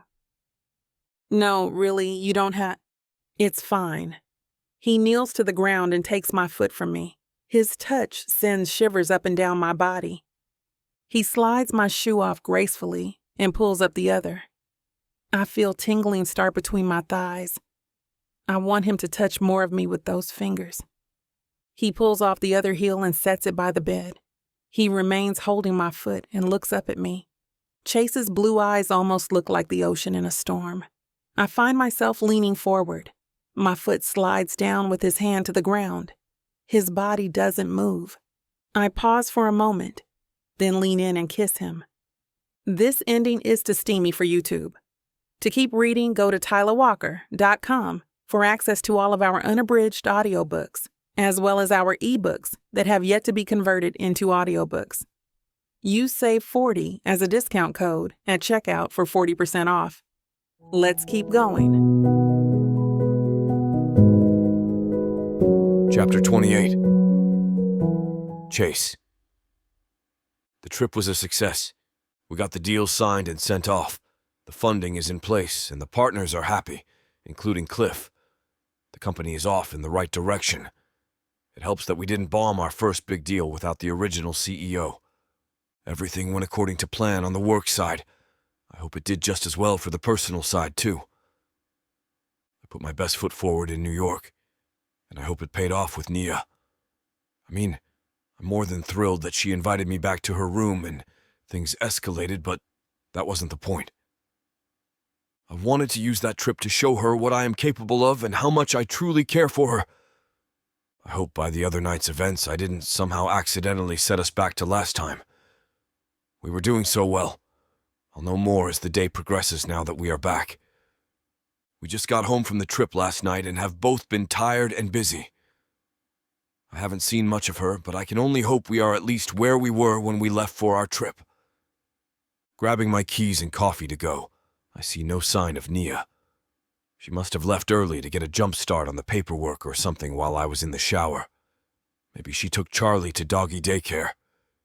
At least that is what I'm telling myself. She's not ignoring you again.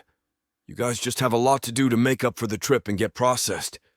I arrive at work and decide to stop at Nia's level first. I find her bunkered down in her office, hovering over files. Hey, Nia. She jumps and looks up surprised. Oh, hi. I just got to work and was checking in, seeing if you needed anything, I say with a smile. She doesn't reciprocate. No, I'm good. She returns to her work. All right. Well, let me know if you want to go over anything. She nods without looking up. I don't want to assume I'm being given the cold shoulder, so I try once more. Maybe lunch or something. Unless you're too busy, we can figure out dinner and even go out if you want. She keeps her eyes down. We'll see. I leave without another word. Nia doesn't even seem to notice or care. I head to my floor. Once I get to my desk, I toss my briefcase down. I don't even want to sit. I'm too busy trying to decipher this sudden act of coldness. Thinking about the events of the last 24 hours, I try to figure out what went wrong. Was it the sex? That was the only real change. But she was the one who initiated that. How can it be seen as me being the bad guy again? Maybe it was a trick to see if I would turn her down or not. I rub my head and take a seat. Trying to figure out women is too complex right now, especially with the lack of caffeine in my system. I just don't get it. Everything was going so well. It almost seemed perfect. New York, the date, dinner, sightseeing, the whole shebang. I made sure to be a perfect gentleman even. I wanted her to enjoy herself, and she sure seemed to at the time. She almost made me believe that things were working out between us. Now today, we are back, and she's been standoffish to me all over again. You know what? Screw it. I don't understand women. I tried, and now I'm getting rejected all over again. Why does she have to be so damn complicated? I decide there's no point in obsessing over it now. I have work to get done. If she wants to have lunch or visit, she knows where my office is. I refuse to be the desperate one when I've done everything that I can think of to show that she's more to me. What do I get in return? A mental breakdown. I have a couple meetings here and there on top of organizing the final parts for the business plan we just sealed. Everything seems to just blob together painfully slowly. I make it through, but barely. It feels like the more that I try to not think about Nia and what her problem is, the more I think about it. Did I actually do something that I am so ignorant of that I don't even realize it? I'll be the first to admit, I'm not exactly what anyone would call sensitive. It's not unreasonable to think I messed up, but in this case, I'm pretty sure I played it as safe as I could just to avoid the situation that I am in now. So why am I here? Maybe Nia still thinks I'm using her, and she is afraid to feel anything towards me. I wouldn't blame her for that. It's not like I've really told her where I stand emotionally towards her. God, do I hate drawn-out, emotional talks. I'm much better at the showy displays. Maybe I just need to up my game. Still, it occurs to me that I don't know her dating past at all, or if she even has one. She might not know how to handle the situation or what to expect besides the worst. If I continue making gestures instead of pouting like a child, which I have been, maybe she may see I really am serious. That New York wasn't a fluke, and neither was the first time we slept together. I've never been one to be a serious boyfriend, much less go out of my way to show a girl how I feel about her. What can I do to melt some of the sudden ice that's been built around her towards me? I lean back in my chair and tap a pencil against my chin. Think. What do girls like that can't be taken out of context? I look around the office and try to force my mindset to be romantic. Not chocolates. That is for special occasions.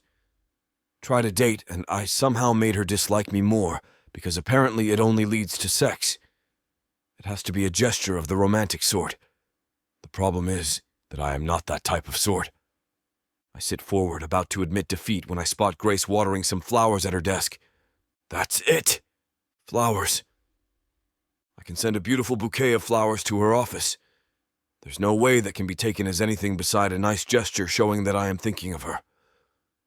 I call up the flower shop and ask them for one of their most colorful, full bouquets and to send them to Nia Langley as soon as they are able to. I hang up the phone, pleasantly pleased with myself. Maybe Nia is still upset or unsure of me because of the way that this whole arrangement started.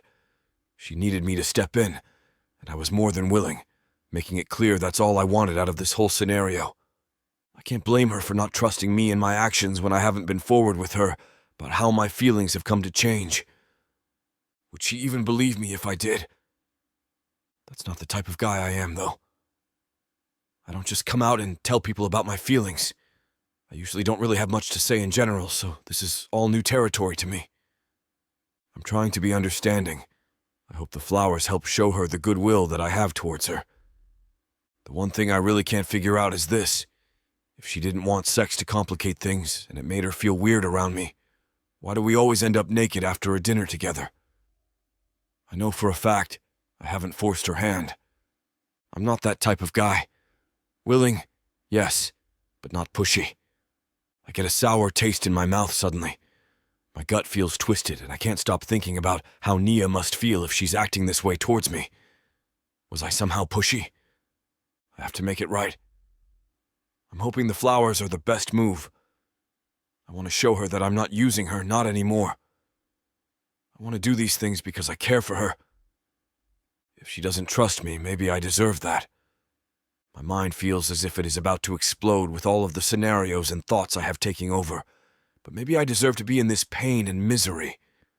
Naya is a good person, and I should have never agreed to this in the first place, knowing it may hurt her. All because I felt slighted at being looked over. Thanks, ego. That sour bile builds back up again. My God, is this what guilt feels like? Chapter 29. Nia. I have been staring at this array of papers all morning. I want it to look as if I am busy so no one interrupts me. But mentally, I'm having a breakdown. I am so angry with myself for falling for Chase's little game he is playing. I don't get why he has to pretend to be this perfect guy. We both made our guidelines clear when we started this charade, yet he seems to be set on going out of his way to make it more than it has to be. It makes me feel like a fool. I fell for it once and gave in to my emotions. All it did was show me that he didn't really care either way, and I can do whatever I please.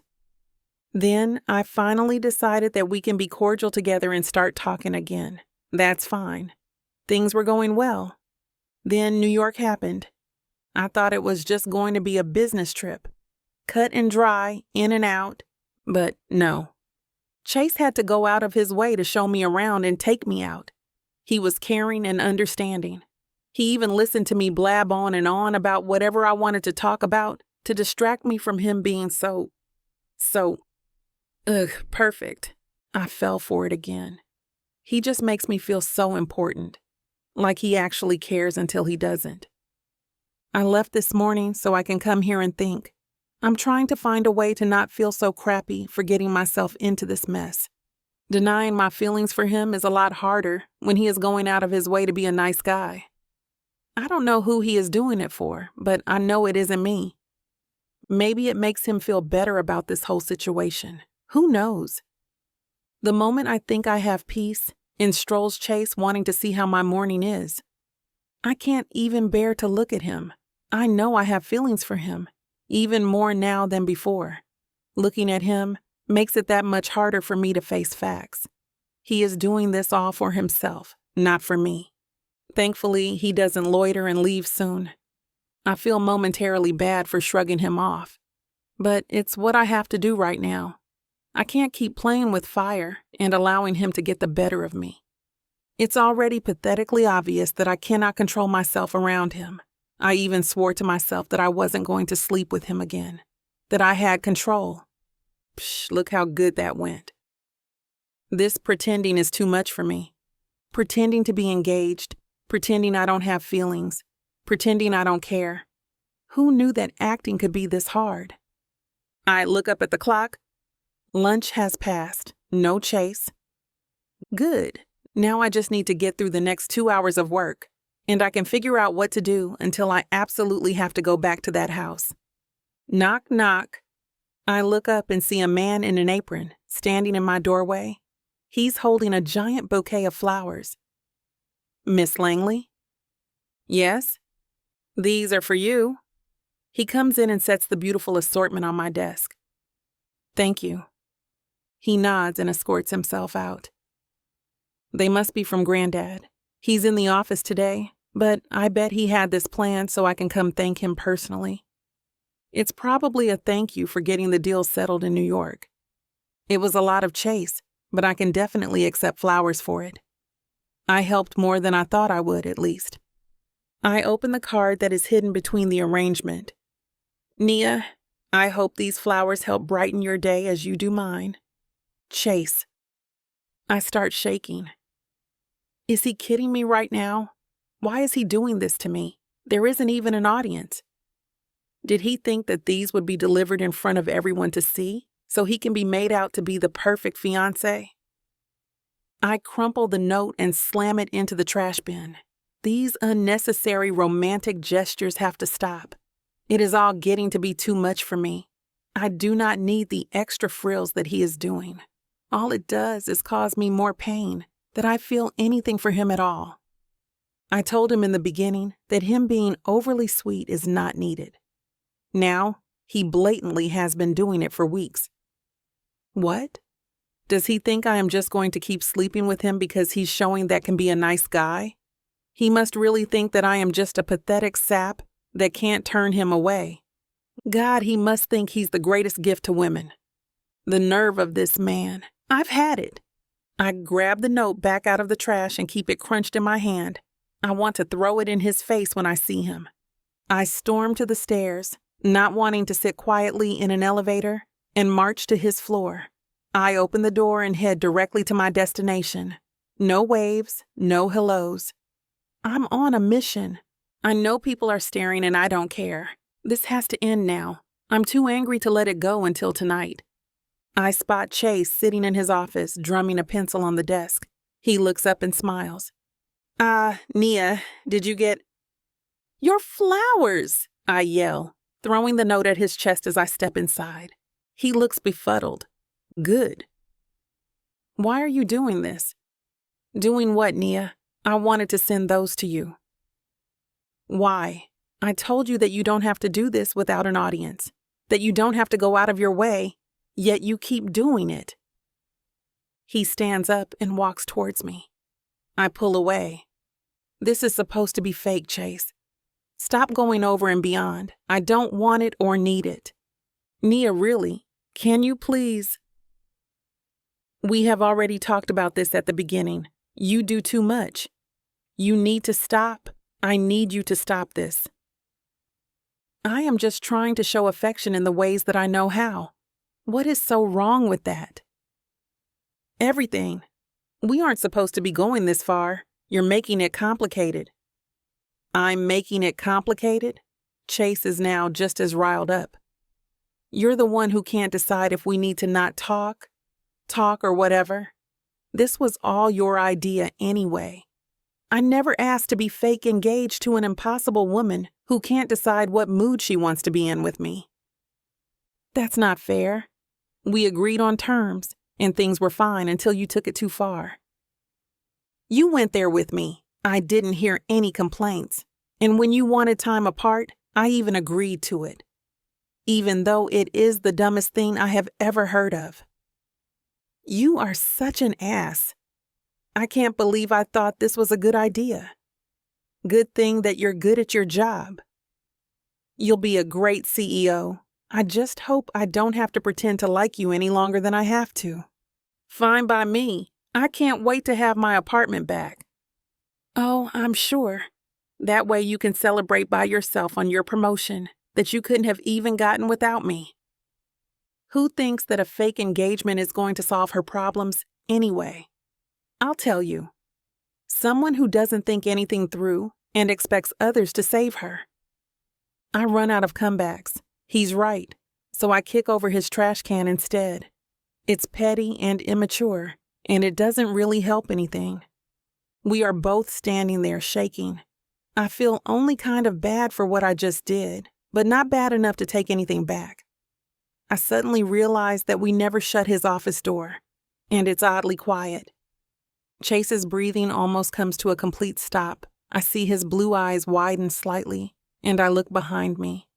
Grace, my grandfather's old assistant, and Chase's new one, is standing there staring at us. I think it is safe to assume that she has heard every word. Chapter 30. Chase. Oh my God. The whole place heard us arguing, and this would have to be the day Cliff comes into work. How fast does the gossip grapevine work around here anyway? I guess I'll find out. I look at the bouquet of flowers scattered on the floor. I quickly pick them up and throw them in the garbage, mumbling to myself. Okay, I get it. The bouquet was a bridge too far. Nia took it the wrong way. Here I am, trying to be nice, and all I'm doing is messing with her emotions. I overhear from further down the hall Nia telling someone that she's going home early. I wish I could run away too, but it's not realistic. I have a company to run here, regardless of hurt feelings. I know I'll have to face this head on, whatever the fallout. I get up and look around my office. Do I ask for boxes now? Do I start packing up my office knowing I'll be fired as soon as Cliff hears about all this? I'm about to head to the storage room when my phone rings. It's one of Cliff's assistants. Mr. Alston, you are wanted in Mr. Langley's office right now. She hangs up before I can say a word. I sigh. Wow, the grapevine is lightning quick at Pinnacle. I walk to Cliff's office. All along the hall and in the many cubicles, the employees stare at me, and I hear whispering from them when I pass. Not a good sign. I gingerly knock on the old man's door. Come in, Chase. Cliff's expression is stern. His body posture is erect. He reminds me of a general going into a battle. My stomach churns. My mouth instantly goes dry. If I had a dog's tail, it would be between my legs. Yes, sir. I stand in front of Cliff's desk. This time, he does not invite me to sit down. I've been advised there has been a situation between Nia and you today. Yes, sir. Would you like to explain? Yes, of course, you see. Never mind. Time is money. I'll get to the chase. Your assistant, I gather, overheard you and Nia arguing. You two were talking about your relationship, your engagement and ensuing marriage, rather, as a setup. Is this true? I lower my head. Yes, sir, it is actually. Stand up, man. Repeat that, please. Speak clearly. I raise my head and stand with my shoulders back. Yes, sir, the accusation is true. Nia and I originally arranged this transaction, but, sir, I must tell you our relationship has bloomed far beyond a strategic exercise. I blink my eyes to ward off the hurt and humiliation. I'm not even furious with my assistant for ratting Nia and me out. I regret getting Nia in trouble with her grandfather, but for my part in this scheme, I deserve nothing less. Tit for tat, huh? Chase, I must say. This news is not what I wanted to hear from either of you. Before I jump the gun, you need to tell me the whole story. Now, have a seat. Cliff ambles to the door and closes it. He walks to the wet bar and pours himself a stiff scotch. I know my doctors would go mad if they saw me drinking. But damn them. Chase, do you want one? I think we both need a lift today. Yes, sir, and thank you. I jump up from my chair to help the old man. Let's get away from my desk. This has to be a personal chat between men. Come sit over here. Cliff waves his hand to his furniture set up near the vast picture windows. I take the drinks and help Cliff to his chair. Then I take a seat at one end of the sofa. I sit our drinks down and hand one to Cliff. I see his hands are shaking. It's nerves. I feel mortified for upsetting an already fragile man with such silliness between Nia and me. We each take a sip and let the fire water burn all the way down before we continue. I look at the old man and all I feel is sympathy. I curse myself for making his life more complicated than it needs to be. Sir, let me begin by saying I in no way ever wanted to hurt you or Nia or damage Pinnacle in any way. You must believe me in this. Cliff looks up from his tumbler with a stoic expression. Continue. I'm listening. Sir, it started when you had Nia train under me. I don't want to hurt you any further, but nothing. Do not hold back. I need to know the truth. Yes, sir. Well, to be honest, Nia really had no desire to take your place, sir. The corporate world has never been of any interest to her, you see. It was clear when I started training her. Now, she never wanted to let you down, and I wanted a chance to advance more in the company. We thought if we became a couple, all our needs could be met. You could retire. Nia could be free of the office on a day-to-day basis, and I could finally run Pinnacle into the future, ensuring its continued success. Cliff's eyebrows pop. He rubs his chin, and one side of his mouth rises. Okay, but Nia's feelings. What about this fight today? I've been told she was terribly upset after you gave her flowers. I lean forward and stare straight into the old man's eyes. That's the thing, sir. This so-called transaction between us has changed. It houses genuine feelings, or at least on my end. I'd like to hope she has feelings for me too, and that's why she's reacting so strongly. I hurt your granddaughter today by taking this game and making a mockery out of it by giving her flowers in front of everyone. I sigh deeply. The problem is, she took it the wrong way. I didn't mean for it to be a joke. I actually do care for Nia. A lot. She thought I was still playing the game. For me, the game is over. Mr. Langley, I care for and deeply love your granddaughter. That is the end result of all of this silly mess. That is a fact. Cliff sits back in his chair and drinks his scotch. I notice he takes small sips. Watching him, I think it's more the act, rather than the drinking itself, which is the allure. The motion gives him time to think. I admire that in the man. Okay, Chase, I've heard you out. I will not pretend to like what you two have done. If you had come to me and had been honest with your feelings, all of this could have been worked out right from the start. True, sir, but it was Nia and I working together on this setup which allowed for our relationship to bloom. If we had come to you right away, there would be no us. I'm certain of that. Right. But look at the two of you now. If I were you, young man, I would get into that car of yours and hunt down Nia and explain to her your gaffe. I've observed you two side by side. I know people. You might have thought your partnership was fake. I did not. You need to tell Nia your feelings and promise to stop treating your relationship like a game. Until you do, feelings on both sides will continue to be hurt, and the future of this firm will remain in question. I want neither. Yes, sir. Well, why are you still sitting here? Yes, sir, thank you, I won't. We won't let you down. I flash a toothy smile. I jump from the sofa and head straight for my car. One of the department heads sees me leave, looking nervous. I mouth to her that it's okay, and her face settles. I don't have to tell her I'll be gone for the rest of the day. She can sense why. All 4 tires burn rubber out of the Pinnacle parking lot. I'm a man with a mission. Nothing and no one will ever stand in my way. Nia must know my true feelings. I'm sure she already understands my adoration for her grandfather and devotion to his company. What she must know now is there is no game, no setup, no ruse.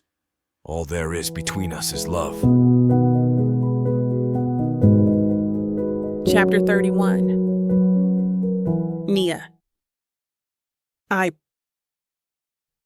walk into the house and slam the door. What a complete jerk. Who does he think he is? I throw my purse at my bedroom doorway and stomp to the kitchen. I know I am behaving like a child, but when I am behind closed doors, I can do what I want. It's his fault I got angry enough to start a screaming match in the office today. He gets me so wound up with his pathetic little efforts to be Mr. Perfect that I lost it. I warned him twice, and what did he do? He did it again. Now, thanks to him, my grandfather knows about our stupid plan. Guilt fills me up at the thought of disappointing my grandfather. He's going to be so hurt about all of this. I was always told to be honest with him, and now look at what I have done. Ugh, stupid Chase. I spot the remote. I pick it up and hurl it across the living room. A small sense of peace encompasses me, watching it burst into a dozen plastic pieces. Now the little ass has to get up to change channels on his precious TV. I want to break more things, but I know better. Self-control. But hey, since our charade is up, I don't have to live here anymore. I let out an evil cackle. I can feel myself losing it, but I don't care. As I start throwing all of my stuff into bags, I hear the door open. I freeze. Nia? My blood boils all over again. I say nothing and keep throwing things in bags, loudly. I notice Chase hesitantly comes into the room. He stays a safe distance away. Finally, I stand up and throw a shoe at him. He ducks as it bounces off of the doorframe. "Why are you packing?" he asks, completely ignoring my action. "Because dumb ass, our jig is up." I don't really see a reason for me to stay here since there is no more reason to pretend. I don't want you to go. I stand up and face him. Oh, for the love of God, Chase, just stop. Stop pretending you like me. Stop pretending you want more. It's over. You're off the hook. I'd say I feel bad about you losing the position. But I'd be lying. You brought this on yourself. I told you multiple times to stop overacting. I wasn't acting. Then what are we calling it now? Chase looks away. That's what I thought. I continue with my packing. Nia, I need you to listen to me. Why? Can you stop being so stubborn and please hear me out? I look back at him. The urgency in his voice is uncharacteristic. Please? I have never seen him like this. I huff in compliance. I want him to know I will do it, but I am not happy about it. I sit on the edge of the bed. Chase walks over and stands in front of me. I'm waiting for his spiel when he suddenly just drops to his knees. His steel eyes look soft and bright as they glisten with tears. I don't dare say a word. I hear him gather his breathing, and he looks deep into my soul. I love you, Nia. I don't know whether to laugh or cry. I choose to just remain staring in silence. I don't trust my next move. The flowers I sent you weren't an act. They are genuine. New York wasn't an act. I wanted to do those things with you. Spend that time together so you could get to know me. I wanted to show you how much I care about you. This hasn't been an act for me for a while now. I have been trying to win you over, but obviously not doing a great job of it. I don't know what to say besides the obvious. Why didn't you say anything? I don't know. My pride, maybe? I have never been in a situation like this and wasn't sure how you even actually felt about me. I wanted you to choose me based on your own thoughts, not because of me telling you how I feel or you thinking I'm pushing for something more. I wanted everything to be of your own choosing. That doesn't seem like you. I snap back. I can't help but be a little nasty to him right now. Nia, I know I have not been the best guy in the past to others or to you, but I am being serious right now. I want to apologize but can't bring myself to say it. I don't know how you feel about me. I can't blame you if you despise me. You can't deny that we have had some good times together, though. And I am not talking about the sex. I'm talking about our conversations, working together, and the dinners. I soften slightly towards him.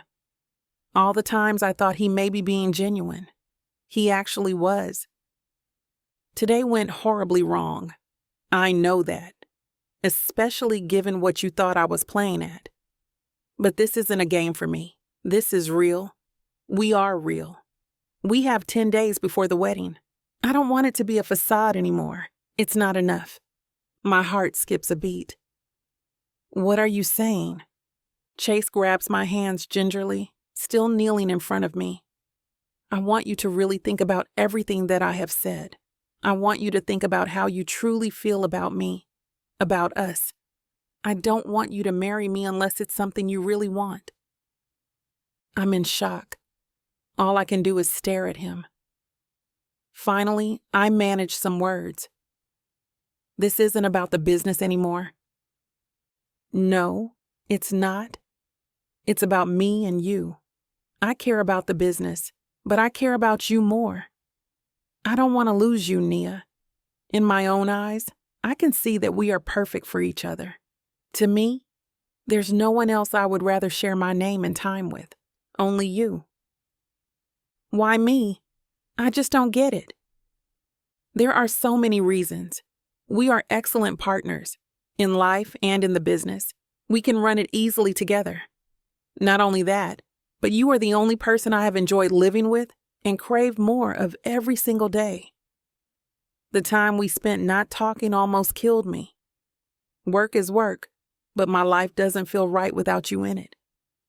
I have never realized the hole I had and what I was missing until you came into my life.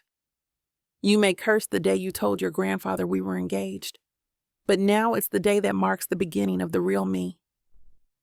I wonder if Chase can hear my heart pounding in my chest. Is he really declaring his love for me right now? I didn't even know he was capable of these feelings. That's why I have been fighting so hard to push mine down and not bother him or myself with the thought of what never could be. But all this time he felt this way and was too scared to tell me? That begs to question. What changed your mind and made you tell me all of this? Your grandfather pointed out how stupid I was being by not being truthful to you about it all. I knew he was right, and if I didn't act now, then my worst fear would come true. I'd lose you, he says, sheepishly looking to the ground. I put my finger under his chin and lift it. I force him to look at me. A silent tear almost goes unnoticed down his cheek. I smile softly at him. This is what I have been waiting for. I feel the same way and have. I just assumed you didn't want something like this, so I didn't bother. He goes to say something, but I press a finger to his lips, shushing him. Of course, I will marry you. For real and because it's what I want. I love you too, Chase. Honestly, truly. A big grin spreads across his face. I can feel my own smile widen. He pushes himself up and squeezes me close to his chest. You have made me the happiest person, Nia. I hold on to him tighter, realizing how well I fit nuzzled into him. My missing puzzle piece. Me too. Chapter 32. Chase. After our heartfelt talk, Nia and I are a brand new couple. No more secrets, no more lies. Life is beautiful at home and at Pinnacle. We are becoming the partnership of dreams. Cliff allows me to institute my plans for the company, while Nia warms the hearts of every employee in the place. She's become a leader everyone in the company wants and needs. I watch Nia at work. She's amazing. I can't help myself and need to tell her so. You actually love it here now, don't you? You know, it's incredible, I know, but I do. I truly do. Everyone is so nice here. We give them what they need to get the job done. We treat them like the valued individuals they are.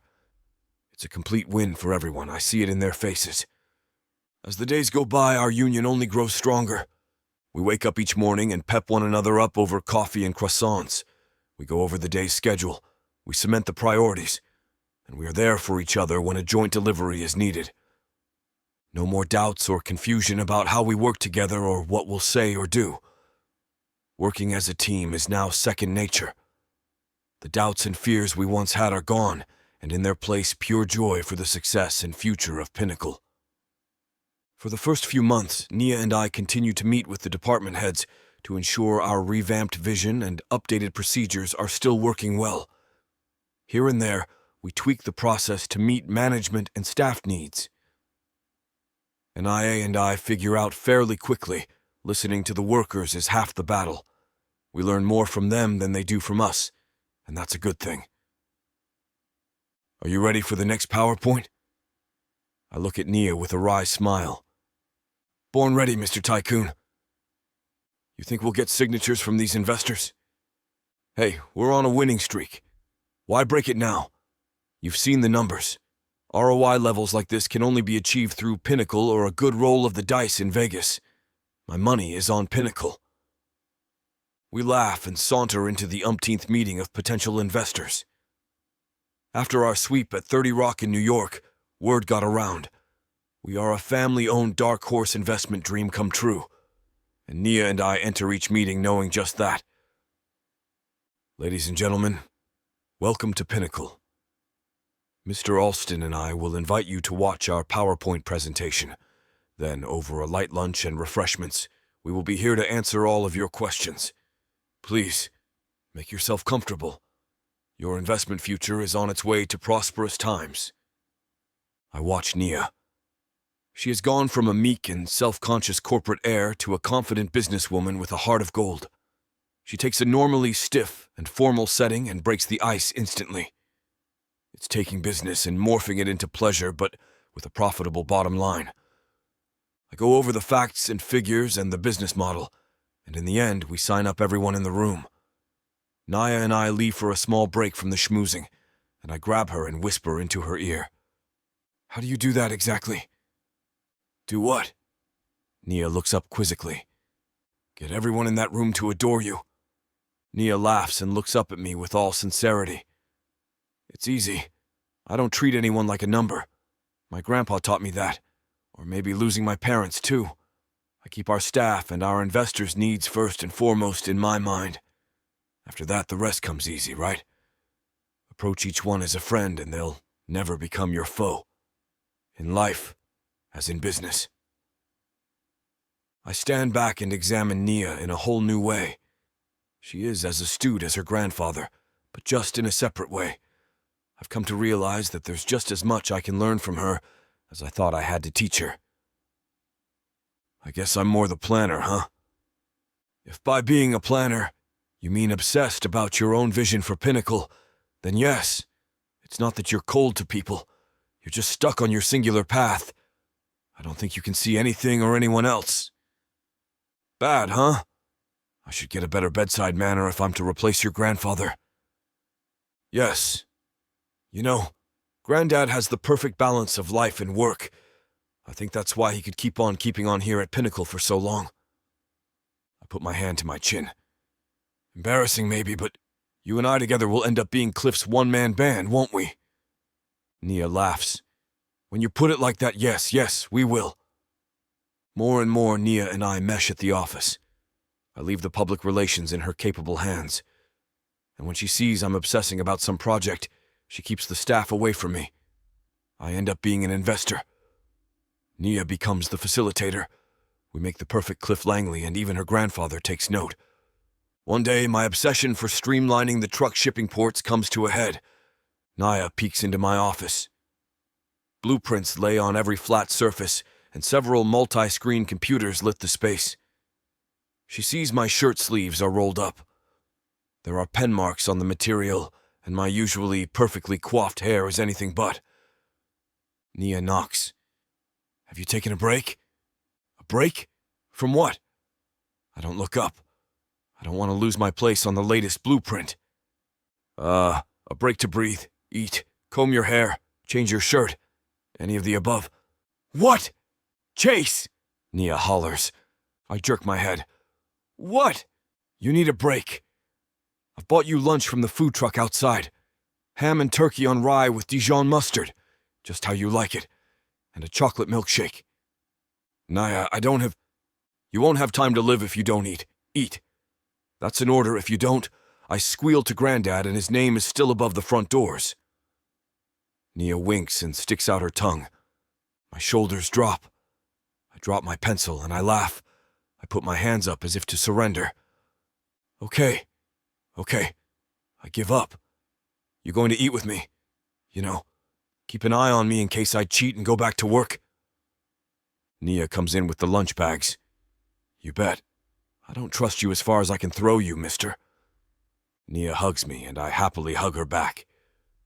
The warmth from her body invigorates me more than the lunch, but I'm grateful for both. Nia looks up at me. We do make a great team, don't we? You keep me out of the procedural fray and I keep you from not starving to death. I chuckle. Yep. Where were you all my life? I guess waiting in my grandpa's mansion for the right time to meet Mr. Right. I jerk my head left and right and playfully growl. Where is he? I'll show him the door. Nia laughs and ruffles my already mussed hair. We sit down and dig into our lunch. Between sandwich bites and sips of our milkshakes, we talk and laugh and plan and envision a future with nothing but promise and love overflowing. Chase? Yeah? Do you think Grandad is proud of what we've already achieved here? How could he not? It's just, I don't know, it's my fear of time. Time. Yes. It's going all too fast and I fear Grandad is running out. I want him to see all's well here, that we have his company in excellent hands. I walk over to her chair and put my arms around Nia. Darling, I believe together we have made his last dream come true. All we need to do is cherish the time we all have. That's the only thing which is finite. Nia reaches up and lightly kisses me. No more words are needed. Our love says it all. Chapter 33. Nia. Our special day finally comes. I wake up in a suite at the Duke Mansion, a neoclassical, winter-white antebellum home built in 1915 and greatly added upon by its most famed owner, James Buchanan Duke. Chase is installed in another suite down the hall. I text him as I lay in bed. "Good morning, my groom." "Morning, darling. How are you feeling?" My heart flutters at his response. I smile sadly as I answer. "Lonely? Lonely?" I can practically hear the way he says it. I text back, "Yes, this bed is far too big without you." LOL, I believe we can remedy that tonight. Chase adds a smirk emoji. LOL. "You better, mister." His response takes a moment longer. "Your grandpa has been up since the break of dawn. He called me at 5, if you can believe it." I gather he's been an organizing storm in this place ever since. I'm getting calls from all sorts of staff here, double-checking on his orders. I just keep saying the same thing. Clifford Langley is in charge. LOL. OMG. Yes, that does sound like Grandad. He's determined we have a perfect day today. You know? I add my own laughing emoji. Chase's voice echoes through my head as I read, "Yeah, bless him. See you soon." I try not to feel too sad at having to go so much longer without him. See you soon. In case you're wondering, I'll be the guy in the courtyard with the funny monkey suit on, waiting for you. I giggle a little at his answer. "Okay, and I'll be the one in white," I text back.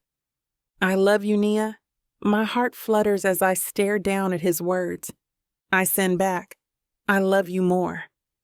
I jump out of bed, shower, and change into the princess I see before me in the full-length mirror. Through open windows, I smell the scent of magnolia blossoms and rose petals wafting up from the garden. I take a peek outside. The stringed quartet is already playing, and our guests are sipping cordials. Every man is wearing a fancy suit, and the women look like a sea of big hats. My heart is bursting. I'm in a wonderland of delight with my soon-to-be prince, charming in lush surrounds of Kentucky bluegrass and bubbling fountains and perfect postcard vistas at every turn. Soon I come down the grand stairs to the checkerboard marble foyer of chandeliers and crystal and servers in black suits. Everyone stops.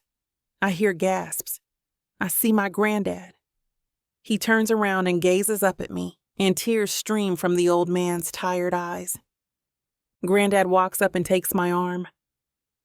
"Are you ready, sweetie?" Oh, Grandad, more than you will ever know. How do I thank you for all of this? For saving me and giving me such a good life. You've given me back more than enough with your love, Nia. You made me live again after I lost your father and mother. Today, it's my immense pleasure to finish the job they both began with lovely you. Oh, Grandad, my mascara. Grandad sniffs back his tears and quickly wipes mine away with his linen handkerchief. Right you are. No more blabbering. We have a wedding to get to. I tuck my arm tightly through his and flash a beaming smile. Right you are. Let's get me hitched. Grandad guides me and my long train out into the courtyard, where our guests are seated in a semicircle around the main fountain. The quartet begins the wedding march. People stand, and he and I float through the French door entrance as if walking on a cloud. The Reverend in his stiff white collar and powder gray suit stands at the floral altar, waiting for me, smiling. Then I catch Chase's eye. I can tell he's bowled over by my presence. I see him quickly inhale and wipe tears away, too.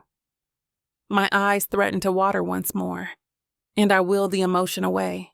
I can barely breathe for the exalted joy I feel. I reach Chase. Grandad lets me go. I feel his hand shaking. I see happiness and sorrow on his face. He's losing his little girl, and I'm letting go of the only parent I've ever really had. I feel Chase's hand on my elbow, and all at once my sadness lifts. and I'm reborn in him. Dearly beloved, we are gathered here today to celebrate the union of Nia and Chase into holy matrimony. The rest is a blur. Sound muffles for me, and all I see is Chase standing before me. I feel bound to the man even before the rites are done. I feel the slip of the golden wedding band on my finger. Its precious metal shimmers in the early morning sunlight. I always thought wearing a wedding band would feel as if I'm imprisoned by another. Instead, the moment it makes its home on my hand, I feel a freedom I never knew existed. I rub the metal with my polished pink nails. It feels so right. I smile serenely. I do. I remember saying that and nothing more. I do. I hear Chase's words, and for a minute I stop breathing. The exhilaration of being his is so immense. I now pronounce you man and wife. You may kiss the bride.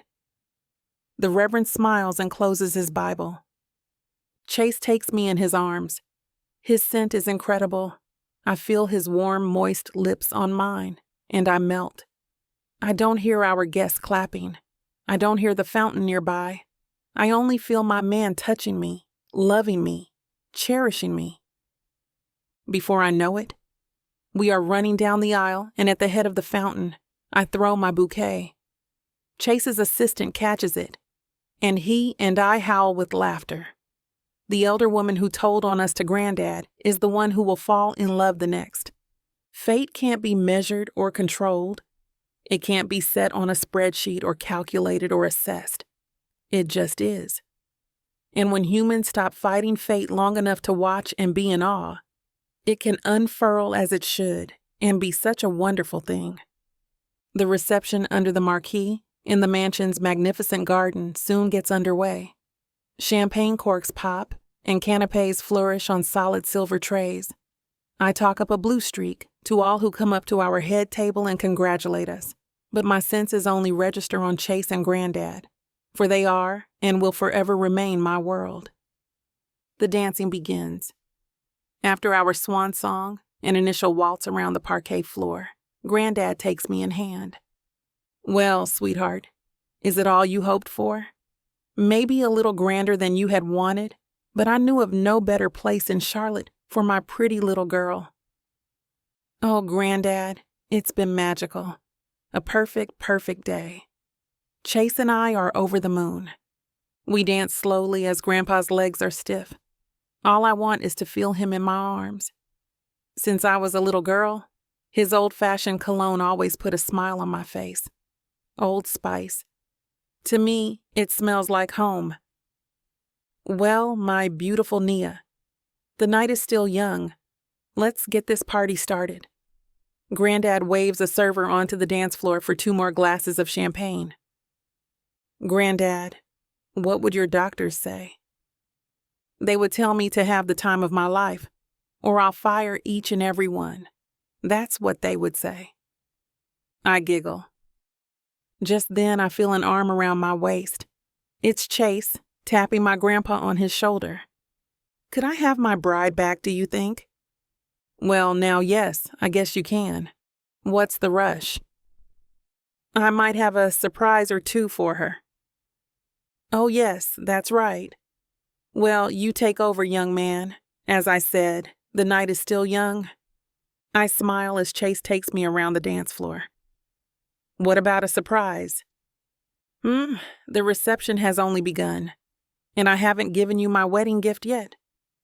Oh, Chase, you know how I can't stand not knowing things. What surprise? Without another word and a wry smile on his face, Chase whisks me around the dance floor. Sights and sounds whirl.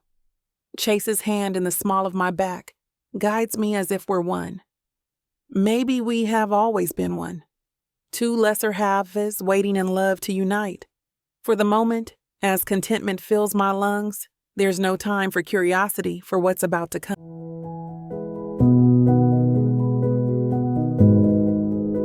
Chapter 34. Chase. I guide Nia off the dance floor. I wave for the guests to follow us. Where are we going? Never mind, don't you want your wedding gift? Yes, I guess, but... No buts. Come, Mrs. Alston. Nia giggles. Mrs. Alston, Mrs. Alston. I look down at her. Are you trying it on for size? Yes, it's a little loose around the middle and the hem needs to be taken down. But I guess my new last name will do.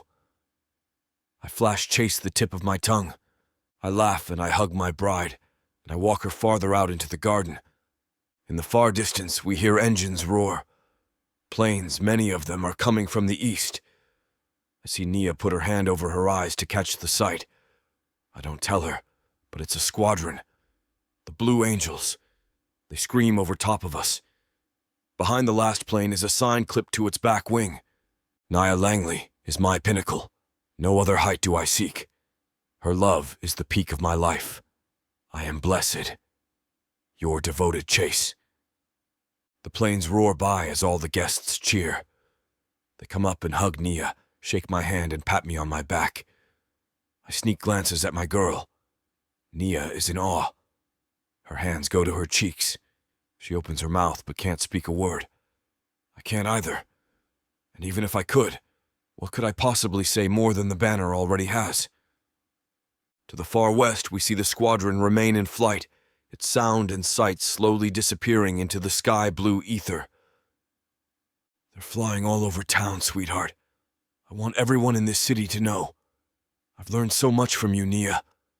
A corporate takeover is one thing, but it doesn't come close to being with you.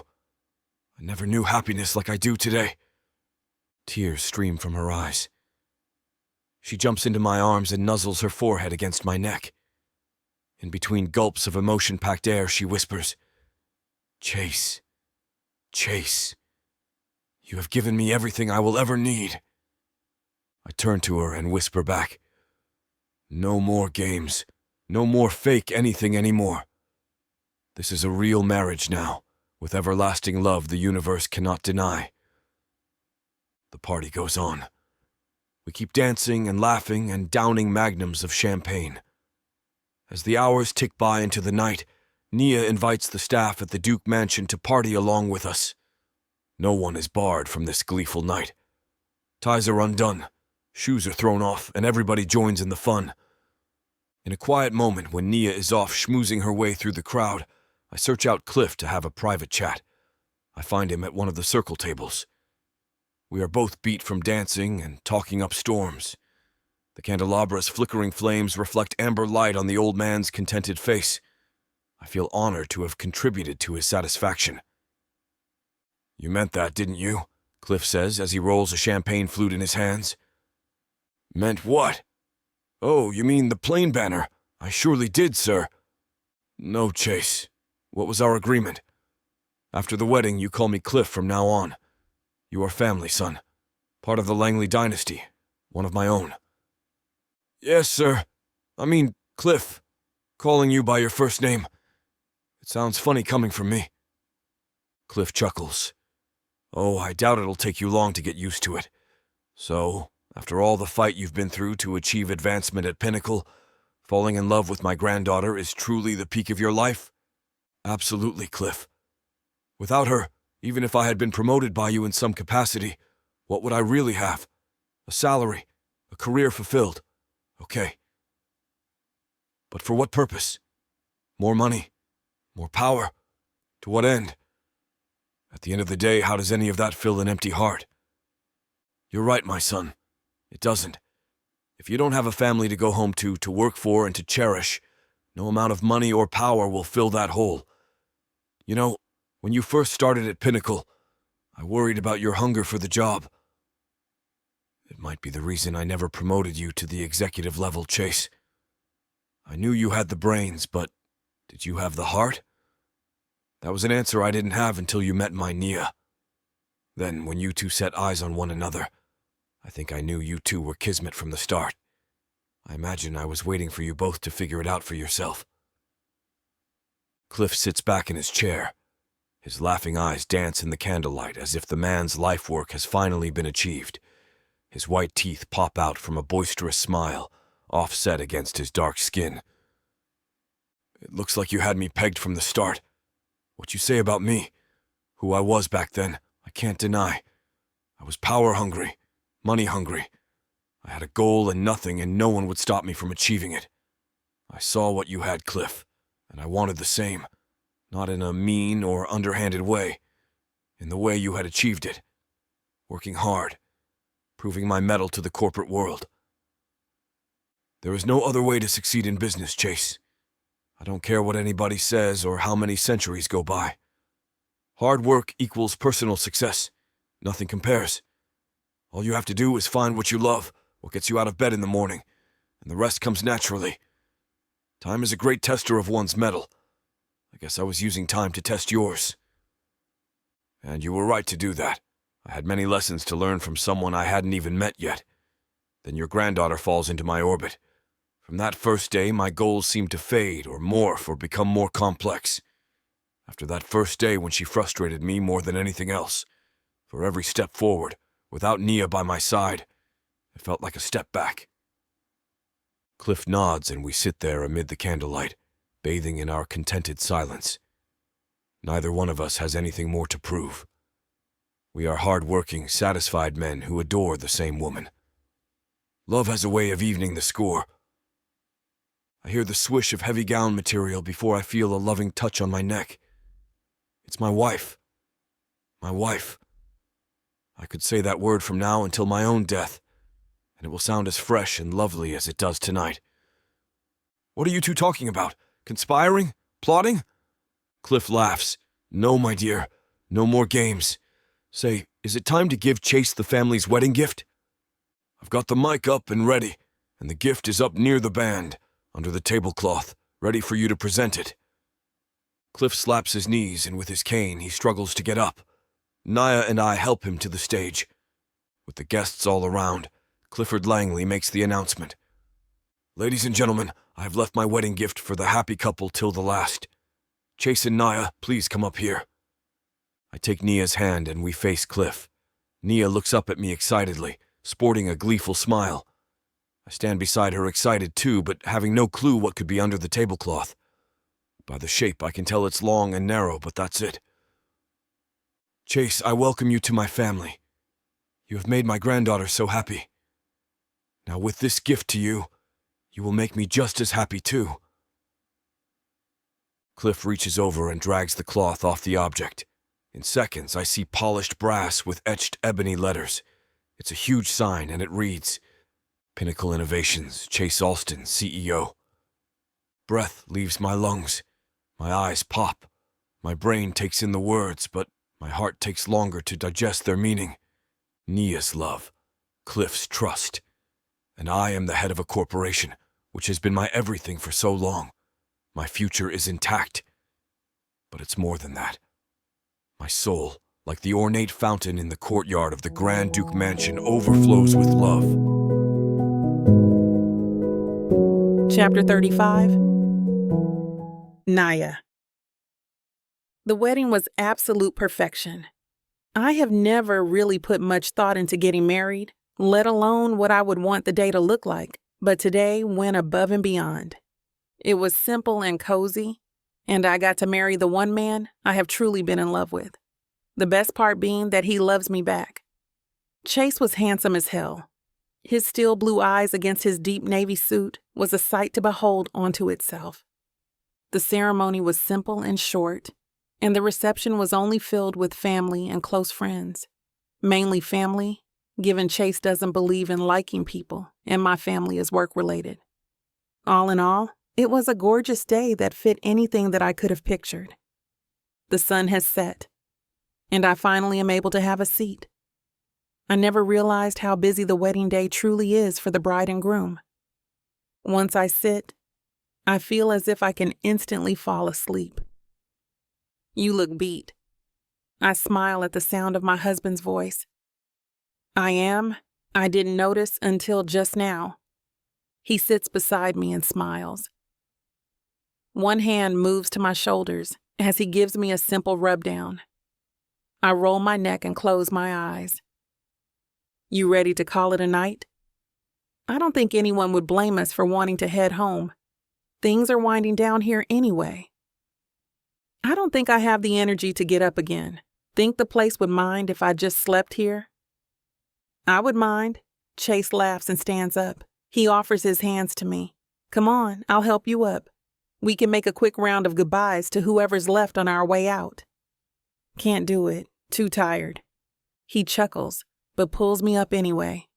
At least I was smart enough to not wear stilettos, or there's no way I would be standing right now. We smile and thank the guests for coming, promising them all we will see them tomorrow before any leave to head back home. Oh my gosh, we have to do this again tomorrow? I whisper to Chase. Yes, but we get to be more comfy and do it over food. I'm going to be able to sleep for a week after all of this visiting. Well, you won't have that long. You'll have a couple days, then we are off to paradise for our honeymoon. He winks at me. Ah, yes. How could I have forgotten? I kiss his neck teasingly as we walk over to Grandad. You two finally heading home? Yes, this has been amazing. I appreciate you helping so much with everything. I give him a big bear hug and a farewell kiss on the cheek. Of course, it was my pleasure. You two deserve it. He shakes Chase's hand. She's all yours now. Don't let her down. Chase smiles at me and Grandad. Oh, I won't. I'll do my best, always. Good man. We part ways and finally make it to the car. I roll down the windows as we drive home, letting the cool night air soothe my skin and wake me up. Chase reaches for my hand. I intertwine our fingers. A smile spreads across my face. I am so happy at this moment. I'm married to a man who loves me and the company, a man who I have grown to love more and more now that I have allowed myself to do so. He's taught me so much already. I cannot wait to see us take on the world together. We get home, and I go straight to our bathroom. I'm no longer tired and want to give Chase my own wedding present. Pulling back the shower curtain, I find the little silk slip I left for just this occasion. I take off my wedding dress and admire myself in the white underwear that I was hiding beneath it. Maybe I don't need the slip. It's not like it is going to stay on long anyway. I hear Chase come into the bedroom. Why don't you get comfy, honey? I'll be out in just a minute. I'm already on it, he calls back. I smirk. I'm sure he is. I pull my hair out of any bobby pins that are remaining, then run my fingers through it to straighten it as best as I can. It's a bit unruly, as my curls have a tendency to be, but it looks sexy. I touch up a little bit of makeup that has faded and spritz some perfume. It's been a long day, and I still want to look fresh and hot for my new husband. I crack open the door and see Chase sitting on the edge of the bed, pulling off the last of his socks. He has already discarded his jacket, tie, and shoes. I can do the rest. I come out and pose against the doorframe. What do you think? He looks up and his mouth drops. Exactly what I was going for. You look smoking hot. Were you wearing that all day, under that dress? I stroll over to him and kneel between his legs. Yes, why? Well, if I would have known that, I would have had a harder time than I already did taking my eyes off of you, let alone wanting to stay as long as we did. This scene is too spicy for YouTube. Go to TylaWalker.com for access to all of our unabridged audiobooks, as well as our ebooks that have yet to be converted into audiobooks. Use SAVE40 as a discount code at checkout for 40% off. Let's keep going. Chapter 36. Chase. But do you think it sounds okay? Nia asks. She starts biting her thumb. I pull it out of her mouth gently. It sounds good. Your grandfather is going to love anything and everything you have to say. Yeah, but I want the company to like it too. I want people to see that I have been actually aware of what has been going on and what the company is. Not just an inheritance. No one is going to think that. You did. I roll my eyes and kiss her worried brow. But you proved me wrong. Plus, I hear I can be a complete ass sometimes.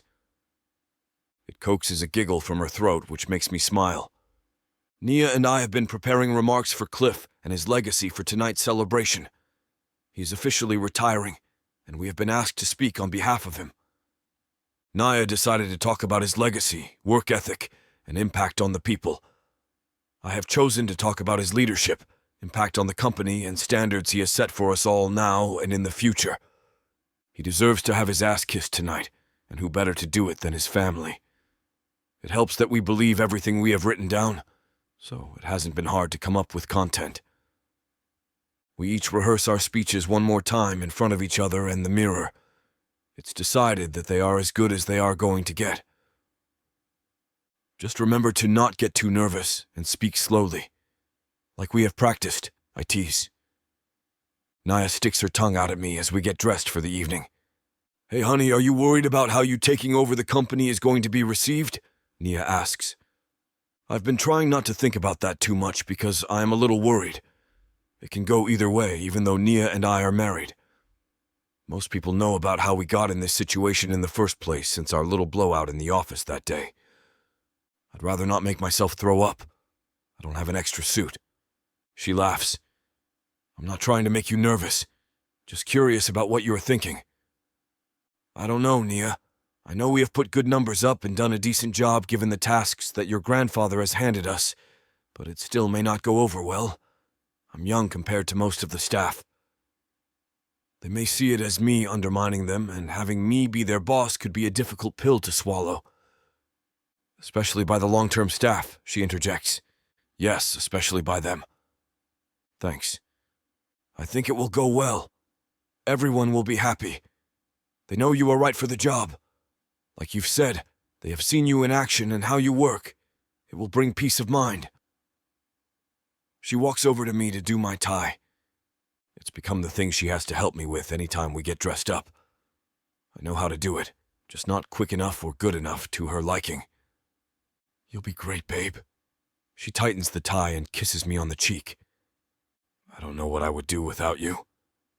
I lean in and give her a kiss. She playfully pushes me away. Well, you'll never have to find out. You're locked in. She flashes her wedding band at me. Now, how about we get this party started? I'm happy our company strongly believes in cocktail hour. It makes me more confident and loosens me up, as well as giving me reason to hope people aren't so uptight when they hear Cliff's announcement for predecessor. Nia and I mingle with our coworkers. The conversation is light and mainly not work-related, which is nice. Every once in a while, I hear someone ask who they think Cliff is going to promote to the new CEO. I have no doubt it's Chase. Really? It makes sense, but I heard it may be an outside hire. Like who? No idea. I could be wrong. I heard that too. Hearing the mix of conversation of who the next CEO may be starts to get me more nervous than I already am. Now, it's not if people will like the idea of me as their boss, but what if I'm going to be their boss at all? Cliff could absolutely change his mind. There's nothing set in stone. What if he found someone who fits his idea better? What if he decides to pay me back at the last second for all of our fooling? I realize I'd be hurt, not solely because I didn't get the job, but for not living up to Cliff's standards. Finally, it is time for Cliff to take the stage.